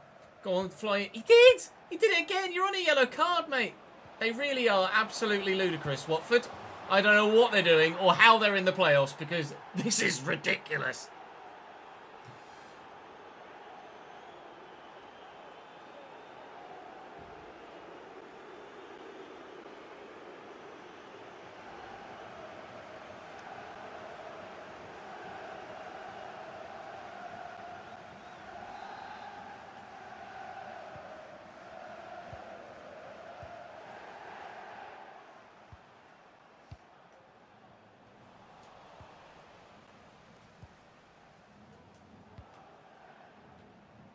Oh, wait. Well in, Tommy. Grimes. I'm almost tempted to try and get it near Duomo, just to see if he'll actually get himself sent off. Tommy Lee. Coburn's onside again here. What are they doing defensively, honestly? The back three just drop off so far that my strikers are almost literally able to stand on the edge of the 6-yard box completely free. This is very much an FCIQ failure here. 4-0 in the 36th minute.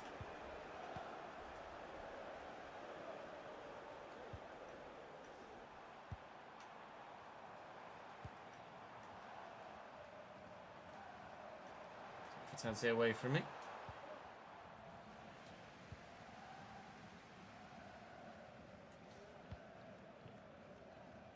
They battered me. They went 3-0 up again in our previous game, did they, Sozzy? It was a 4-4 draw in the end, wasn't it? Mitai. Forward to Odur. Coburn's going. They tried to step, but one defender was the wrong side the line. Nearly 5. Yeah, it's not FCIQ at times, it's FC Dunce.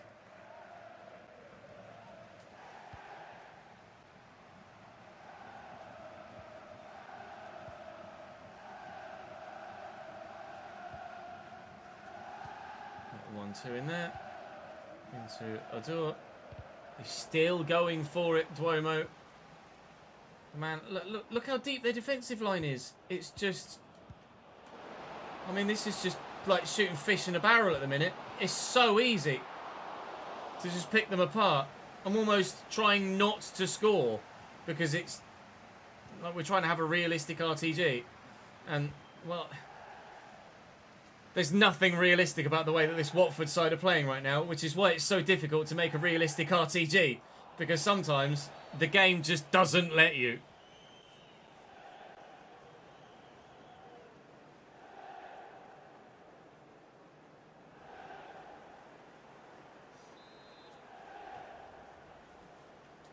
Half time. Ref. Thank you.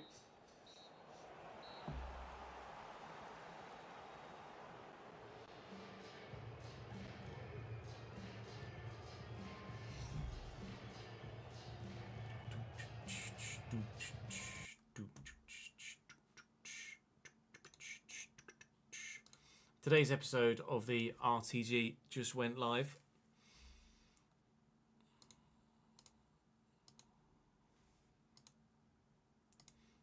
For those that wanted to catch up on it, just tweet it out now.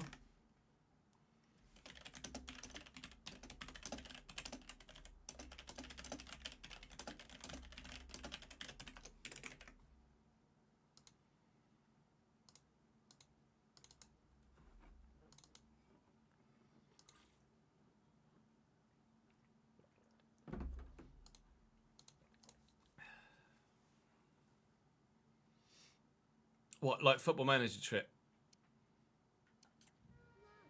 Where you just go with the individual attributes rather than an overall rating. I agree, that would be cool.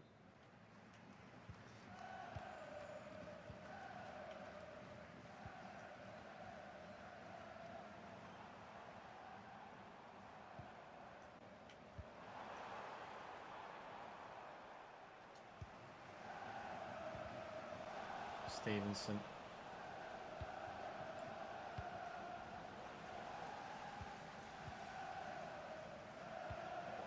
Thank you. Going straight to me. Oh, Joel's going. He's pointing where he wants it. Oh, I was waiting for Duomo to lunge at me there. Tuck it back. In there. Oh, they're back. Honestly, their back three are just a joke. Whatever formation this is, it does not work with FCIQ. Whatever the custom tactics are, it's just not the one.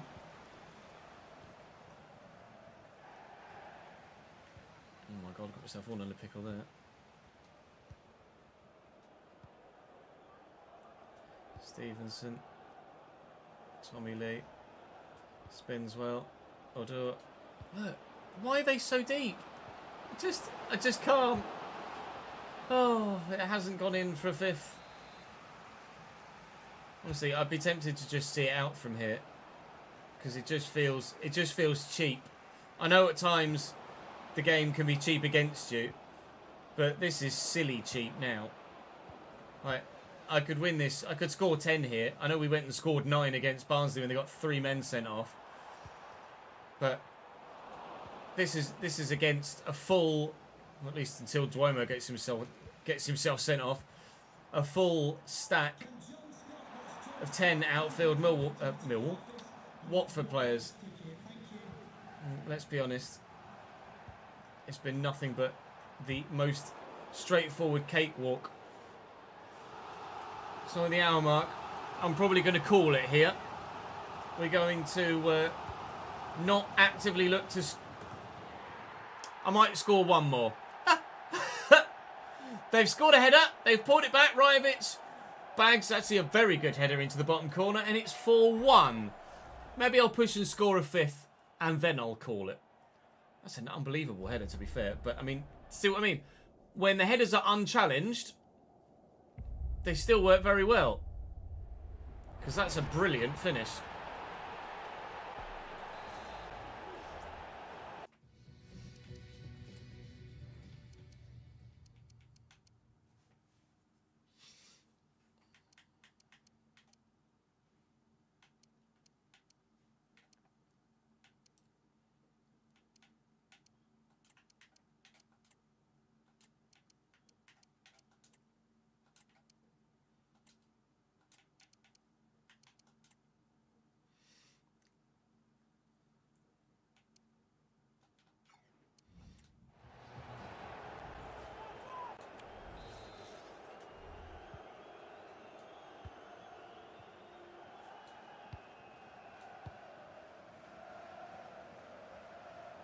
door. Through the gap. Through the gap. Through the gap. And that's how easy it's been against Watford. From kickoff, actually concentrate and try and do it. Done. Not every game is like this, I promise you. If you watch on stream, you'll know, because you see every minute of every episode. But this Watford game has been the well, not the strangest, but just the clearest evidence that FCIQ still needs a lot of work that we've seen in the entirety of the FC25 cycle.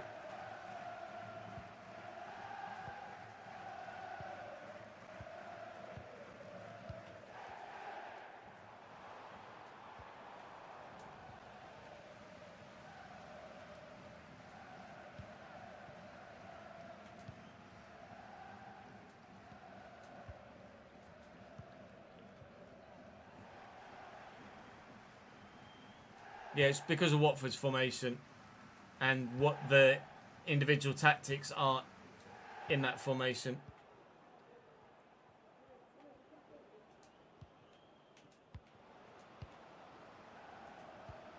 So I'm just going to piss about with it. It's specifically a broken tactic.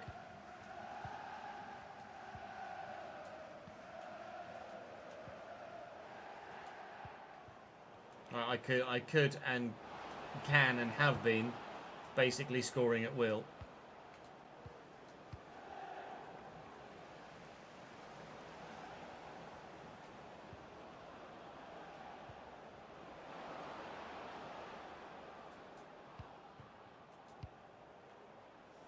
So yeah, apologies. Well, we're just going to pass it about for the rest of this game.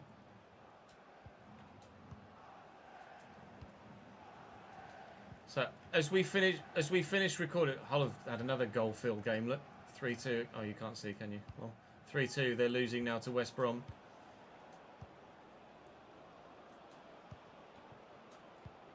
As we end this episode, we will need to update Bambo Diaby's stats. Don't let me forget, chat.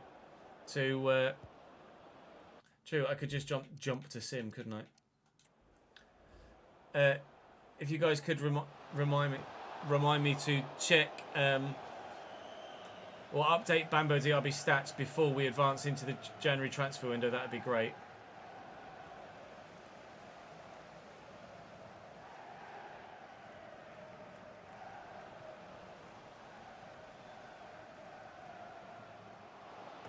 Oh my god. We jumped to Sim to just waste the time between now and the end of the game. Josh Coburn's gone and scored another goal and it's 6. Doesn't matter whether I'm playing or the game is playing itself. Watford are still shit in this formation. Unbelievable. It's a 6-1 win. That's... let's just draw a line through that and just ignore the fact that it ever happened, shall we? Because that was just silly. We've got Blackburn in the FA Cup coming at the beginning of the next episode. But before we get there, I do need to make sure I update Bambo Diaby's stats on the squad tracker because he will leave us as soon as we advance onto January the 1st. So in the next episode, obviously we'll look to bring in a new centre-back. We know what we want to do at CDM in the short term. We will also play the FA Cup game and try and get ourselves as well. We might even end up splitting January into 2 episodes as a result. Because at the minute, I'm going to put a concerted effort, I think, into trying to get to the Premier League and the playoffs. Because quite frankly, I think we're in a really good spot to try and do it. We're 10th at the minute. We are 3 points off the playoffs. 3 points off 5th. 3 points off 2 playoff spots. We're in the hunt. We are genuinely in the hunt.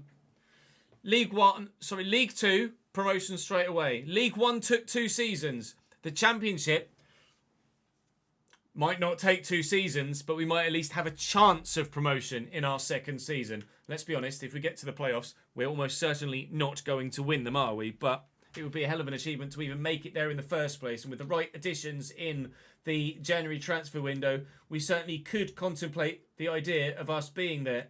Box to box plus for Gabe now.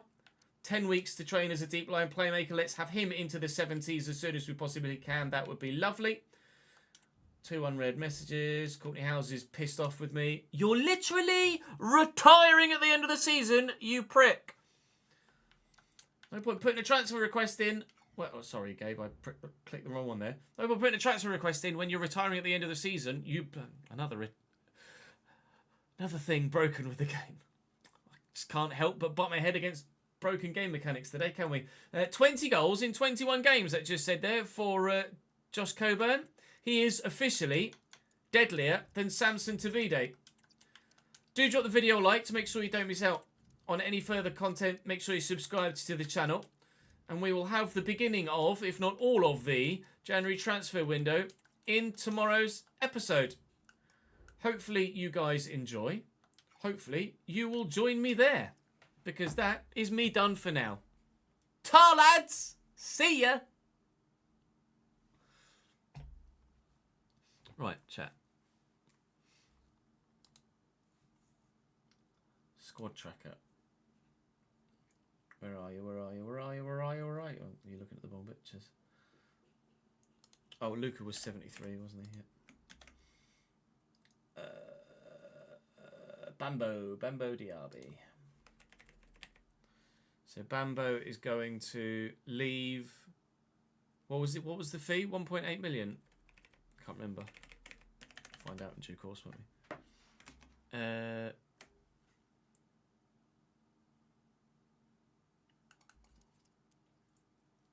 It was 1.8 million for Bambo. I think it was 1.8 million. Fine, I'll be able to find out in a sec. Bambo Diaby, 18 appearances. The end. Okay, so 52 then. 52 appearances for Bambo Diaby.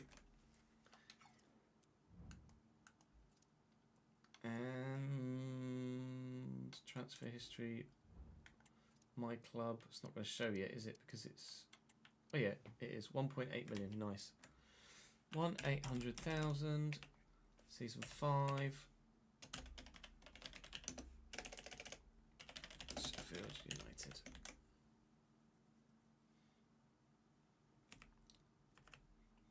Thank you, Bambo.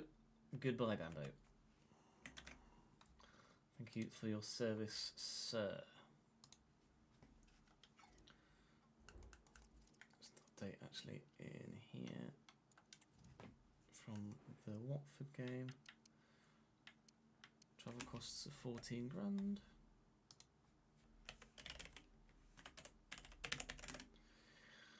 Player wages, which will be this for now, because Bambo technically hadn't left yet.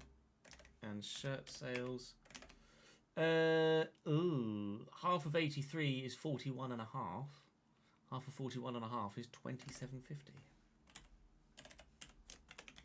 So as we end the calendar year, we've so far made £3 million profit this season, but that's including the sale of Bambo Diaby of 1.8 million.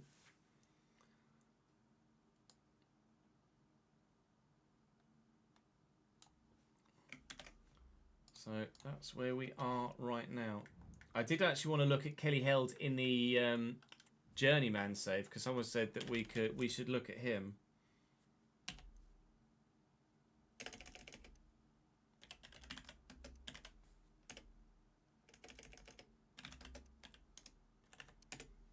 In that one instead. He's 73 rated at Nantes. Hi, Lucas Kelly Held. How are you, mate? Ooh. Lucas Kelly Held. 6'6".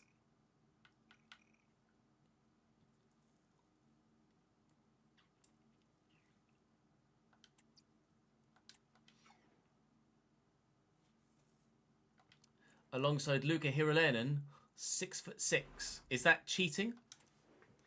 To have two 6'6" centre backs? Bindon is too good.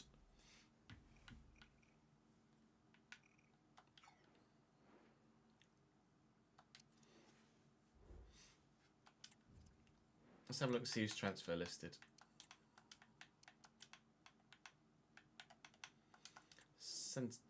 Transfer listed centre backs.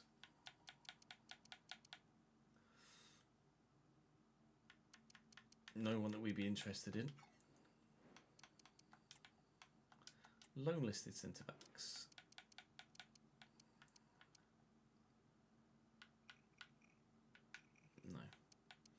No one that we'd be interested in. Transfer listed CDMs that could be retrained, maybe?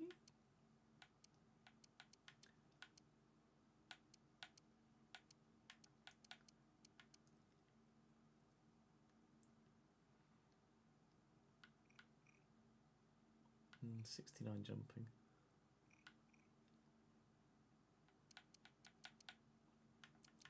I mean, he wouldn't be bad.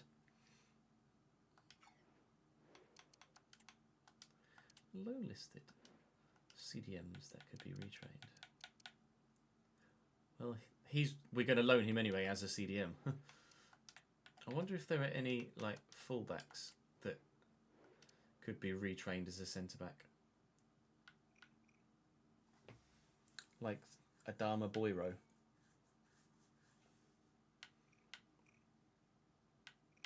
He would be an absolute brute, I'm sure.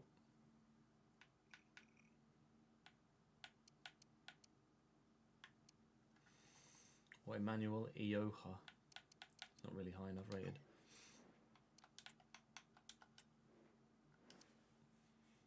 Brandon Cover, 6'2". Oh. Never mind.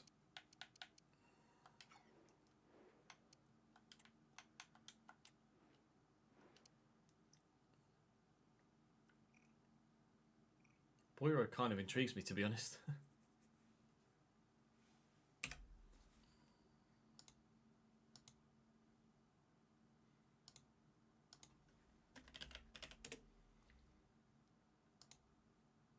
'71 rated centre back, is that it? Oh, 71 plus 2 though. So 73 rated centre back.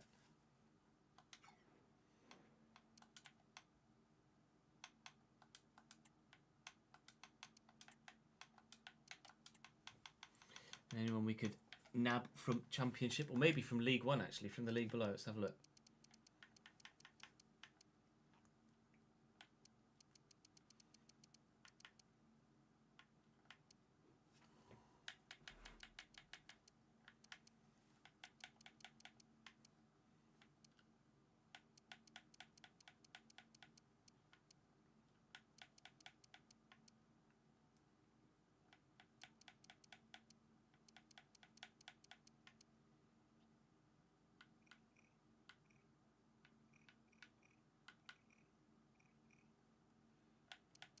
Try and do it organically through the save first.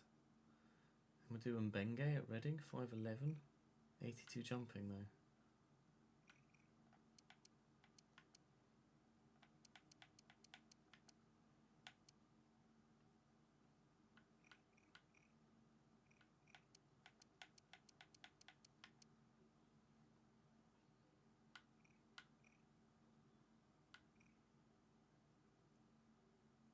Hi.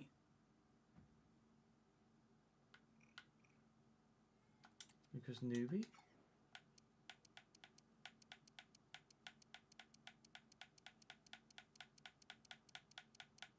What do we think of newbie? Duplex. Hell of a first name.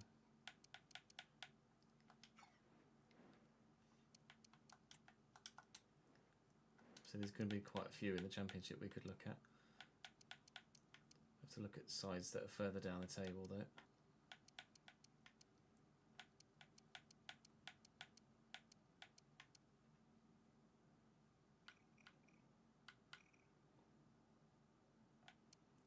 He's 5'11", but he's got 82 jumping, so it's not a problem.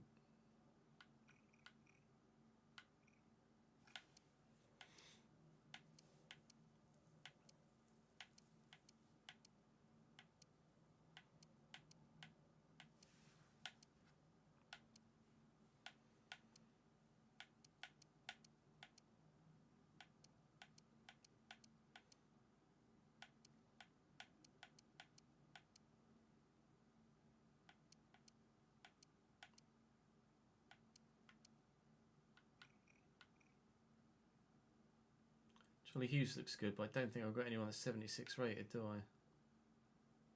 Annoyingly. 8 million as well. Not sure I've got that sort of money.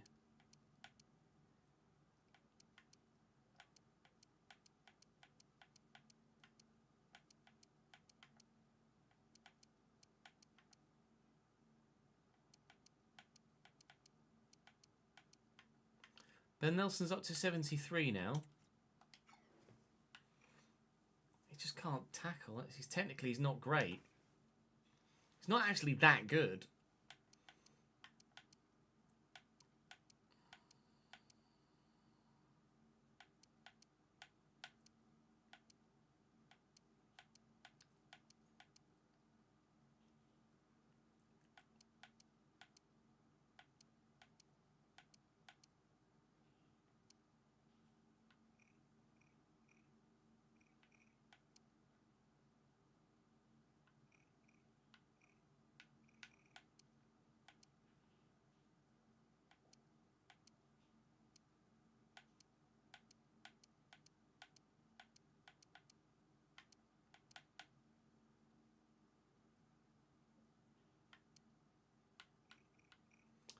Yeah, I don't just want to sign someone because they'd be overpowered in the game mechanics, though. Like, that's not the way we go about things in the RTG, is it?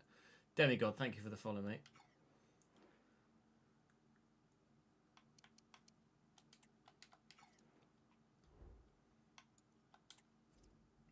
So at the minute on the shortlist for centre-back, we have... Actually, let me double-check rating. Tommy Lee is 76. He's just gone up. Oh, timing. Well spotted, Davidenki.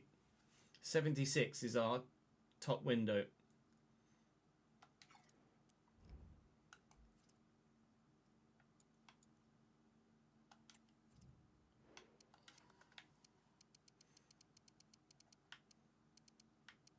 So there's Lucas Newby, who's 75 rated at Huddersfield in League One, but very expensive.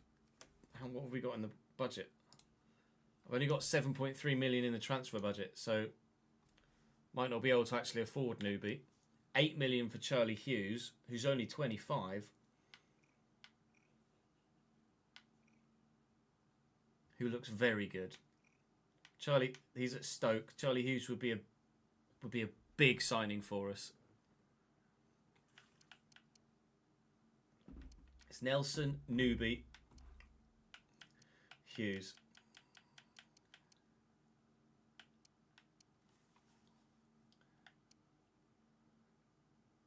Take Cantera out there.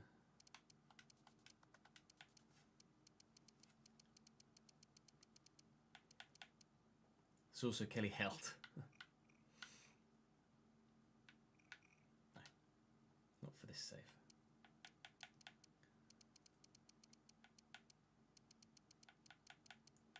There was the... Oh, I didn't put him on the shortlist.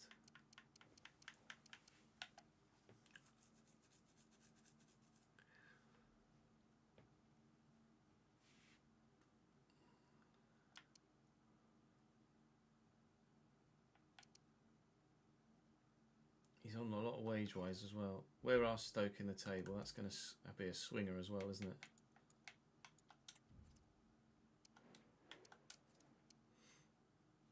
th. I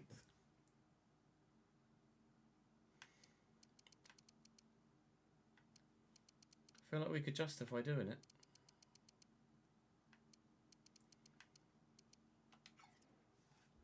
I'd have to go over budget. I'd have to quite significantly go over wage budget to do it though.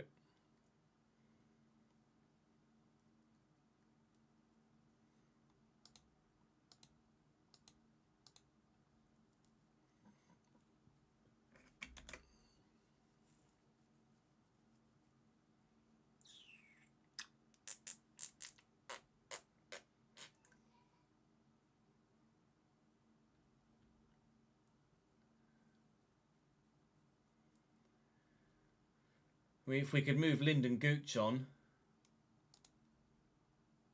that would free up the wages. We could look to move Lyndon Gooch on, but then I'd need another right back.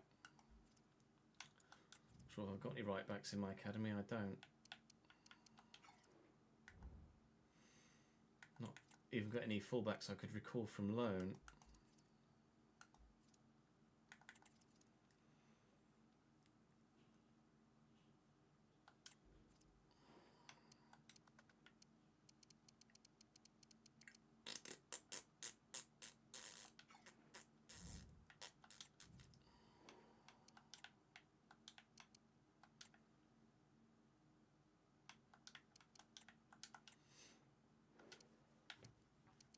What free agent right backs do we have? Anyone that's not a regen, you would want to start, so that's a no.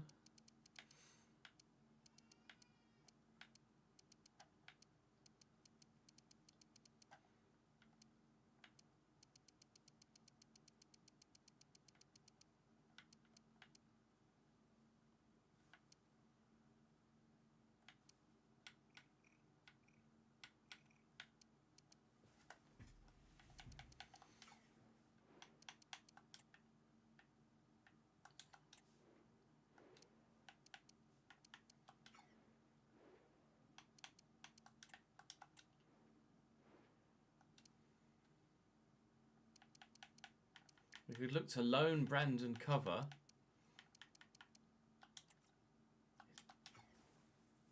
So we could look to sell Gooch, loan cover, and then buy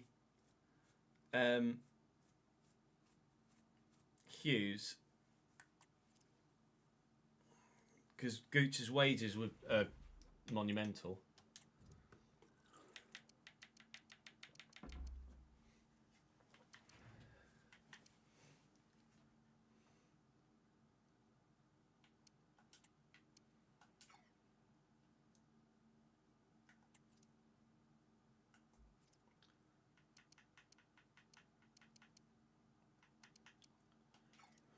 That's the plan then. Sell Gooch. Loan Brandon cover. Sign the guy from Stoke if we have enough money. And it is going to be an if. Otherwise it's going to be the guy from Huddersfield. Newbie instead. Which is fine. They both look decent. They both look very good.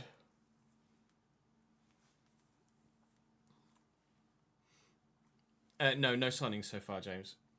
Chester Benj, thank you very much for the follow, mate. Welcome to the channel. Right, chat, that is us. That is us for today. That is us for the day.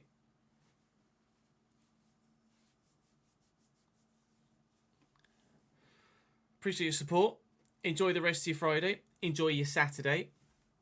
Don't think I'll be live on Sunday, so enjoy your Sunday. If I am live on Sunday, I will let you know, but preempt that I'm not live Sunday. And I will see you Monday at the latest. Part-timer, who says, after I've just streamed for 5 days straight. So what is it that you do for a living, Jamie? Sorry. Serve returned.